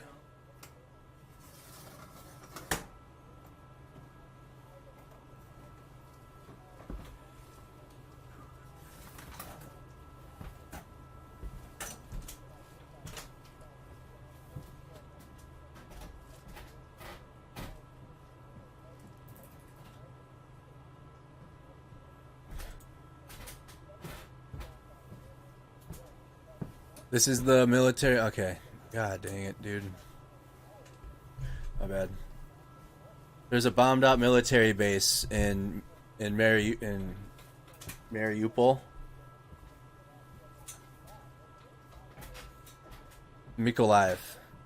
It's in Mykolaiv. There's very graphic images from. They're starting to rescue some of the soldiers from underneath rubble in Mykolaiv. About 80 dead. Russian barracks hit by strikes.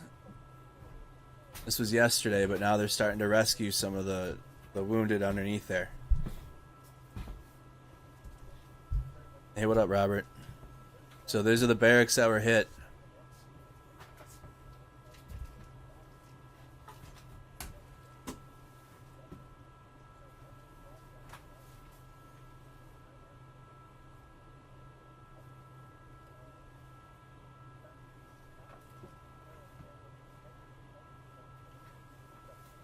Here's the no. Is this? That's none of that. That's in Kramatorsk. We saw that. That was yesterday. That was yesterday. Yesterday.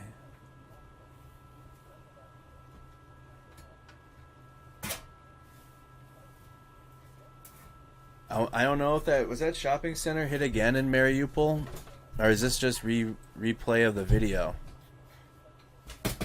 Because this was that mall in Mariupol that looks just like the Mall of America when you're on the inside of it.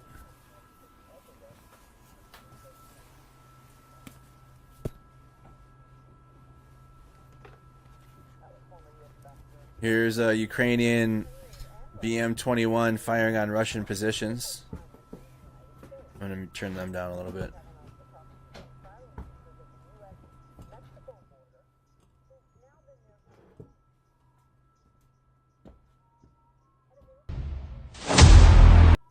What is this?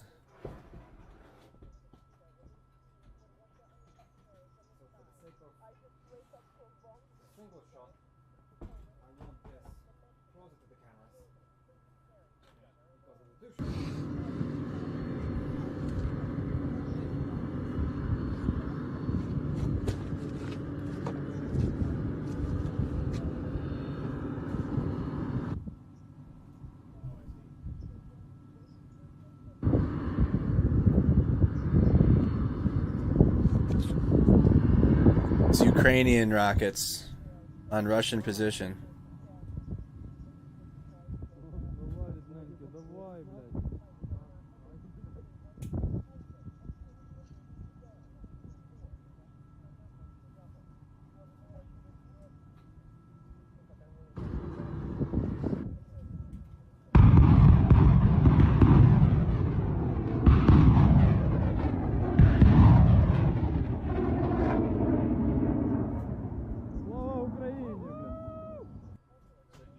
So they're at the end of the video, so we can just go to like right here.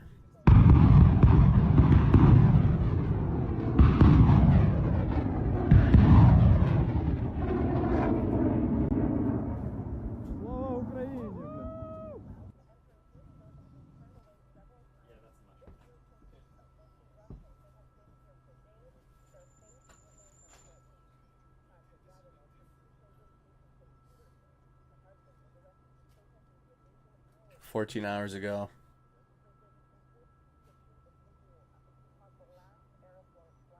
Yeah, I see, we got that platypus, that one.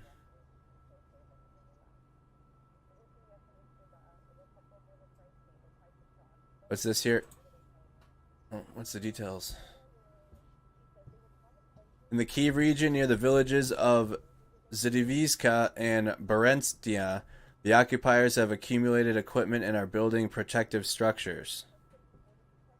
Where's that?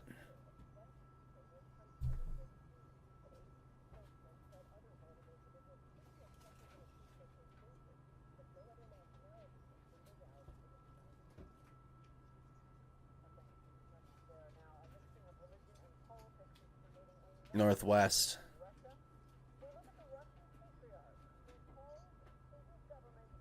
And then what's the other region?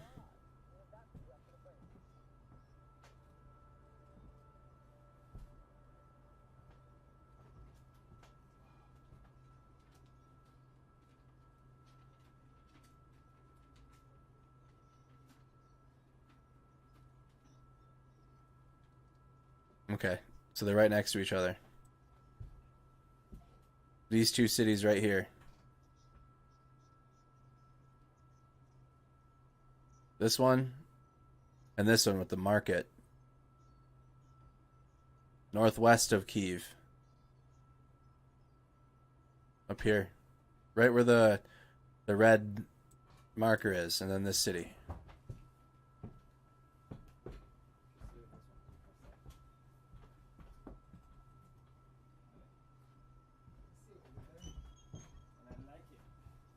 Seeing convoys up there.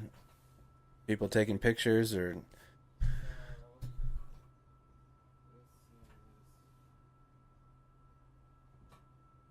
still seeing that umbrella a lot. Yeah, I can see it. That's the problem.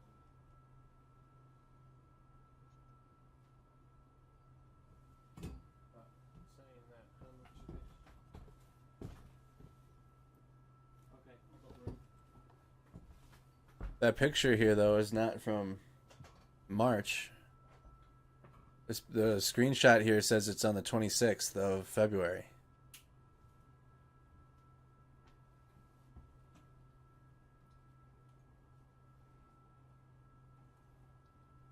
So, I don't... You guys see that, too? 2:26. Oh, this is the time. Oh, no, wait.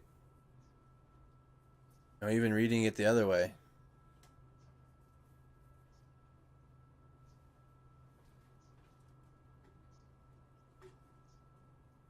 That's not from today.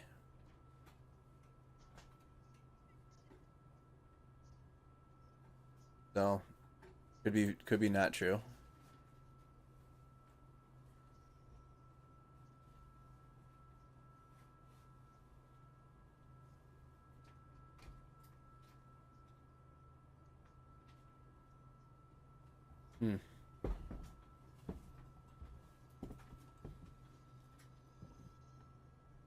In the Sumy region, Russian occupying soldiers are abducting and torturing people in settlements that are primarily under siege.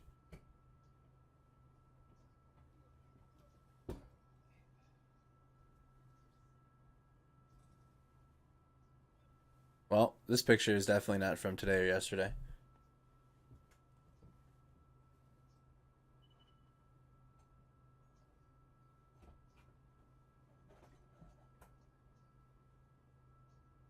Nope. I don't even trust their word now when they post pictures.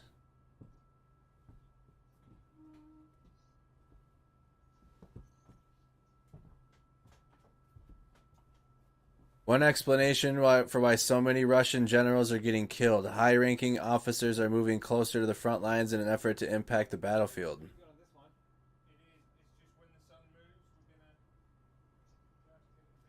For a response to why the 5th general was killed.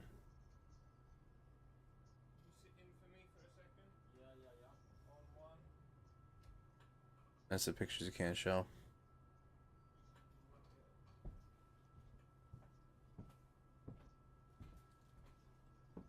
Check our map. Feed to bookmark right outside of Kyiv. Can you see the fires?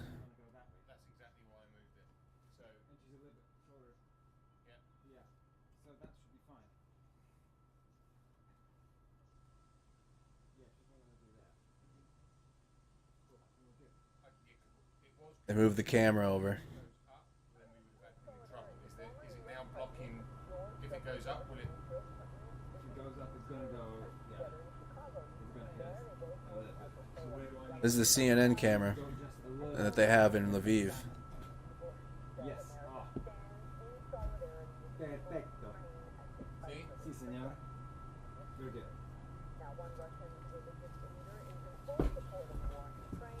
Sit in.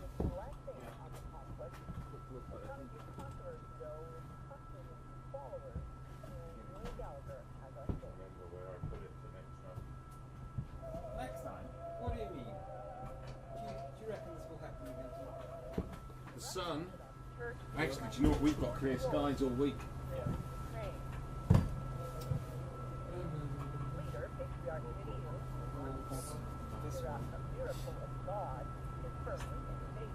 Is this hurricane on your left, is that hitting you at all? Yeah. That's yeah. Nothing that's I can. That's good. Super. Okay, and try the guess for me. Now. Hey, members on YouTube, check in really quick. If you're a member on YouTube, just say here. If you're a member of the channel, comment real fast for me.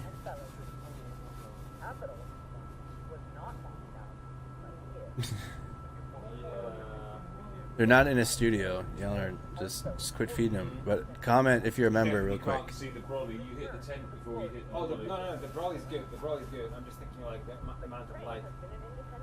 It's pretty umphy. Like it's umphy, but it's at the same time it's actually probably more here. It's there at the minute. It's not in my face.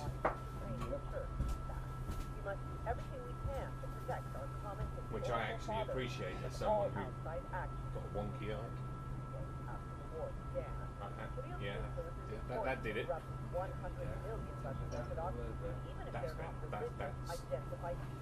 not as harsh.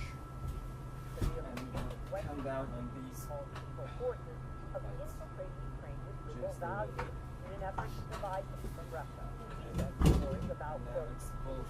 We're going to see if the guest is here and we're going to see if the power.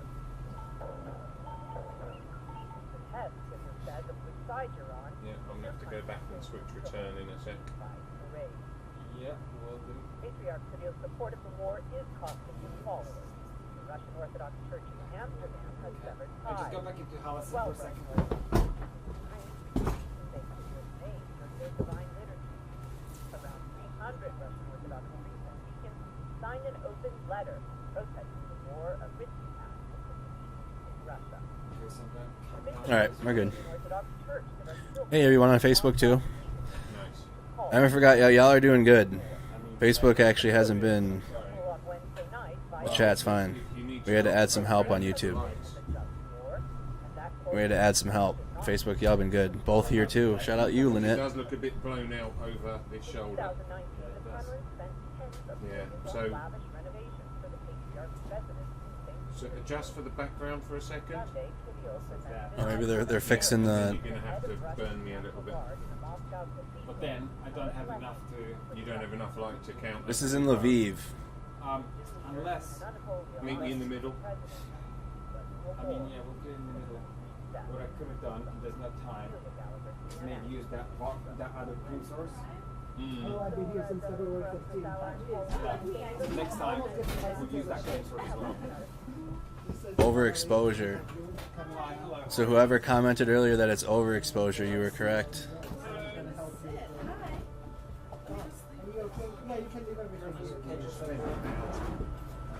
Come on, that one hour making that noise. Right, we'll get Hannah in first anyway. I'll shuffle down to the control. Hi, nice to meet you. Thanks for Hi, I'm coming. Lorenzo. Nice to meet you. Hi, Lorenzo. How you doing? Great. Hey, Mohammed. How you doing? We haven't seen each other in 4 minutes. Okay. Great. You're ready to go. You're going to have to put the mic under your jacket. Yeah. So it must be a little bit of.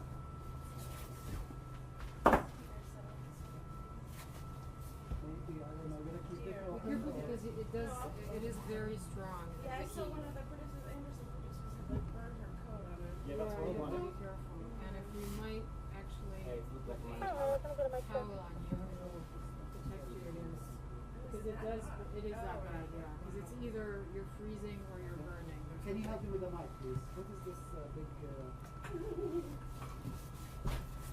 Okay. Any idea what you were going to ask me about? You know, right this second, no, but let me... So I saw in the pre-interview that you've reported from here. You're usually based in Moscow, yeah? Yes. Can we talk then about that Putin rally? Oh my God, yeah. Okay, let's do that, because I'm more interested in that than what's going on here, since we've been doing a lot of reporting here as well. There's like, you know, sometimes it's like, oh shoot, it feels like it's about to get much hotter, and then days go by and Yeah. it's kind of quiet. Yeah. Yeah, So it was we're- pretty bizarre what happened. Hey there, 1, 2, 3, Oh, 4, they got 5, audio. 6, 7, 8, 9. We have an interview coming up. I got audio in the right ear now. Hey Sean, how you doing? Yeah. A little bit lower the mic. Most. We're gonna be talking to someone. Yeah. They got audio in the right ear now. Did you guys send me the scripts just in case the prompter craps out? I appreciate it. This is a constant feed in Lviv, by the way. Waiting for more on Kyiv. No, that's cool. That's cool. That's enough. Yeah, thanks so much. So we're in the 3 a.m.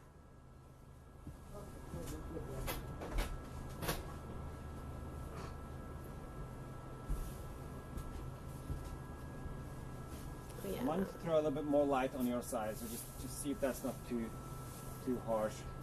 And you'll be speaking to Hala anyway. Yeah, no, it's grand. I actually might want a towel if Yeah, you have one. do you Oh, I have see that one extra? there, Here, actually. can you hand us that towel, Luke? Do you mind?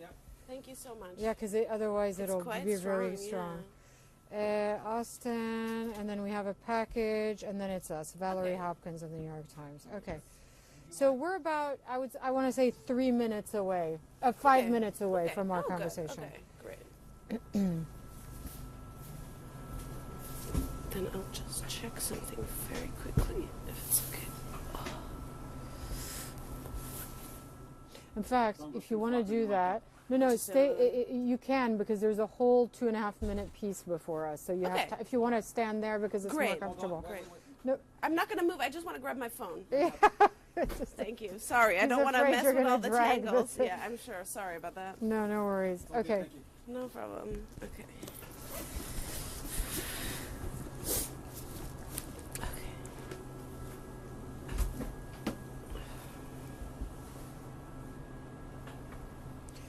Earthen berms. Earthen berms.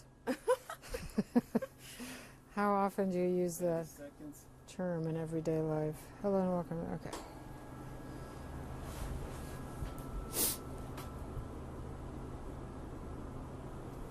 Warming up before the broadcast.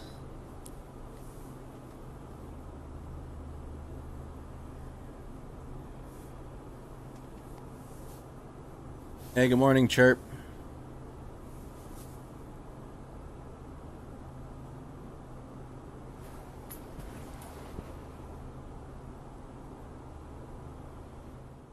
Hello and welcome to our viewers around the world and also in the United States this hour. I'm Hala Garani reporting live from Lviv, Ukraine. The war in this country is in its 4th week and already the purported body count is startling.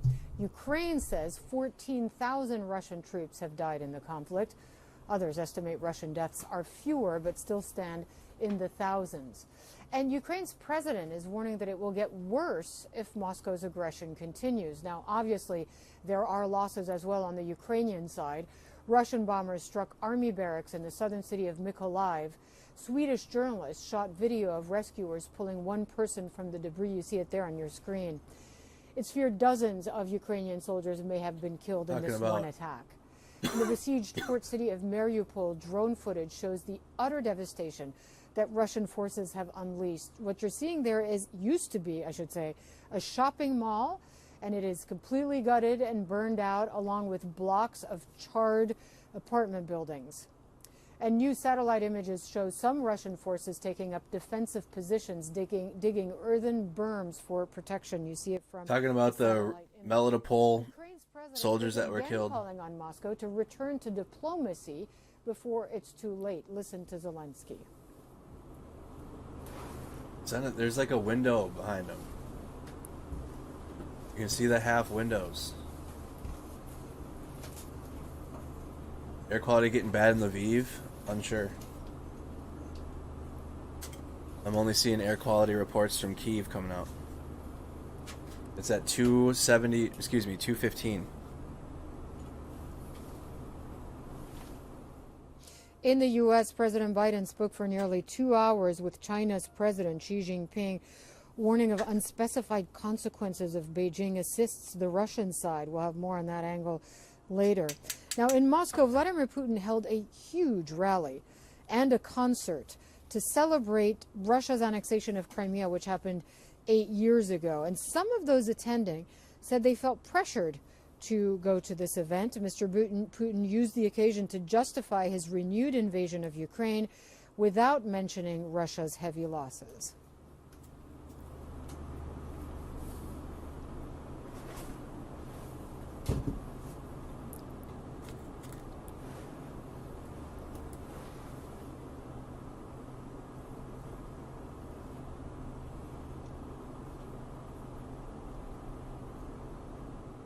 Yeah, but as Mr. Putin celebrates in Russia, the U.S. Defense Secretary Lloyd Austin says things are clearly not going according to his plan in Ukraine.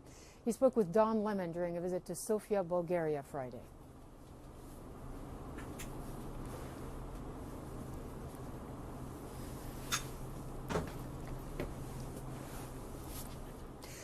Give me just 1 second. I'll toss to the report, and then we'll have 2.5 minutes. Oh, okay. We're watching to see what she says and what is happening in this report. This is like a behind the scenes of what the mainstream news is saying. Austin also said he was hoping China wouldn't offer a military or economic lifeline to Russia, echoing what President Biden has said, and this is reportedly what Moscow had requested from Beijing. Now, the alleged missteps by the Russian military have been costly. Ukraine's military is claiming a major battlefield victory as it pushes back against the invading Russian army. With that angle, here's CNN's Fred Plaikin.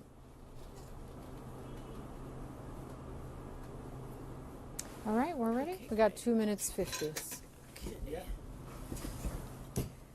Guys, we're going to talk about that Putin rally and the Putin kind of...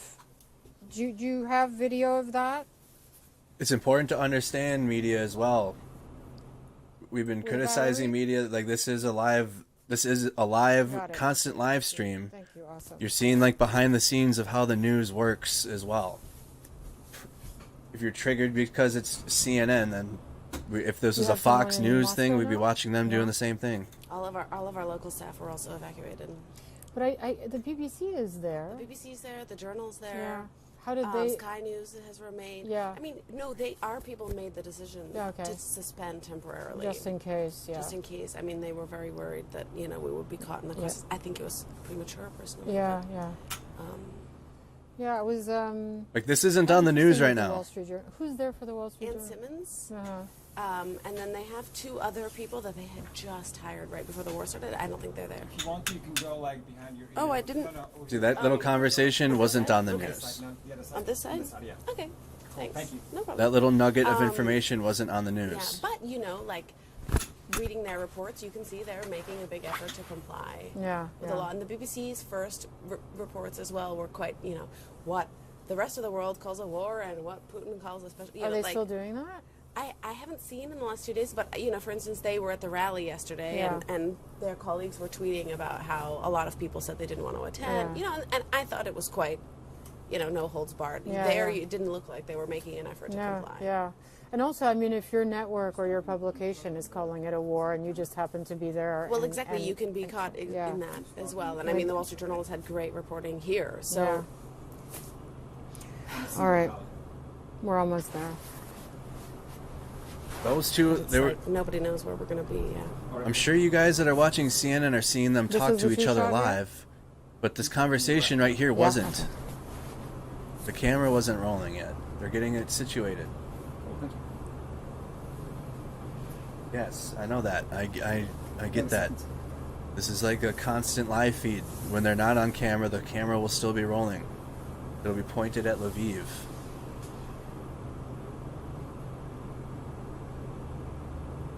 People just are upset because it's CNN. Like, get over it. We literally had a Fox News live feed up for 3 weeks. Okay. And I can't stand Fox News. Well, with us now is Valerie Hopkins, Moscow correspondent for the New York Times. Thanks for being with us. I want to start with this huge rally that Putin held, this sort of celebration of the annexation of Crimea 8 years ago. 4 weeks into this invasion, with all these reports that perhaps his troops are suffering more losses than expected, he certainly didn't, in a lightning strike, take over Kyiv, as probably he'd hoped in the beginning. What is he doing now? What is he trying to achieve? Well, good morning, Holland. Thanks for having me. Yeah. I mean, President Putin is really trying to shore up support and to show that the entire country is unified behind him. I mean, this was a heavily produced show. An estimated 200,000 people were there. A lot of Putin's favorite performers and poets. Mm-hmm. And it was a celebration, of course, of the 8th anniversary of the annexation of Crimea, but it was also, an attempt for Putin to portray the message that everything is going according to plan. And the Kremlin has been very clear from the beginning, their messaging, it continues to be everything is going according to plan, when in reality, conservative U.S. estimates say that 7,000 of their men have died on the battlefield. Mm-hmm. The 5th general has just been killed. Things are not looking very good for the army. And the thing is, it's really unclear just how many people wanted to be at that rally. Journalists I spoke to who were on the ground have said that, many of the people they talked to are public employees, state employees. They were bussed there. Some of them didn't know they were coming to a rally. Mm-hmm. At the same time, the images that you see are people clapping and waving. And right now it's kind of impossible to do any public polling about Russian opinions about the war. Yeah, I wonder, though, how much the news that there are battlefield setbacks, that this is costing Russian troops and their families dearly, how much of that news is making it to ordinary Russians? Any way to be able to assess that? I'm afraid not very much. I mean, I receive all of the official communications from the Russian Ministry of Defense, and first of all, they portray this as a very limited operation, and they usually speak about the local militias of these 2 breakaway enclaves rather than the Russian military.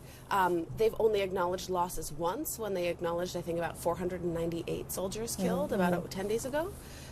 So by and large, I think most of the Russian public doesn't have the right amount of information, and that's why you can see that even people with family members in Ukraine don't know the full extent of what's going on and don't believe their Ukrainian relatives when they tell them. Yeah, we've heard stories of Ukrainians with Russian relatives, sometimes children talking to their own parents inside Russia who will deny to them that there's any kind of Russian invasion or aggression.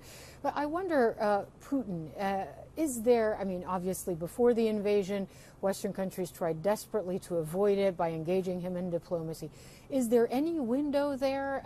At what point does Putin look at the battlefield and say, okay, this is causing too much of a loss for me, economically isolated, China's not helping me actively, it's better to try to find some sort of off-ramp? Do we know? I think everyone's hoping for that. I mean, Monday, Tuesday, and Wednesday, they were, both sides were engaged. So there was an alert in Kharkiv a minute ago, a siren alert in the Kharkiv Oblast.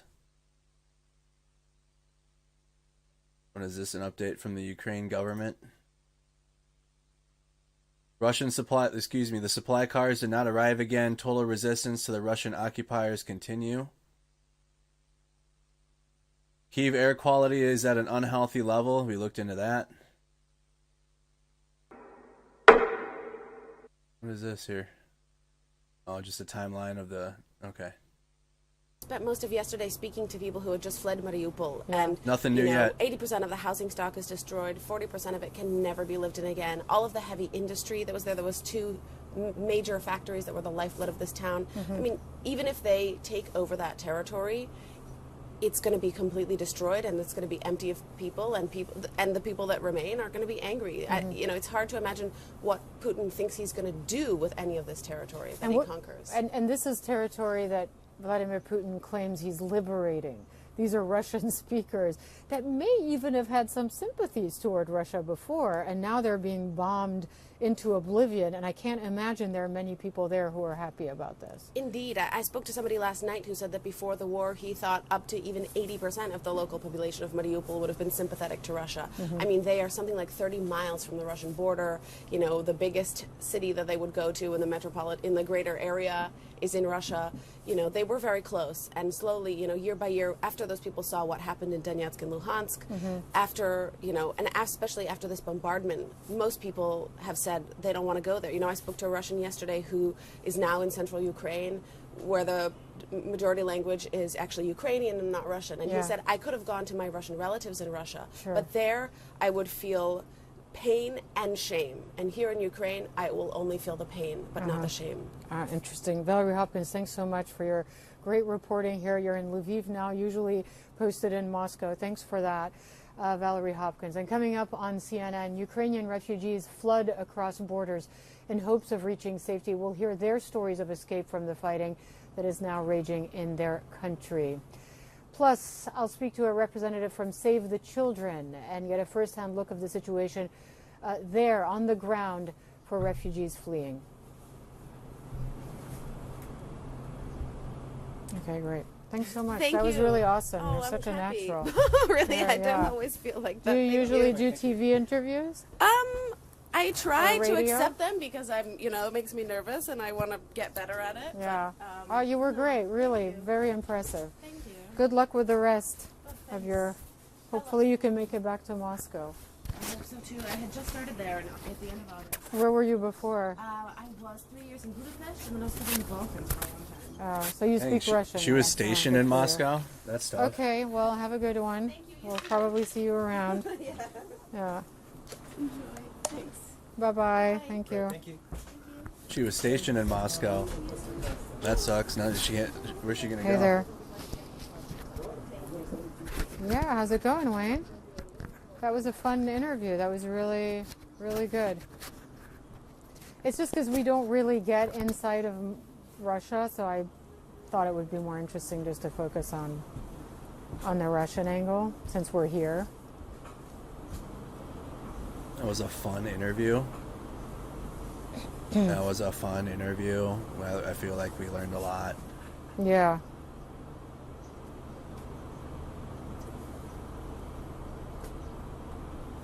All right.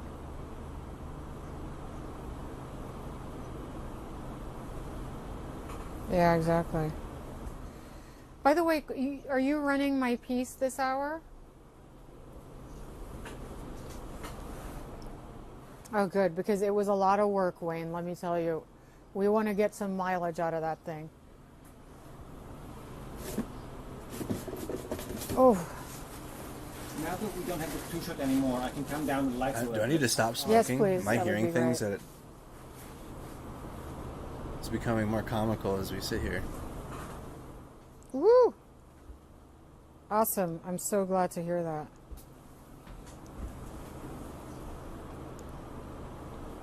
Again, like I was been saying, we're not tuned into CNN. This is actually from 69 News, and it's just a constant live feed. Sometimes she's not even on the camera. Anderson Cooper's on here, sometimes. And you get to see Anderson Cooper like this. We saw during the beginning of the invasion when it was blitzkrieg from Russia. The CNN reporters behind the camera were doing all types of things. All types of activities. Crying on their phone, calling loved ones, saying my loved one's in Moscow, I don't know what I'm going to do. I'm here, he's in Moscow. Should I leave? Should I stay? It was like a whole soap opera.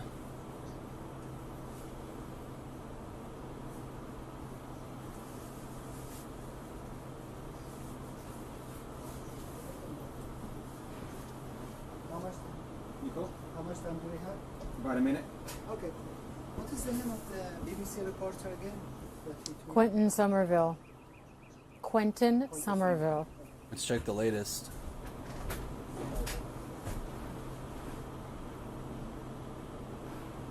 It's all clear in Kharkiv.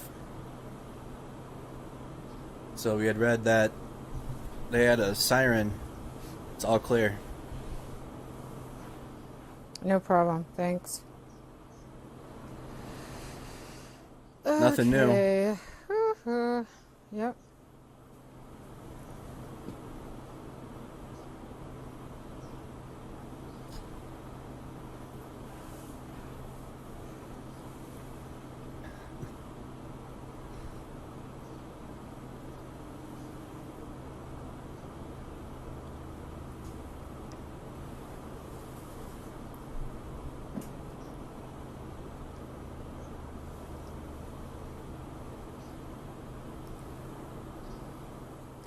Refugees from Ukraine are spreading out right across Europe. Hundreds of the displaced reached Munich on a train from Budapest on Friday.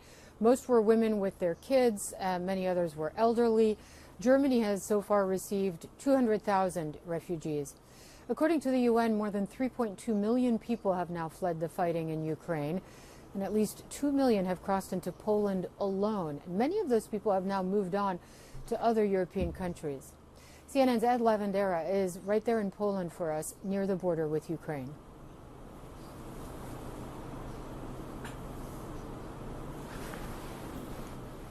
Is my hair out of place? I think okay. I would only have some flyaways, but then you adjusted that, and I think it's all good. No, nothing from Operation Cold Response. Again, that's just a NATO training. I think everything was prominent in the first hour when the sun is kind of behind you, but now it's all good. Okay, cool, thanks.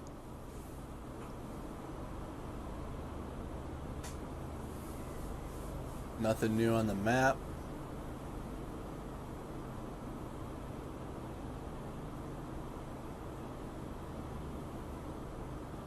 Russia says using hypersonic weapons.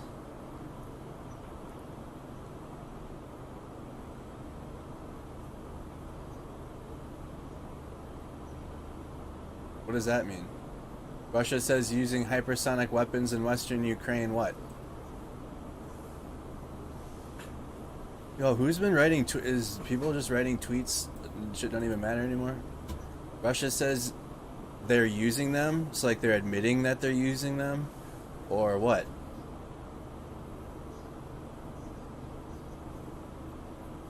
So, something about hypersonic weapons in western Ukraine. Let's just...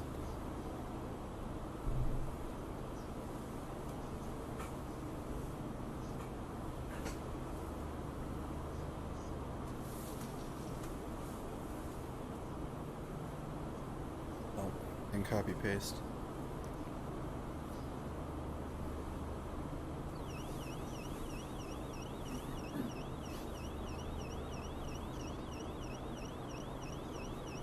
What if?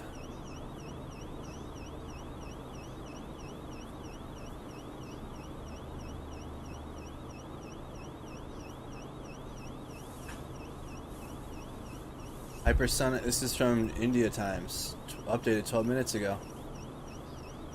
Ukrainian President, where is that? Hold on. Russia Defense Ministry reports use of hypersonic Kinzhai missiles in Ukraine. So it's coming from here.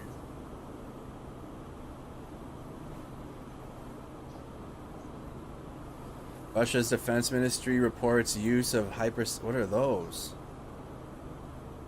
Activists in Lviv are using powerful Russia's defense ministry reports use of hypersonic Kinzhal missiles in Ukraine IFX. What are Kinzhal missiles? Gotta look up what that is.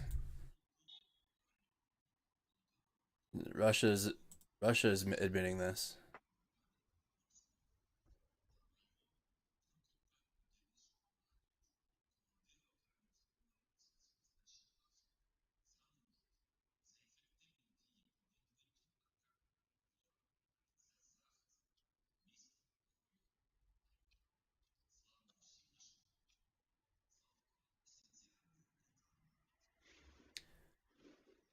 Russian nuclear capable hypersonic aeroballistic air-to-ground missile?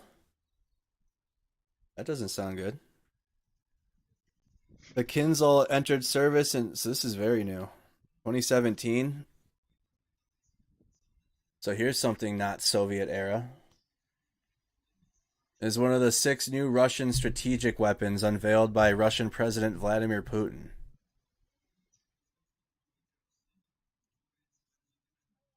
The missile is designed to hit U.S. and NATO warships, posing a threat to strategic missile systems, and European Russia to destroy NATO missile defense systems.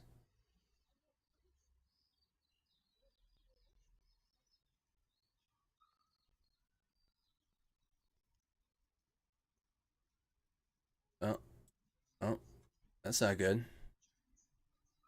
Is there any other video? Russia test fire the Kinzhal hypersonic missile. Oh. This is from the Ministry of Defense in 2018, showing you what it is. Apparently this is what they're using in Ukraine now. You can launch it from a MiG.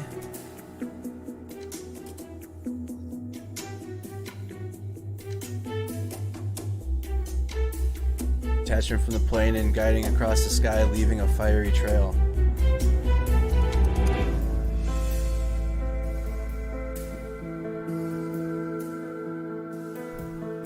This video is from 2018.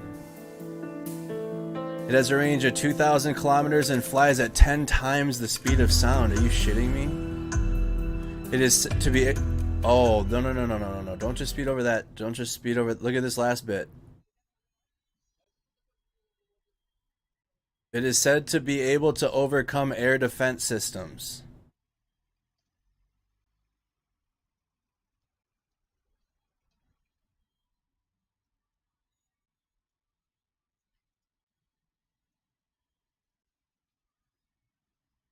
Why would they admit that?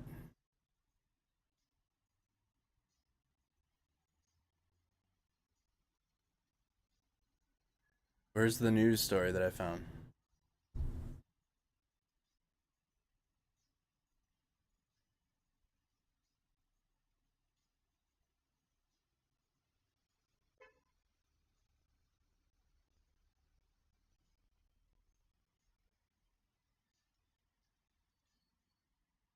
Shoot.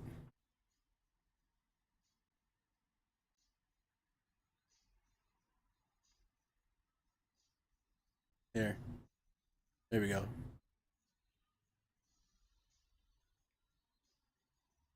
$12:36.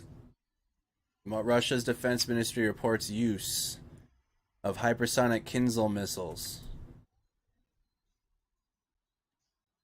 I bet you those are some of the ones that have made it through. Especially in Kyiv.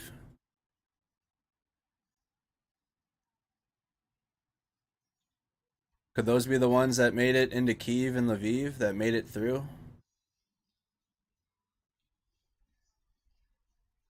They can penetrate air defense systems. What are they doing? See, constant feed.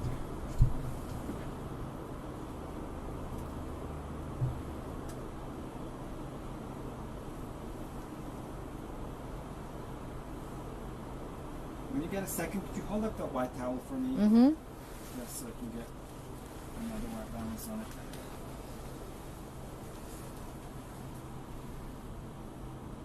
And hold on. Good stuff, thank you.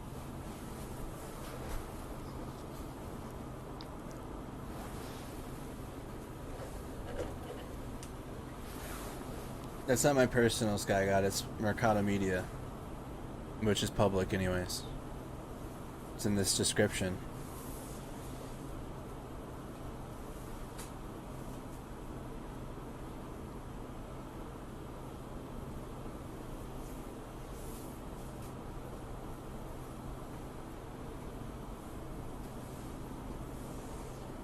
We got there. Here it is from the live view map.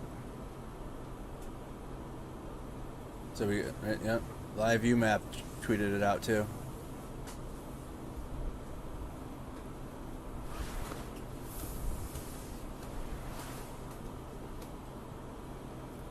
Oh, that's not good. Roscoe Mondazzo reported that Google is not complying with the requirement to remove restrictions on Russian channels. Oh, do you know what we should do quick then? Before this gets, because I don't know how long their channel's gonna last, and I just started seeing a couple of their videos from yesterday, but it kind of give you some good insight to what Russia's like right now. It's this Russian family that does their own YouTube vlogs. Where are they at? Here they are. This is their Dan Shiko, this channel. They're learning English through watching old American movies. I just watched some of their videos. And they've been in Russia, like here, our company's leaving Russia because of sanctions. And like people in their comments are talking in code. And again, if you go to their channel, you better talk in code too, because you don't want them to be in danger. Came to and they're kind of like because they're very ignorant to the fact as well of what's going on. You watch this today, so let's watch this for a little bit. This is they call themselves the average Russian family. Russian family. My friends, adorables.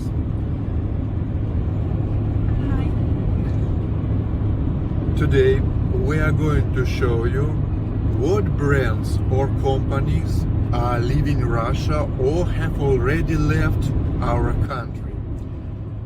We don't watch news, we don't know about this, just people in Russia, they said that some companies have left or are leaving our country, and we are going to see this by our I know that's eyes.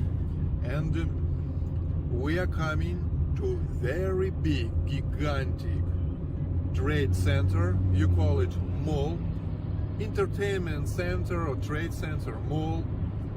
And let's go with us.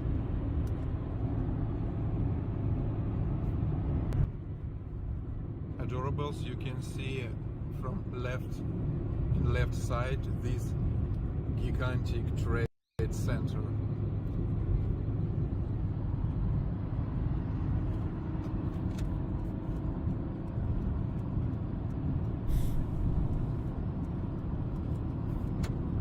The biggest YouTuber from Russia, he actually is huge. He left Russia.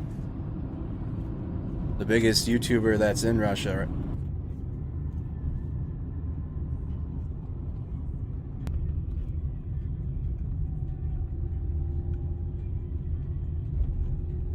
There is no political talk in the chat, Johnson. There's no fringe talk in this chat, no. If you're gonna go against the grain just to go against the grain, then that's, you can go deal with that somewhere else. Yes, this channel, the 1420 channel. Road circles. And then the other YouTuber, but he left. Yes, this is good. I love this channel. I've been watching their videos a lot. I haven't seen this one. I stopped when I got to... Guys, look. Scotch. Okay. When they got to IKEA, I stopped. They call their audience adorables. They don't watch the news. It's just they're Russian family. And I didn't mean to say like they're ignorant in a mean way. Like they truly are. Like they don't watch the news. They don't give. They're very just. This is what's happening in Russia now, right? Very much like the 1420 channel that we watch.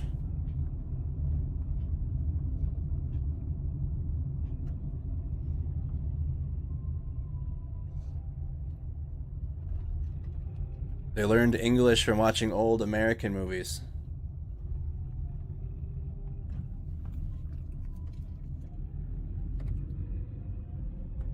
IKEA ain't gonna be there long.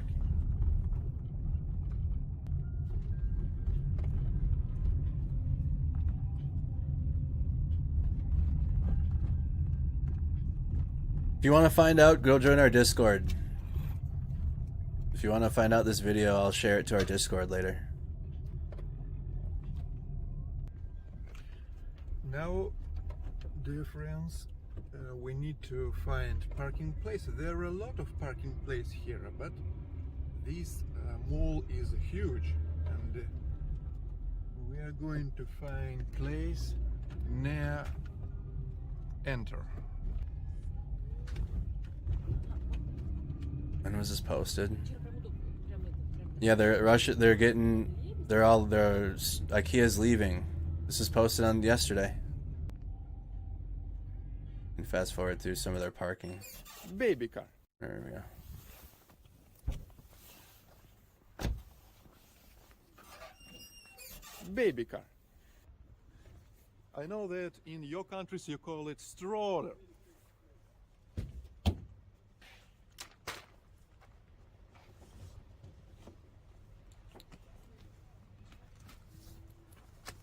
But I prefer call it baby car. He calls it baby car. Dear friends, adorables will not judge me, but for new friends, I wanna tell you, please sorry for my English. I'm just learning your beautiful language by old American movies like Indiana Jones, Crocodile Dundee, Overboard, and others. In other videos, he said John Wayne movies. Sorry for adorables that I am sorry. Sorry to adorables that I apologize. They adorables hate, then I apologize. Hey! Hey, say hi to adorables! Hi, she just say wake up. Hi! Oh, Sati baby, Sati. Hey, say Fast hi forward. to adorables! Hi! Yes, it's reality. Back forward some. Let's go back And some. I see the first store. Let's go here. So this is what it's like in Russia. Okay, adorables, we are here. Let's go. And I see the first store was closed. Look, Adidas or Adidas, I don't know how you call it. Adidas. And this store is closed. And yes, it's reality. Writings here, the store is temporary, don't work. I wanted to watch inside and to see what's going on here there. Oh, they still got all the apparel in there. Clothes are there. It is a store of gold things. Jewelry, yeah. Sales. Okay.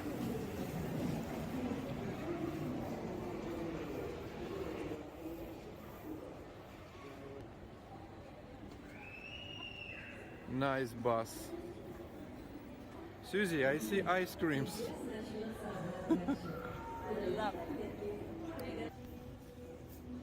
I see the store number 2. What is closed? You can see adorable. Levi's. So Levi's, I don't know how I need to pronounce it. This store is closed, and so they're showing all the stores from the the sanctions. store is temporary, don't work, and let's look inside. Clothes are still in there. Clothes are there. I wonder if they're going to be temporarily closed or if they're for real, like pulling out of Russia. Hey, Sati Toddler, Sati Toddler, Sati Toddler, Sati Toddler. What? In the morning she always say pa pa pa pa pa pa pa pa pa pa. Take. What did he say? They're going to go to an Apple store, it looks like. They're showing stores that are closed because of the sanctions in Russia. I'll post their channel into the Discord.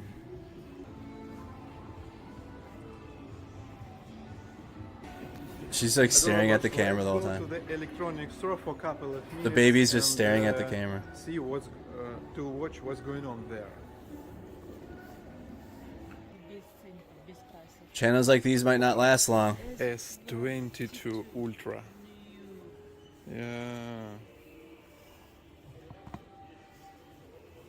The price is $1,300 for version with 500 gigabytes of memory.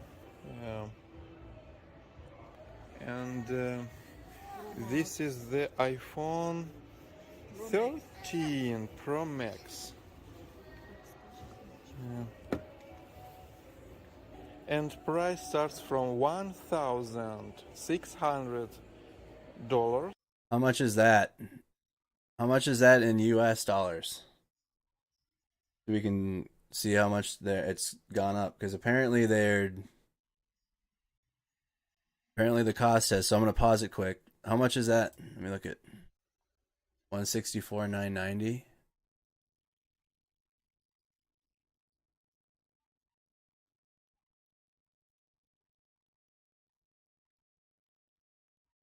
Currency converter.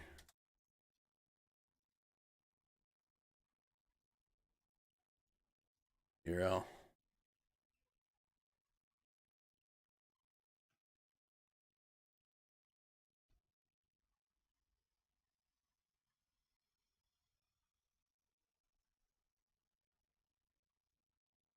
What is it? 164,990.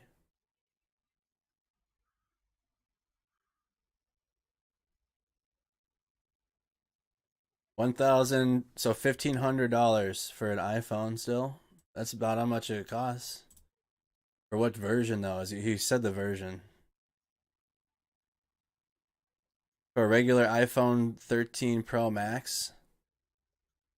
How much should I pay for mine? How much is the iPhone right now?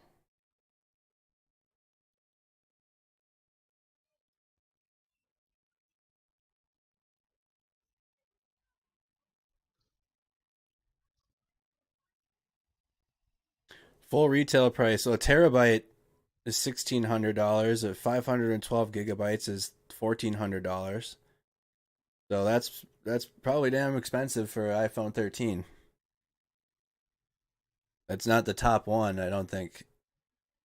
Yeah, look at the terabyte. You can kind of see it's blurry on the screen, but the terabyte one is 239,990 rubles. 239,990 rubles. I said it twice and I already forgot it. 239,990. 239,990. So for the terabyte iPhone in the United States here, it's $1,599.99. In Russia, it would be $2,232.46. So prices of shit have definitely gone up. That's way more expensive than you find it here. For $2,400 US. Okay, let's go.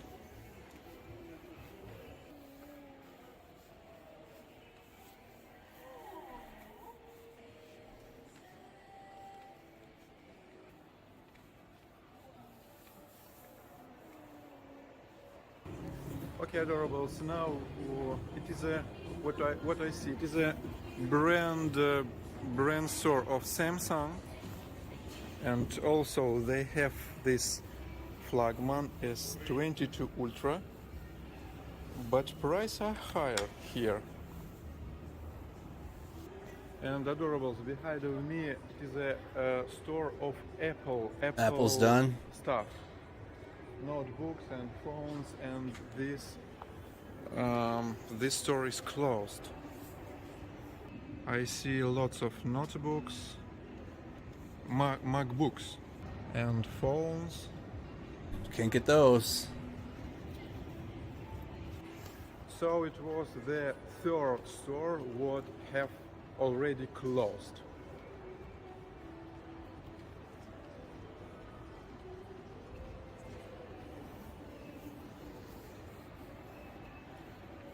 It's so sad that store with books are empty. I see another store. It's a clothes brand, Bershka, yeah? And Bershka is closed. What's going on inside of the store?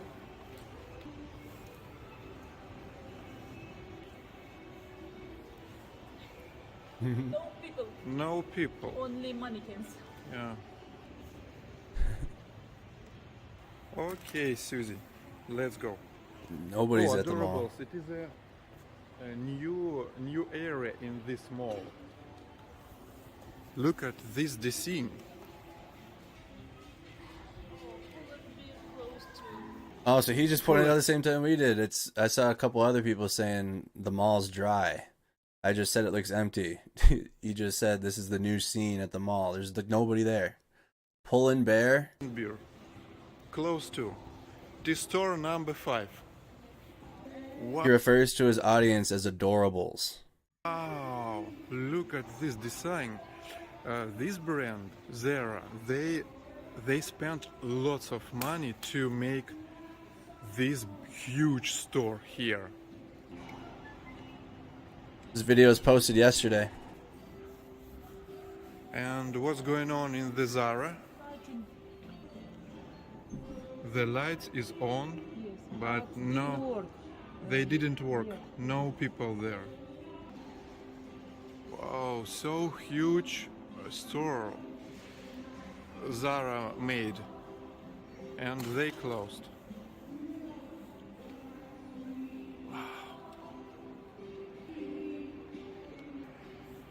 It is a store number 6, what have already closed, Stradivarius.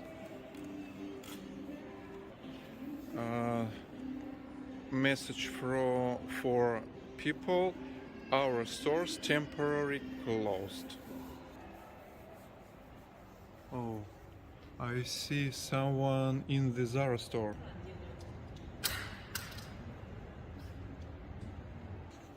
Hey, I like how they made this. Wow.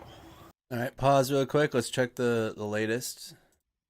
Watching a Russian family, because that update reminded me that YouTube might not be around much longer in Russia. So we're gonna tune in as much as we can. What is this here? Latest in Ukraine now. No, oh no. Good morning. We're from Ukraine.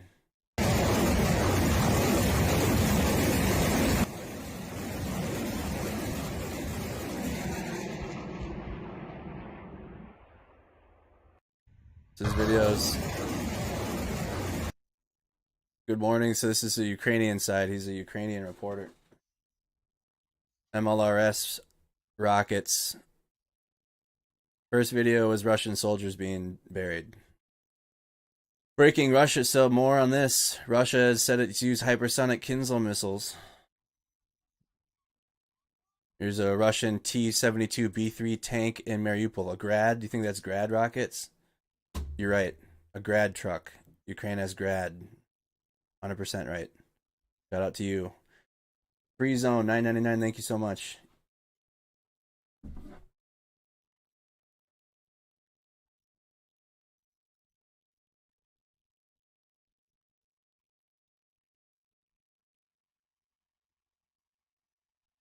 Yeah, that's a Grad truck.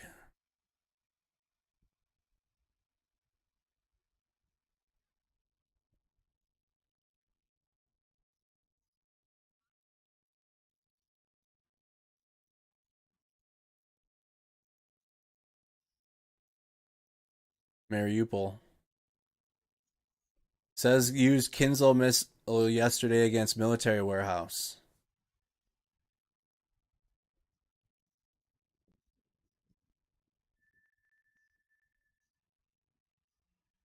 Curfew is introduced in Zaporizhia. Here's that. Zaporizhia has a curfew. Town just north of the occupied zone. North of Melitopol. Here's Zaporizhia. Today, 9,145 people have been evacuated through humanitarian corridors. In particular, 4,972 residents of Mariupol, of which 1,124 are children. That was 11 hours ago. But there's an update on how many have evacuated. They've left for Zaporizhia, so there's a curfew in Zaporizhia. Restrictions will be enforced from 4 p.m. on March 19th to 06 on March 21st. So 4 p.m. tonight until 6 a.m. tomorrow. Oh, 6 a.m. on the 21st, which is Monday. So they're on curfew from tonight until Monday. That's a long curfew. All right, let's go back to YouTube because YouTube might not be around much longer in Russia. And the Russian content creators they're not making money, and they might not be able to post videos anymore. So we're watching an average Russian family. That's what they don't watch the news. They're not politically involved. They don't know what's going on in the world. This is just what life is like for them, and they're showing the evidence of the sanctions in Russia and the extent of them. Nice.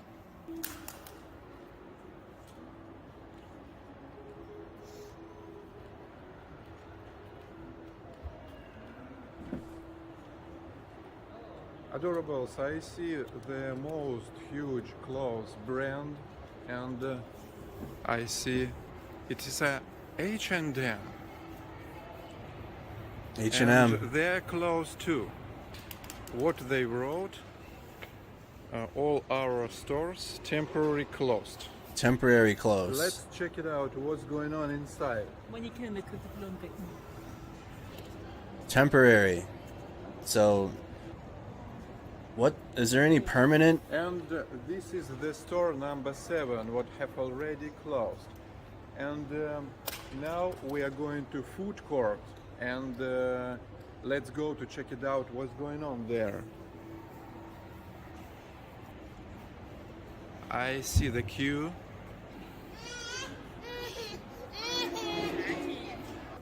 Adorables, I see that McDonald's closed. done. Behind on me. Yeah. Hey, such a toddler. You feel pain about McDonald's is closed? No, I think no. What do you wanna? Oh, she angry. This is the queue to KFC. Lots of people here. KFC still running. What is this? Вкуснолюбов. And Levan House. Oh, I like their food. Look how it looks delicious. Making me hungry. What is this? And restaurant. And something about burger. Burger King. So, He said something about burger. In food court, only McDonald's is closed. All another companies they work. So what we think about this? I wanna tell you one my dream, and it was little dream that I dreamed about McDonald's and Coca-Cola someday that we will move out from our country. I know that many people, the majority of youngest in Russia, they love food of McDonald's. But for apparently, true, in our family, we don't eat this shit because it's a lot of chemical stuff there. So we don't eat this shit. We didn't say it. So about McDonald's, I don't said about this company.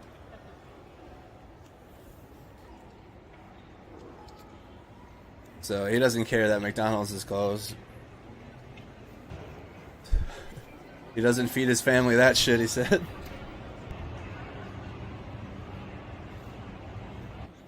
So apparently Russians like McDonald's as much as Americans do. We are going to the next.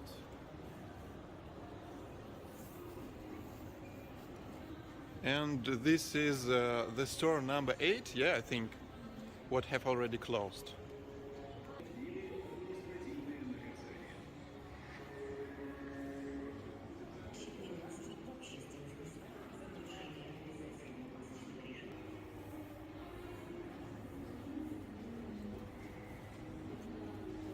Adorables, and we came here and we see that this close.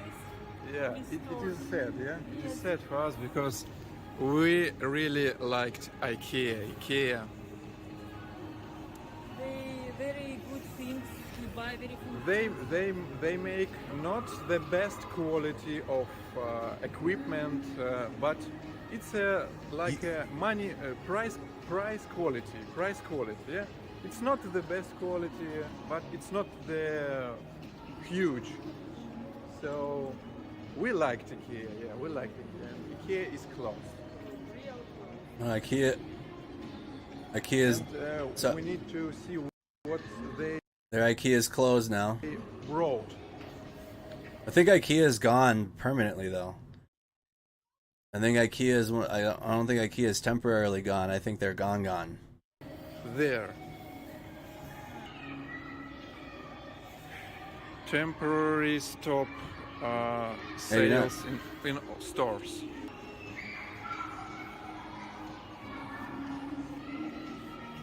Temporary stop, at least on the sign. But we'll see. What is this here now? Where the nuclear plant is? Russia fires hypersonic missile in combat for the first time ever. Russia's defense ministry claims it has used hypersonic missiles for the first time ever in combat. It said it had destroyed it, which means that's not true, which means they're definitely using it. That means that they're definitely using a lot of them in Ukraine. It said it destroyed an underground Ukrainian missile depot in the Ivano-Frankivsk region yesterday. The use of the weapons is the latest sign that Vladimir Putin is getting increasingly desperate as his forces struggle to carry out his illegal invasion of Ukraine. Details about the operation remain scarce, but Russia has previously bragged about its hypersonic weapons arsenal. They're definitely using them. They're just not admitting. They admitted to one.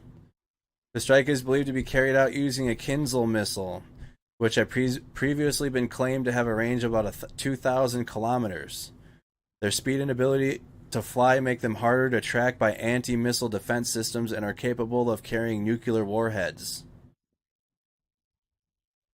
The ministry said it had also destroyed Ukrainian military radio and reconnaissance centers near the port of Odessa using a coastal missile system. This morning, the Ukrainian Prosecutor General's office said on Sunday that 112 children have been killed so far on the war in Ukraine. This is a test of the Kinzhal missile.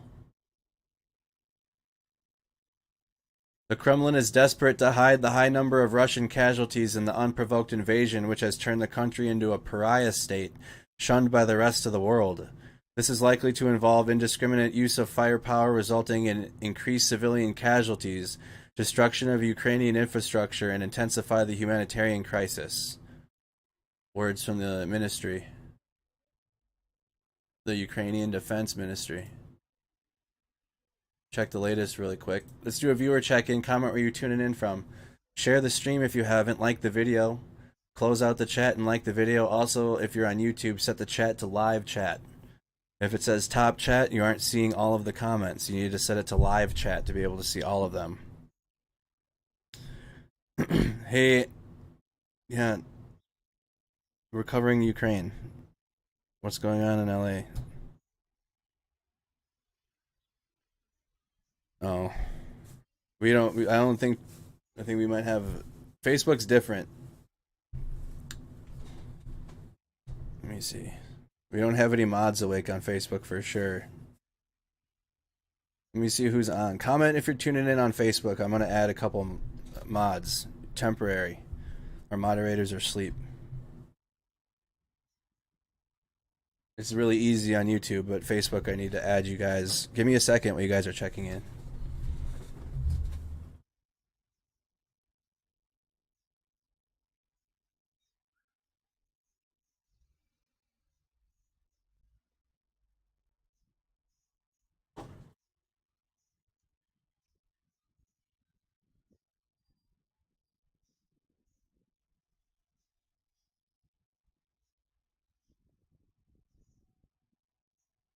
Chicago, Illinois tuned in. Welcome.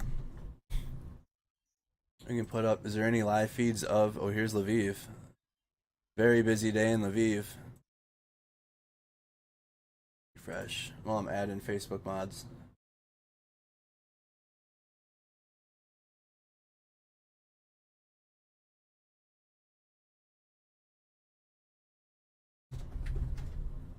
Oops. All I report is facts. All I report is facts.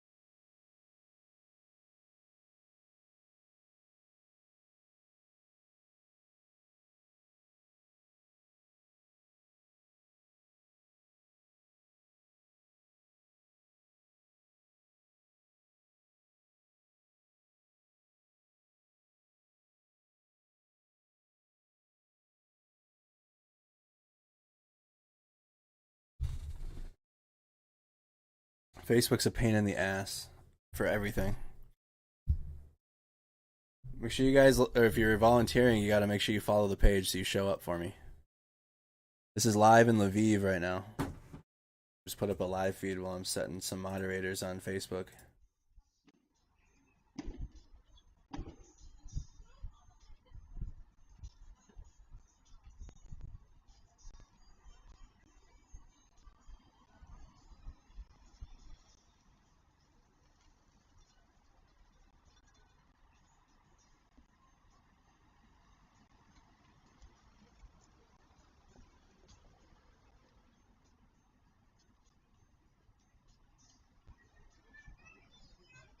Hibbing, Minnesota tuned in. How you doing, Rochester, New York?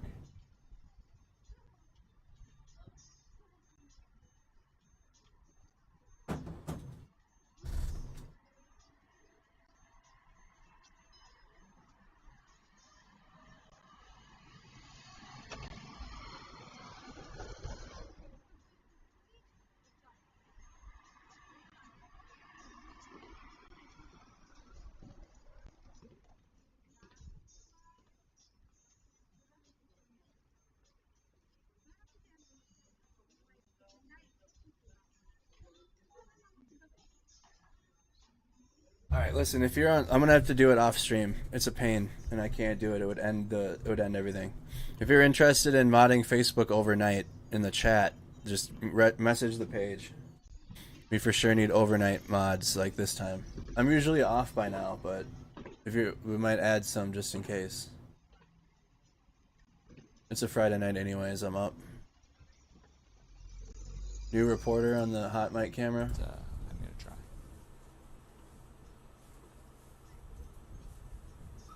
It sure is. That's the CNN hot mic camera. Alright, let's go back to the video we were watching. I'm gonna turn down Lviv. You're just gonna have to bear with it, Facebook. Alright, back to the video we were watching in Russia. There again, they're showing, this channel is showing the evidence of the sanctions in Russia.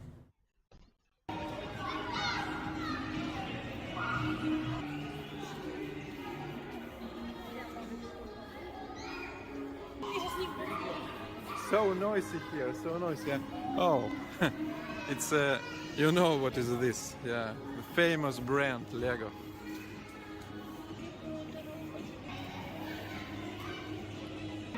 Adorables, look how this IKEA is huge, and I don't know how they are going to move their stuff from this store. It's an incredible mission.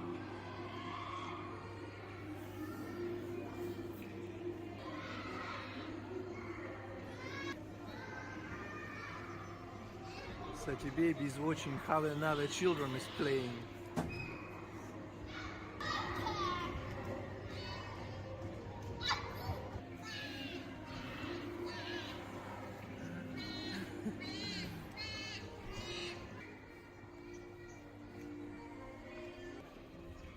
Yes, he's calling, his audience is called Adorables. This is average Russian family.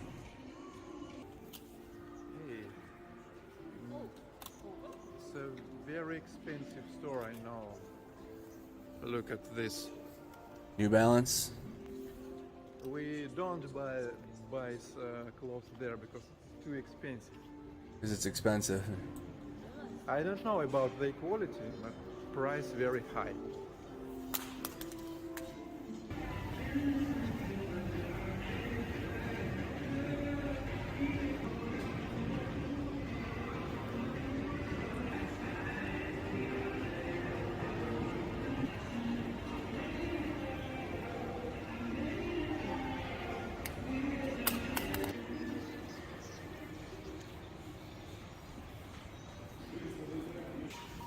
Okie dokie, adorable. And now we check it out and we know that really some companies, brands are closed in Russia. And the most of them it is clothes brands.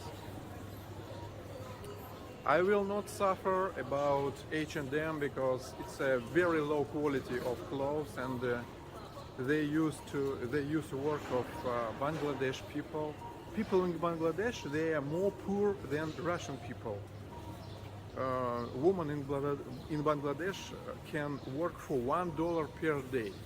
So I will not suffer about H&M, but for true Adidas, I liked Adidas. You like too? You like to? Yes. You like too, Biba?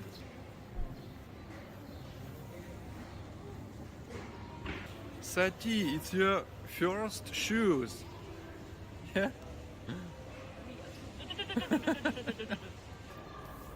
Okay, adorables, guys, friends, what I think about that these brands are close here. I don't know what your mass media talk to you. Maybe they talk that these companies are going to leave Russia forever, and I want to tell you what I see by my eyes.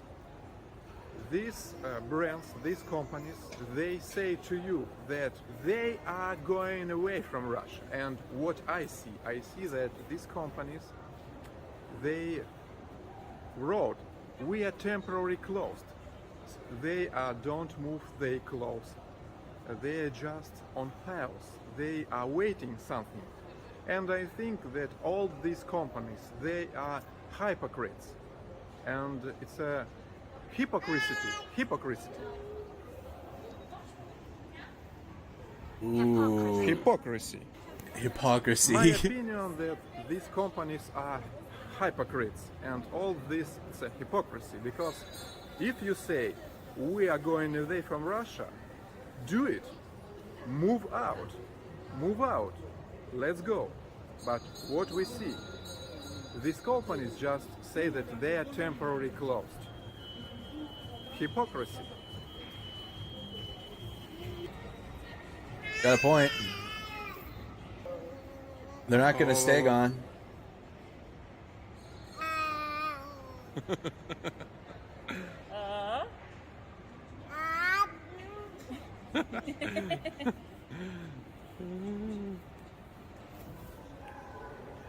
My adorables, they love me for truth, that I'm trying to tell you truth. And I'm going to tell you truth because I respect my adorables. As for me, I am glad, I will be glad if some companies will move out from Russia. It's true that I hate McDonald's, I hate Coca-Cola company, but they are hypocrites. They say that they are going away, but they don't go away. They just tell you that they going away from Russia. No, they are staying here and waiting something. And what they waiting? It is the key question. What they waiting? What they think they hypocrites? Yeah.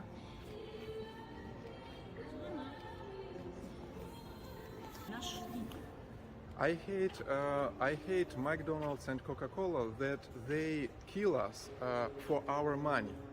And look at the situation. Some very rich people, very powerful people in this world say, hey, Coca-Cola, move out from Russia because there are sanctions.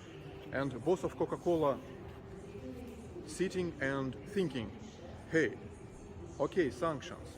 We sell our shit to Russian people and they pay for this poison stuff.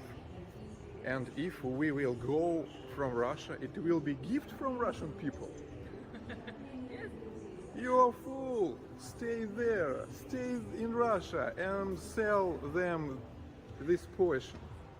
This is the sanctions. The sanctions is that Coca-Cola and McDonald's will stay here. If they will move out, if Coca-Cola and McDonald's will go away forever in Russia, it will be gift. We will be blessed here. Yeah. There will be more another Russian companies what will sell another food, like local food, like борщ, like пельмени, пирожки, блины.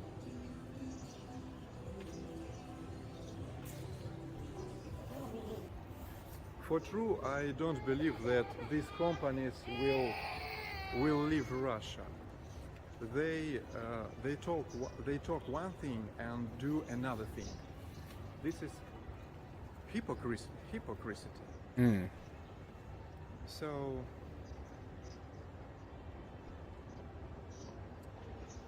have a nice day. Yes. All right, I need you guys to pretend that. I need you guys to pretend for a moment. Pretend for a moment that we haven't been watching this war in Ukraine since its inception. All right, I want you to pretend that you have no idea what's going on in Ukraine at all. Okay, now live in Russia, and then you, number one, even speaking against the war, you can't even say war. If you say war, you can go to prison. You can't even say that. If you consume media that is like mine, like if a Russian was caught watching Mercado media, likely prison. I'd probably be banned actually in Russia.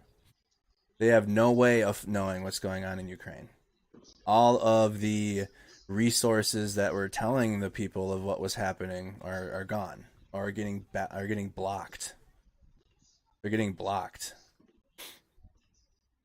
So the other thing is he's doing what he can to not get the Kremlin on his channel. Pretty simple. I think a lot of Americans would fail this. All right, let's watch another one. Prices in Russia. He's been going gasoline prices in Russia after sanctions. This was 2 weeks ago. Home heating bills in Russia after sanctions. So all they know on this channel, or all they're showing, is sanctions. They don't get any truth in Russia at all. None. So as much as it sucks to see the ignorance, it's not their fault. 1420's video, they did a new one too.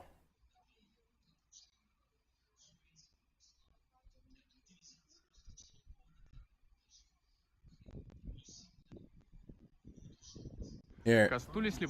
This is from 1420's channel. What do Russians think now, 3 weeks after the start? Санкции. Нет, живем, все хорошо, все великолепно, да.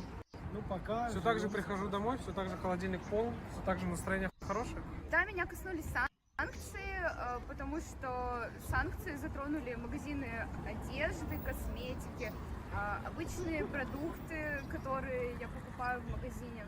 Самое, что категорически вот коснулось, прям это вот еда, которая очень сильно просела в качестве. Look at how, even just right here, this 1420 channel. When they started their first videos, it was just kind of scary how some people were answering, but look at now. Now he's blurring their faces and their audio. I hadn't seen this yet, so now like the people, they can't even, like, they're afraid of just even speaking. You can't. It's not like the United States there, where you can just say whatever you want, really.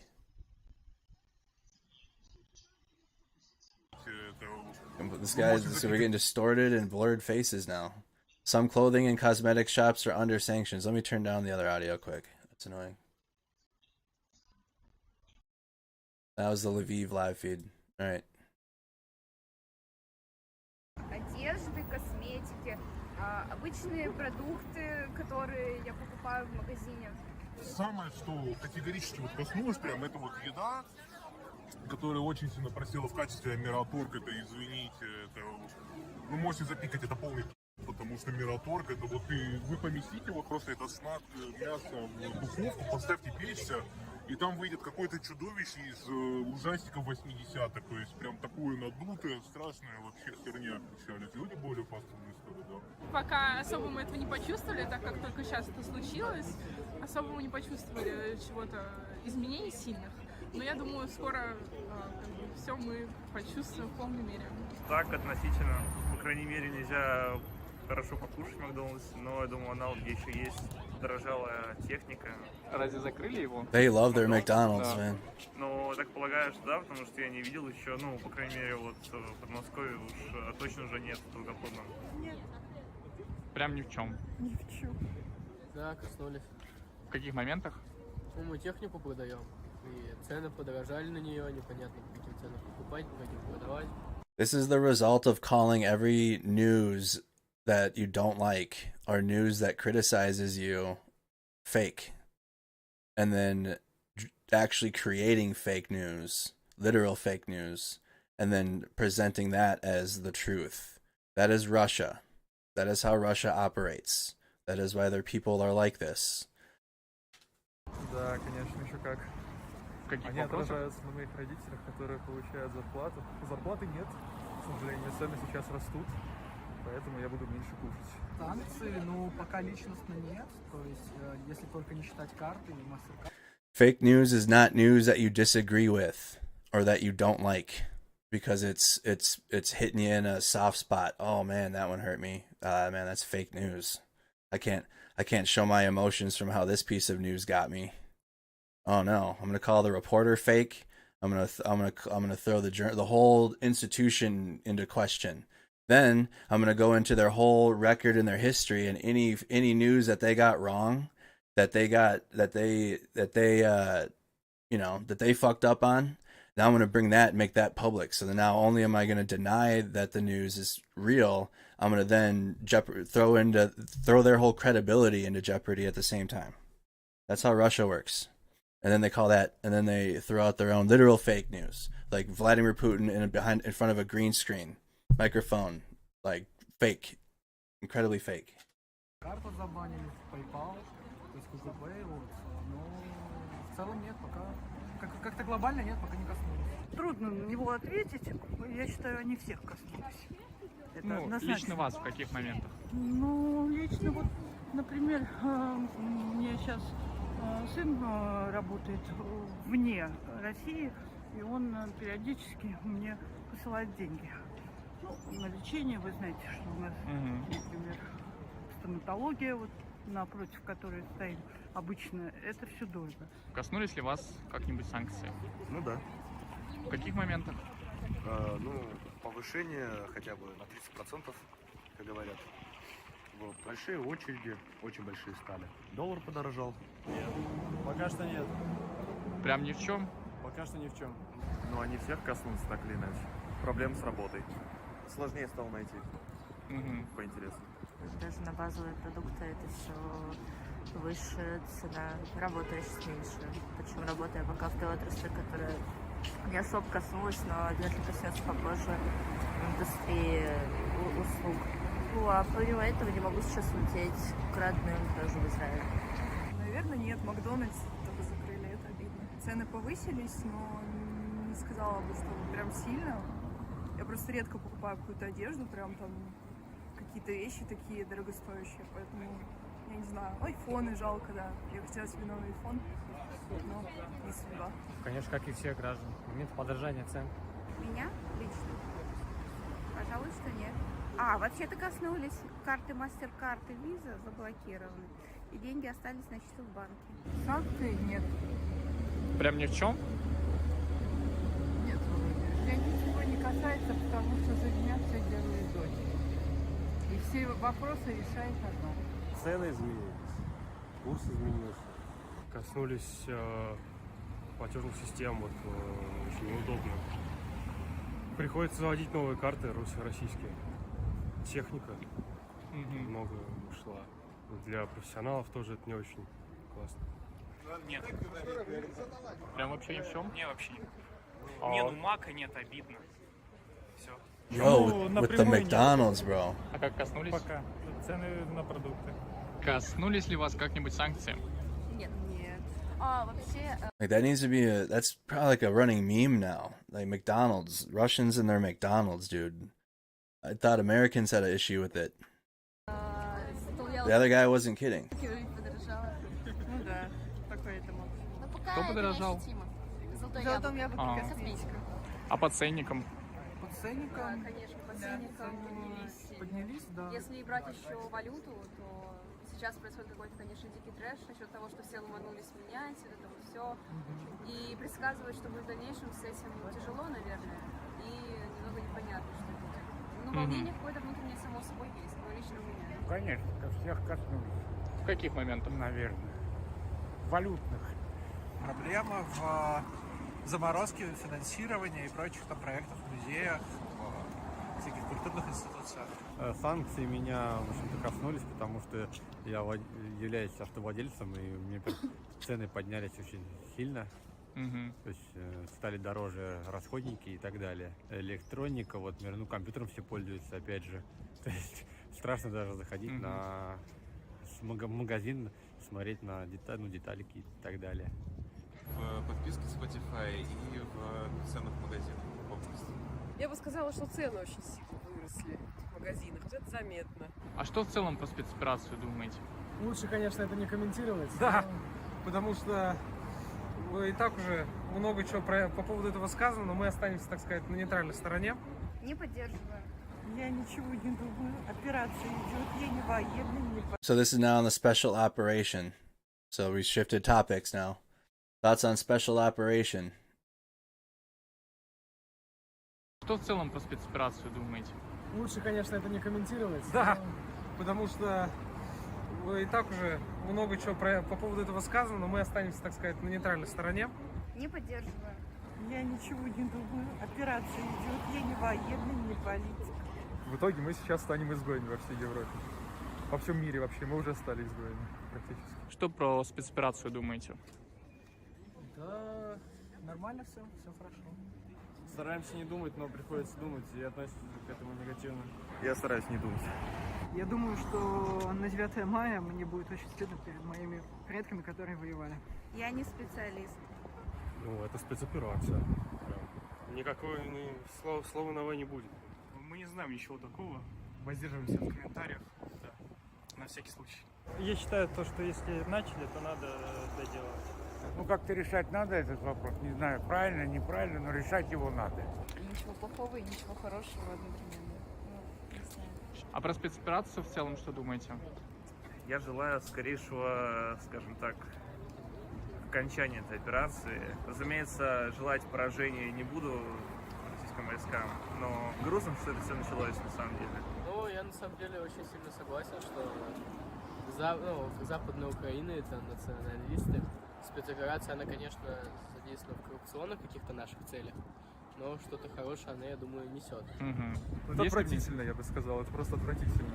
Я не знал, что мы вообще на такое можем быть способны. Я думал, мы просто будем выпендриваться тем, что нас все боятся, что у нас есть оружие, что мы в любой момент можем напасть, но я не думал, что мы реально нападем. Что думаете про спецоперацию вообще? Есть ли в ней смысл? Я думаю, что да.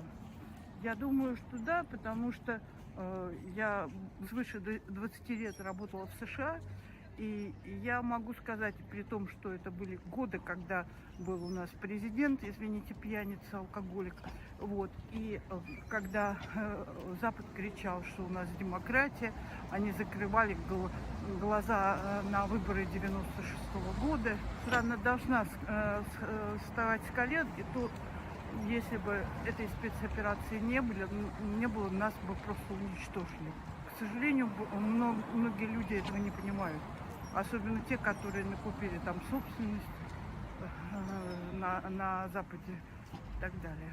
Я думаю, что это So she's definitely, yep, ужасно, конечно, все. definitely pro-Putin. Видно, что это наши братья. Вообще никак не ожидалось, что это может быть, что это может так далеко все зайти.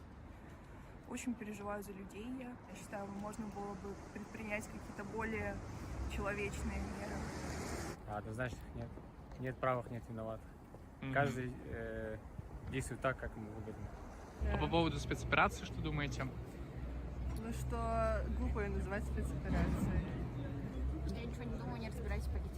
Но я абсолютно не поддерживаю и считаю это преступлением, и ощущаю коллективную вину и ответственность, которая лежит на всем российском народе.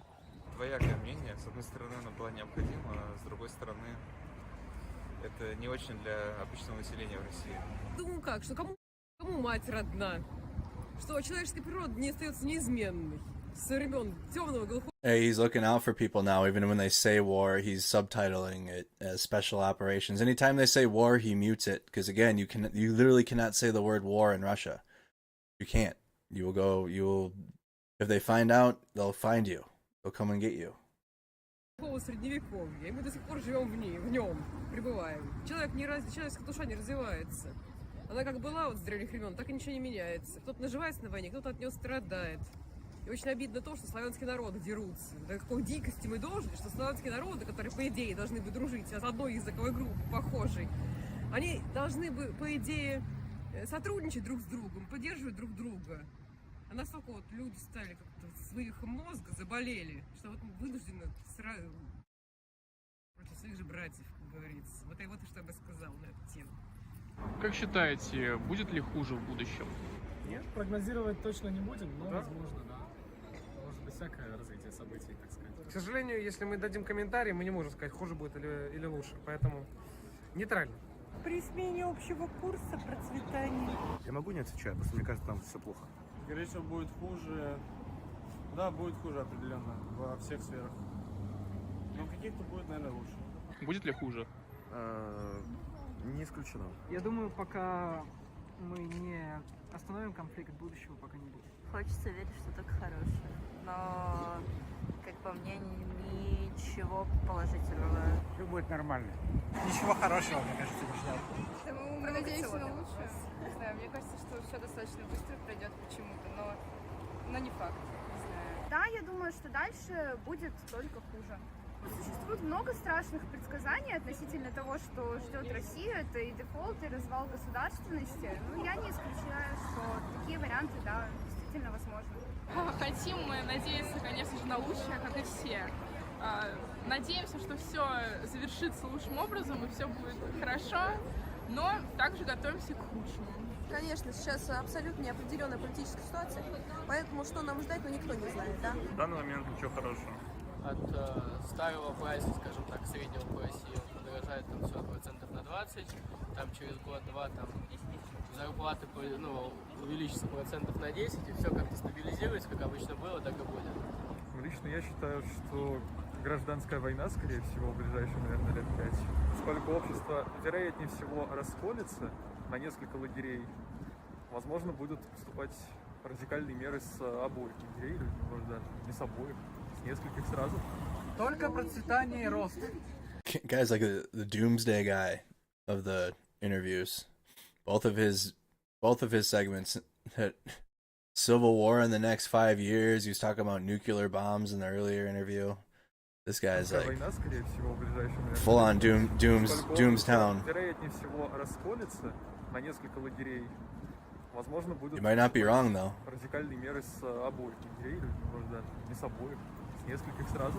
Только процветание и рост.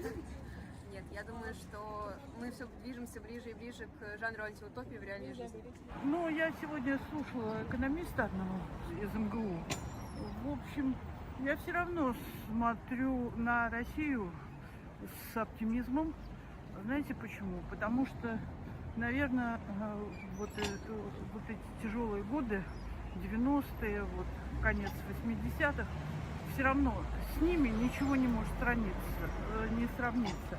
Но я надеюсь, конечно, на лучшее все-таки. Вот, я надеюсь, что мы помиримся когда-нибудь с Украиной, что все будет прекрасно, и Европа, и Америка нам откроют двери, и мы все будем друзьями. Ну, короче, у меня такое утопическое мышление, настраиваемся на лучшее. Я верю, что ее ждет успех, только так. Нужно жить только с позитивным настроем, по-другому никак. Как считаете, что Россию ждет в будущем? Будет ли хуже, чем сейчас? В ближайшем будущем будет хуже, да. А дальше, я думаю, все, наверное. А дальше это примерно через сколько? Ну, через полгодика, не раньше.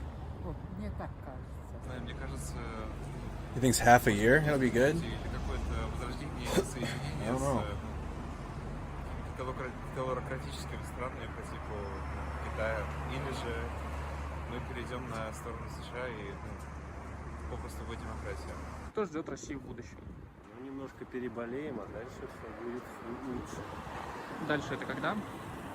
Я думаю, через 2-3 года мы адаптируемся к санкциям, начнет работать наша экономика. Ну, каменный век, я думаю, обеспечен.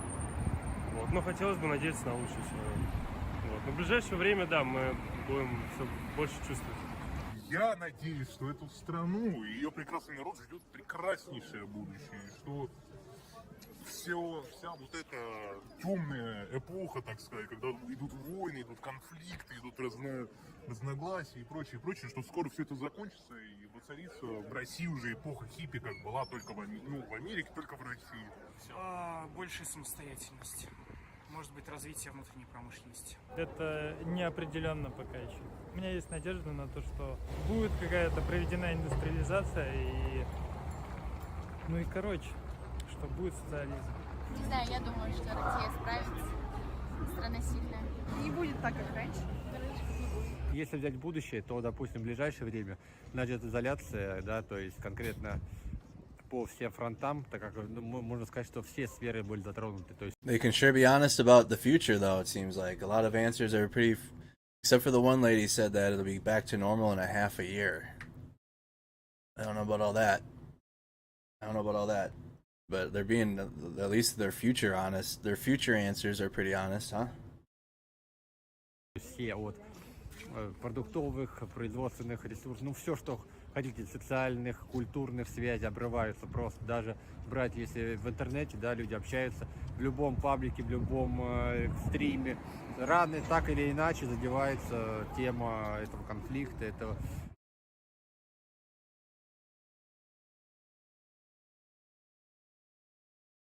Против населения другой страны и так далее. Мы на десятилетия откатываемся вообще на десятилетия в развитии, в жизни хорошей, потому что вот только-только начиналось все нормально, ну, как бы наладилось, да, вот как-то уже там, ну, и даже те старые санкции по Крыму вообще забылись, ну, как бы они так уже стали налаживать, и опять мы сами себя же под ножку и в пропасть.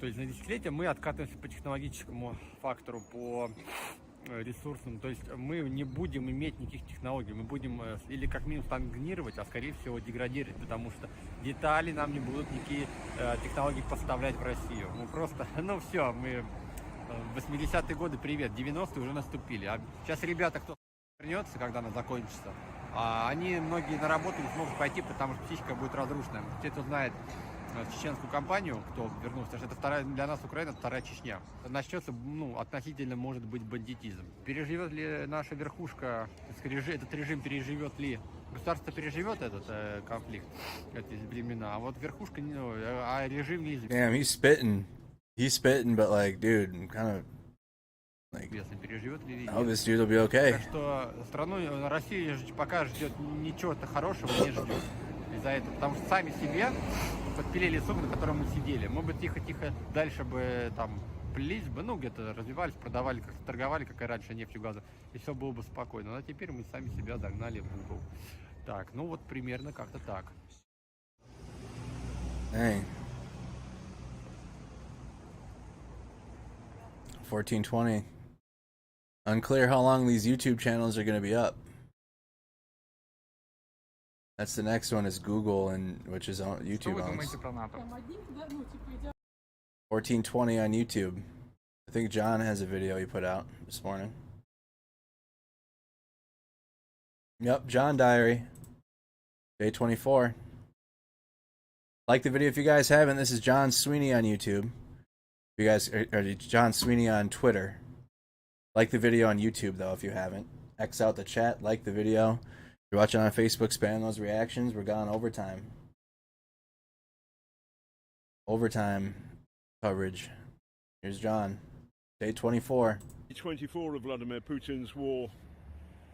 The electricity is still on. The internet is still on. There are no Russian tanks in my street, Kreshchatik, or anything like it. And I'm still wearing my lucky orange hat. Lucky orange hat. Quiet nights. Maybe some crumps of artillery. Not very loud. Yesterday, I went to the war. I suppose I should set it up. East. Hold on. Pause.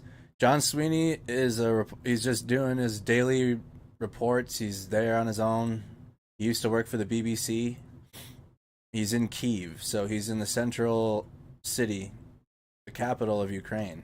So here's where he's reporting from. If you're just tuning in, I should definitely remember to do that from now on. If this is like your first time, if you don't know who this guy is or where he's reporting from or what's going on, he's like right here.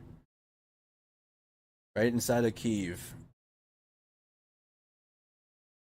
Maidan Square. So he'd be like right here. Right? Kyiv. Here it is on the big map. Zoom in. He's like right here. You see him a jellyfish? He's like right over here. Alright? Right in the heart of Kyiv. He does daily diary updates in the morning time. Kyiv Diary, Day 24 of Vladimir Putin's war. The electricity is still on. The internet is still on. There are no Russian tanks in my street, Kreshchatik, or anything like it. And I'm still wearing my lucky orange hat. Quiet nights. Maybe some crumps of artillery. Not very loud. Yesterday, I went to the war in the east. About 15 miles out of town, we hit the last checkpoint for us, and you could hear the war. There was crumps, not close, but not very far away, and found a taxi driver who told me that the Russian soldiers were begging the villagers for food, that they weren't aggressive, it was their commanders who were aggressive, not them.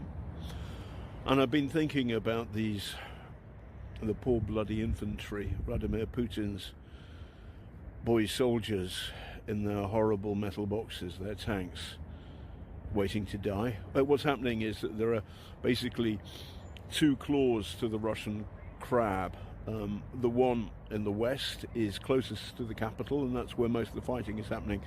The one to the east, where I was, the claw is weakening, the pincer is not very sharp. But these kids in the tank, what are they doing? It feels like what's happening in Russia is becoming more and more the Church of Putinology.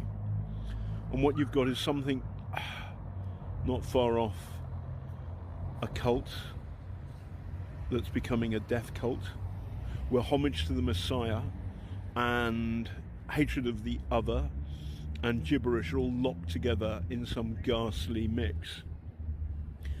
And if you don't go along with it, you may die.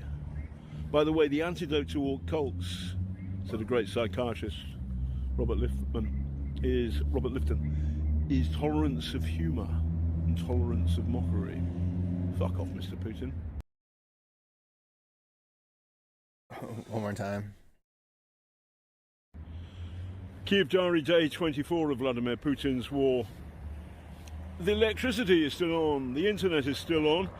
There are no Russian tanks in my street, Kreshchatik, or anything like it, and I'm still wearing my lucky orange hat.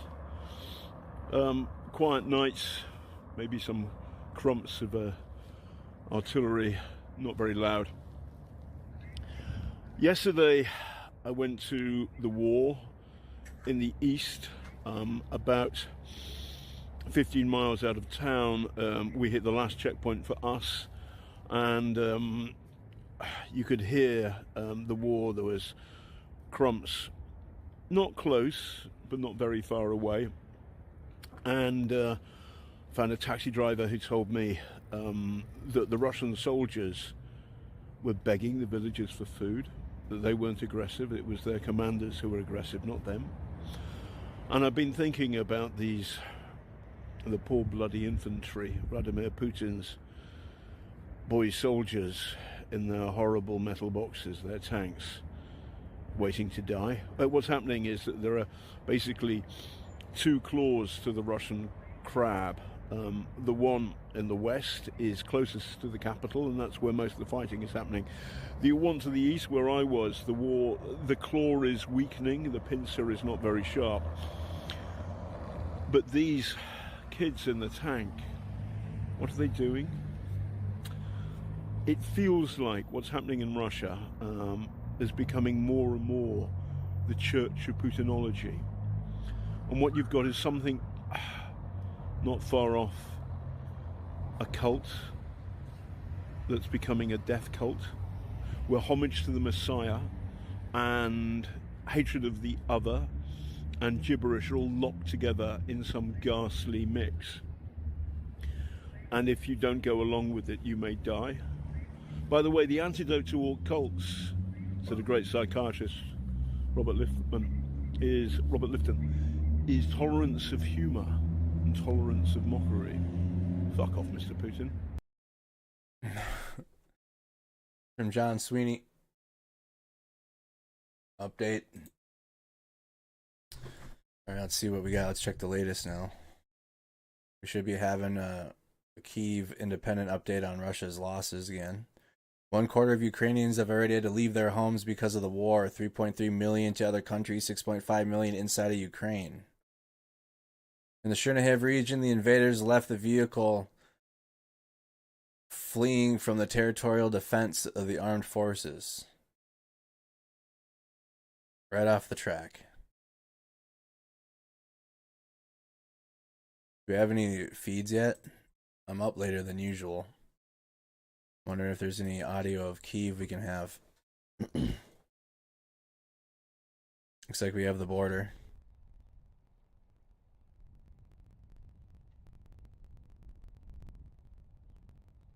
Looks like a border feed.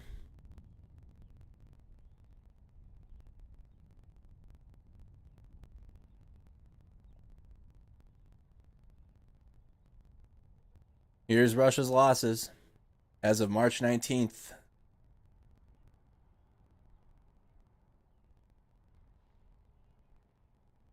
Losses update. 14,400 troops, 95 planes, 115 helicopters. Hydration. 466 tanks, 213 artillery pieces.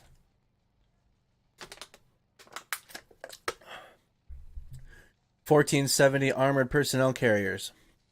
72 MLRS, 3 boats, 914 vehicles. There's that number, 60 fuel tanks. 17 UAVs, 44 aircraft, and 11 special equipment. The losses. That's just a ridiculously high number. That's nearly double the amount of soldiers that America lost in 20 years of the war on terror.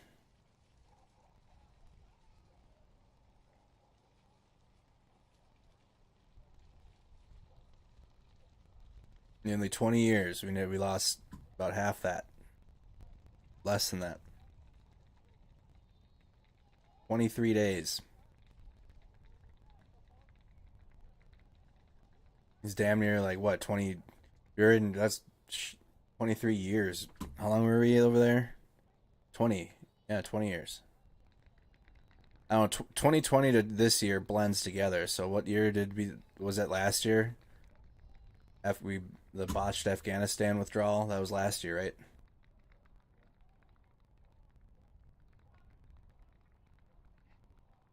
Wow.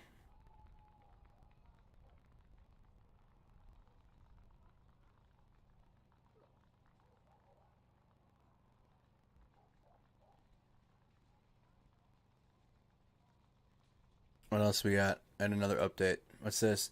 This is how Mariupol looks like from satellite. Here's the city of Mariupol. The last city remaining. I'll show it to you on the big map, and then we'll look at it on the war map. This audio is kind of... The Polish border. So now this station's at the Polish border. I'm going to mute that audio. Here's Mariupol. Now here it is on our war map.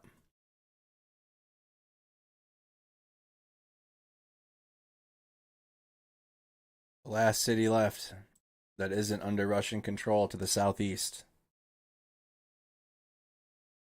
The last one.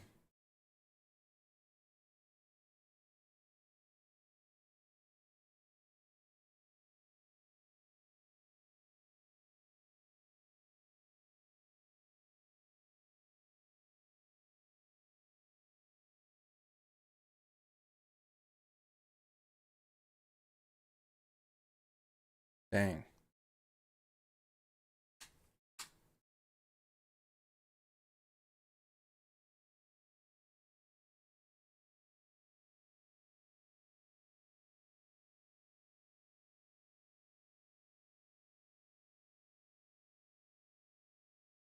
Station check-in real quick. Station check-in. This is where you're watching on YouTube and Facebook. Come to the original source.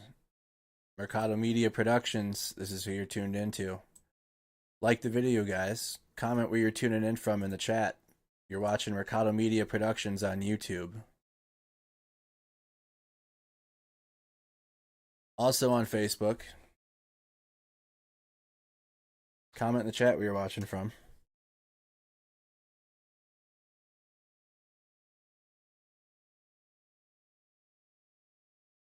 Subscribe to the channel. It really does help a lot. We're nearing 36,000.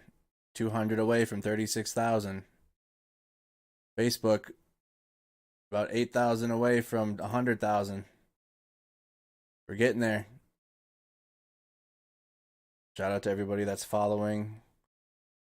Exclamation mark notify in the chat to automatically follow on Facebook. You guys are awesome. We got Fort Wayne, Indiana tuned in. Good morning from Liverpool. Good morning. Good morning, Western Australia. How you doing? Florida's tuned in. How you doing? How you doing? Pointy Side. How you doing? Yuma, Arizona. Roseville, California. Wanaka, New Zealand. How you doing?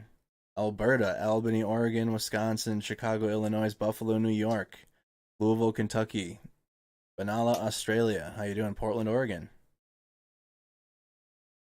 Exclamation mark notify in the chat on Facebook. Subscribe to the YouTube channel. With the notification bell set to all. Shout out to everybody on YouTube. Shout out to everybody on Facebook. And also follow on Twitter at MMP LLC News. It's the same username as the Facebook account. MMP LLC News. The other thing I forget to keep offering. But then we'll dive back into the news quick. So MMP LLC News on Twitter, follow us there. And then also my Instagram.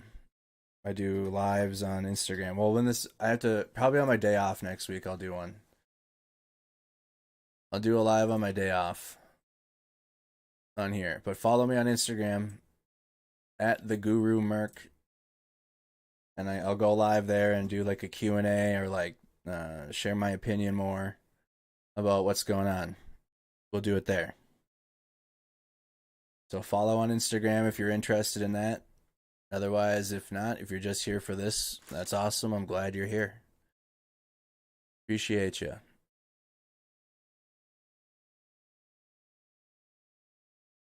All right. Back to the latest. Good morning from Massachusetts. Good morning. Good morning. Good morning. Mariupol is new Srebrenica and the new Aleppo. War crime. Hayward, California. Good to see you. Good morning from Sweden. From Texas. CC, Texas. How you doing?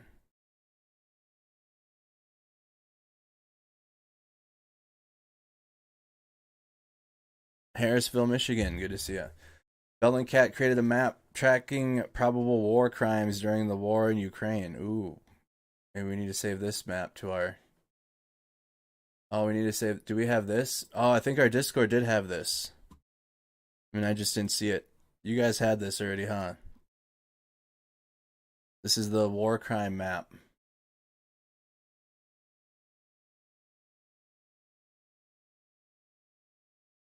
Wow. What appears to be CCTV depicting multiple launch rocket systems. Wow. We gotta save this into our Discord. This resource. It has the location, the geolocated spot, and then it also... Okay, sorry about your ears. I apologize. But it also has the video. That was from 14 March. They have all the way up to 17 March. So it's updated daily. Which one do they have here? A Russian air bomb tonight has destroyed a school. These are the remains of the missile. It appears to be a long-range cruise missile. All right, I'm posting this in our Discord. And I'm going to pin it.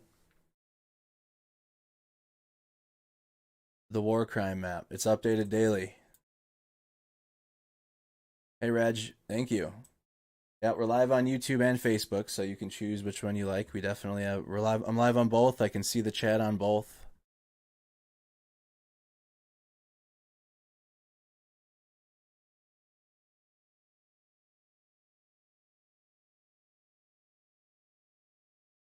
Oh yeah, pin it. Russia, this is the latest, though. Russia says using hypersonic weapons in western Ukraine. Well, not really the latest anymore.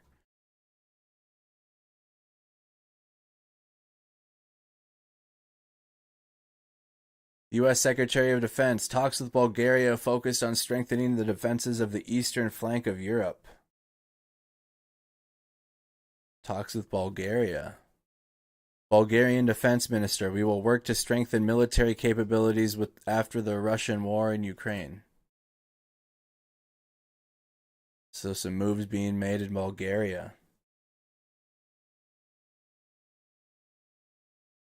Talks with Bulgaria focused on strengthening the defenses of Europe's eastern flank. It's over here now. All right.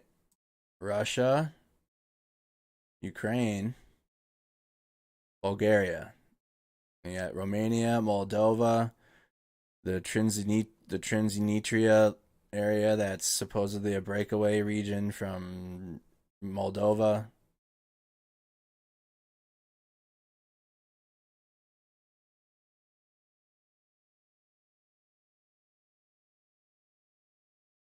Right. Check the fire map. This is updated now. Present. Still had extreme fires. I wonder, is there a Kyiv live feed yet?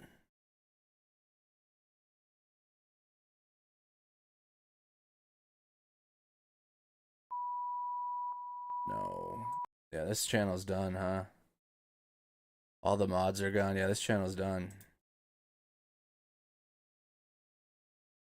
Live news reporting.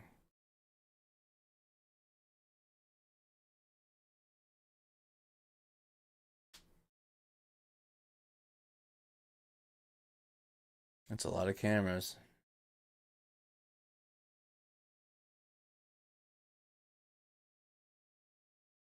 Is the sun up yet? That sounds silly, but no, like the sun, the channel.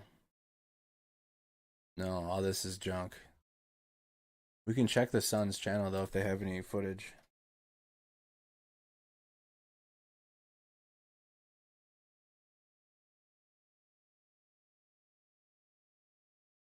Oh, they start about 12 hours ago. Dang it. We won't see that for a while then. They won't be live for a few hours yet.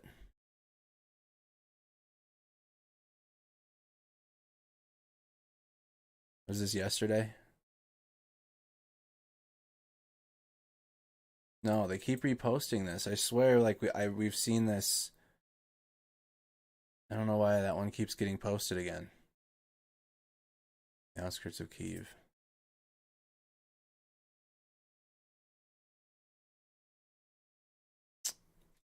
That's the other news, is Russia's admitting to using...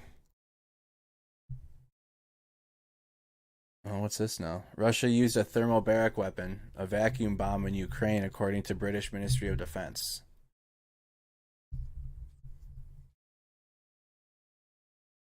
Russia used a thermobaric weapon, also known as a vacuum bomb. We've known that. We've known that. Grain warehouse was destroyed in Russian army shelling in Narodichi village in the Zhytomyr region. The sun's been good for a live feed. That's what I meant. Like they have a live feed of like this over the city of Kyiv.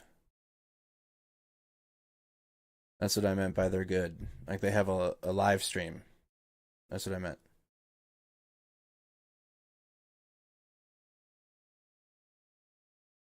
But that doesn't start till about 8 a.m. And I'm not going to be live until 8 a.m.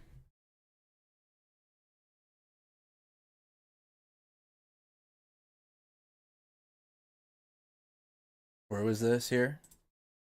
In the Zhytomyr region. The Russian shelling of Narodichi village. Where's that? They have it's over the skyline. Oops. There's other ones, like Washington Post uses it too, I suppose. The Narodichi village in the Zhytomyr Oblast.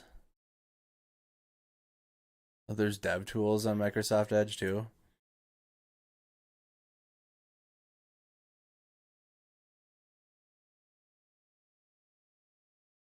This is in the Zhytomyr Oblast? Yeah. The Zhytomyr Oblast goes all the way up to the border.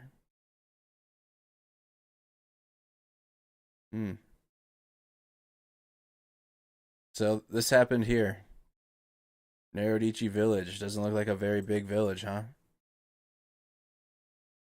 Another town you just kind of drive through. There's only two spots to look at here.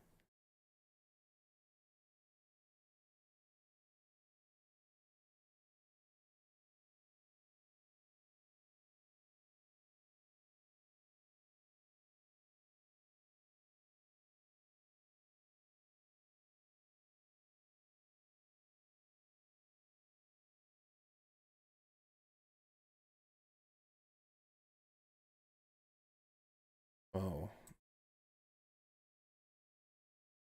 Kind of like a park.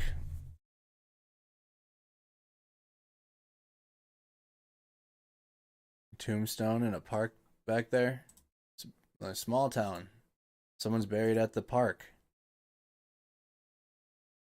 So this isn't where that is. There's no other vantage points, but this is the village that this happened in.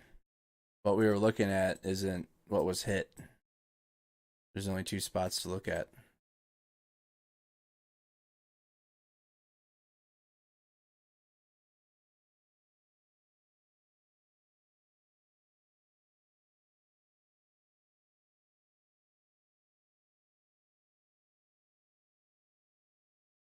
Oh, that feed's done now, huh? This must be... When does it come back on?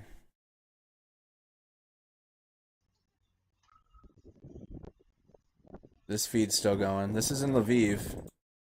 This live feed's good. Lviv is to the west. Lviv's over here. In Western Ukraine.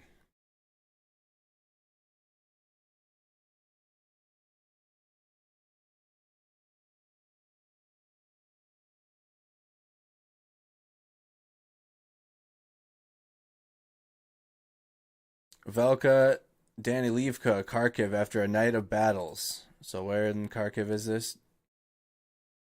In the Velka. Kharkiv is to the east. So let's get out of here. Kharkiv's over here.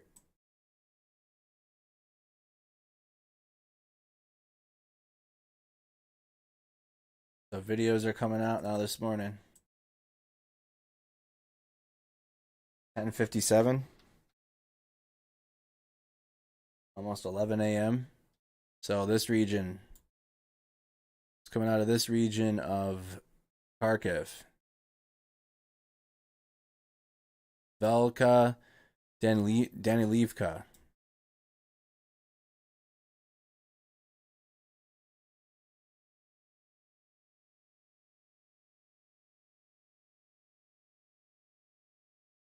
Here is the video.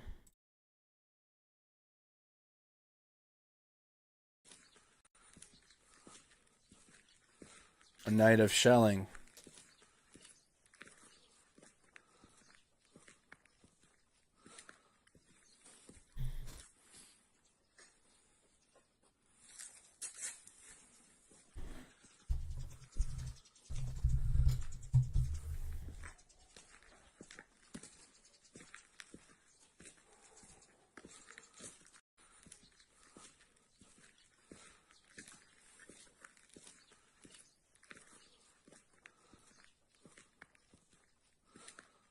Thank you, Mikey. Mikey J, thank you so much.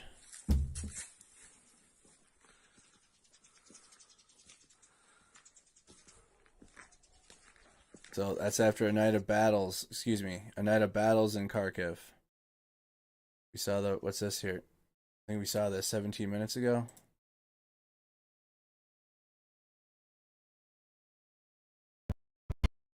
Okay. We saw this though. Well, I suppose this is what Chernihiv looks like. The newest video compilation from Chernihiv. Show you where Chernihiv is on the map first.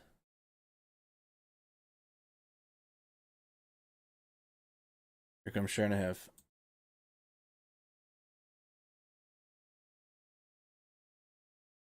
Right up here. To the northeast of Kyiv. Right here.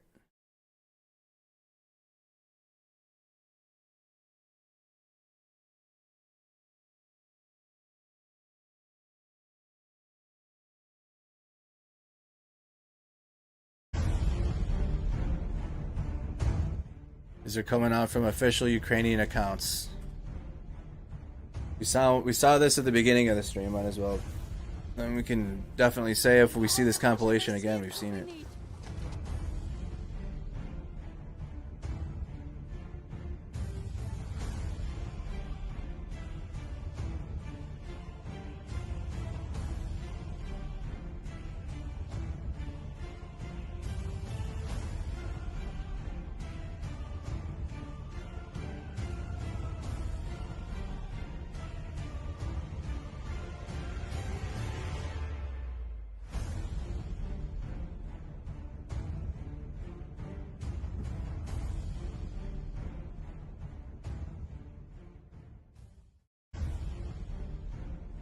All right, that's Chernihiv now.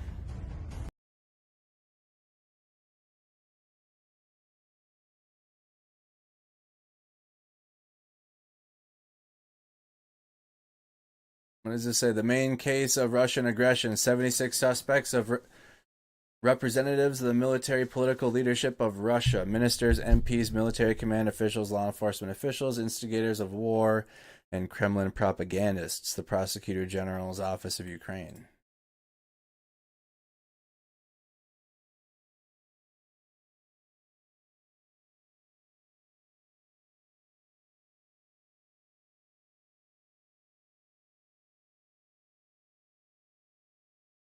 Here's a look at apartments in Kyiv.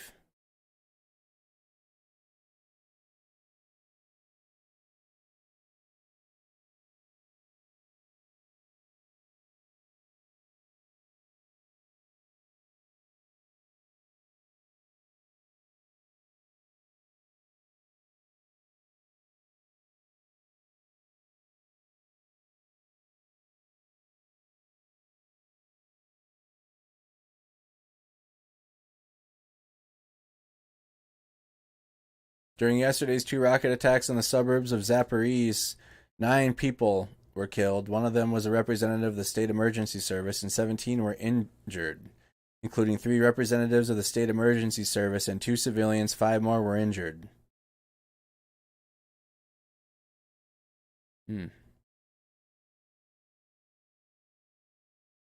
Russia has mined the recommended routes from the Bosphorus to Odessa and said it was Ukrainian mines.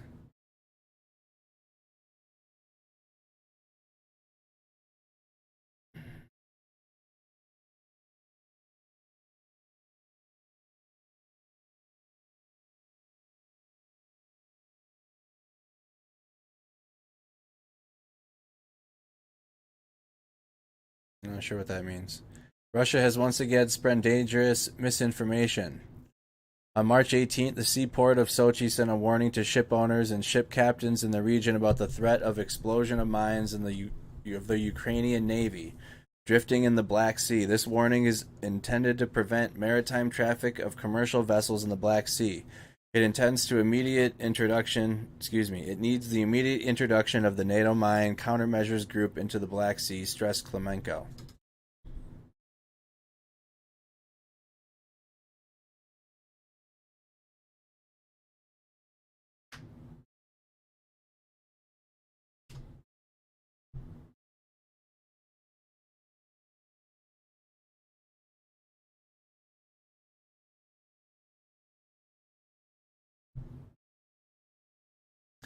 All right, y'all.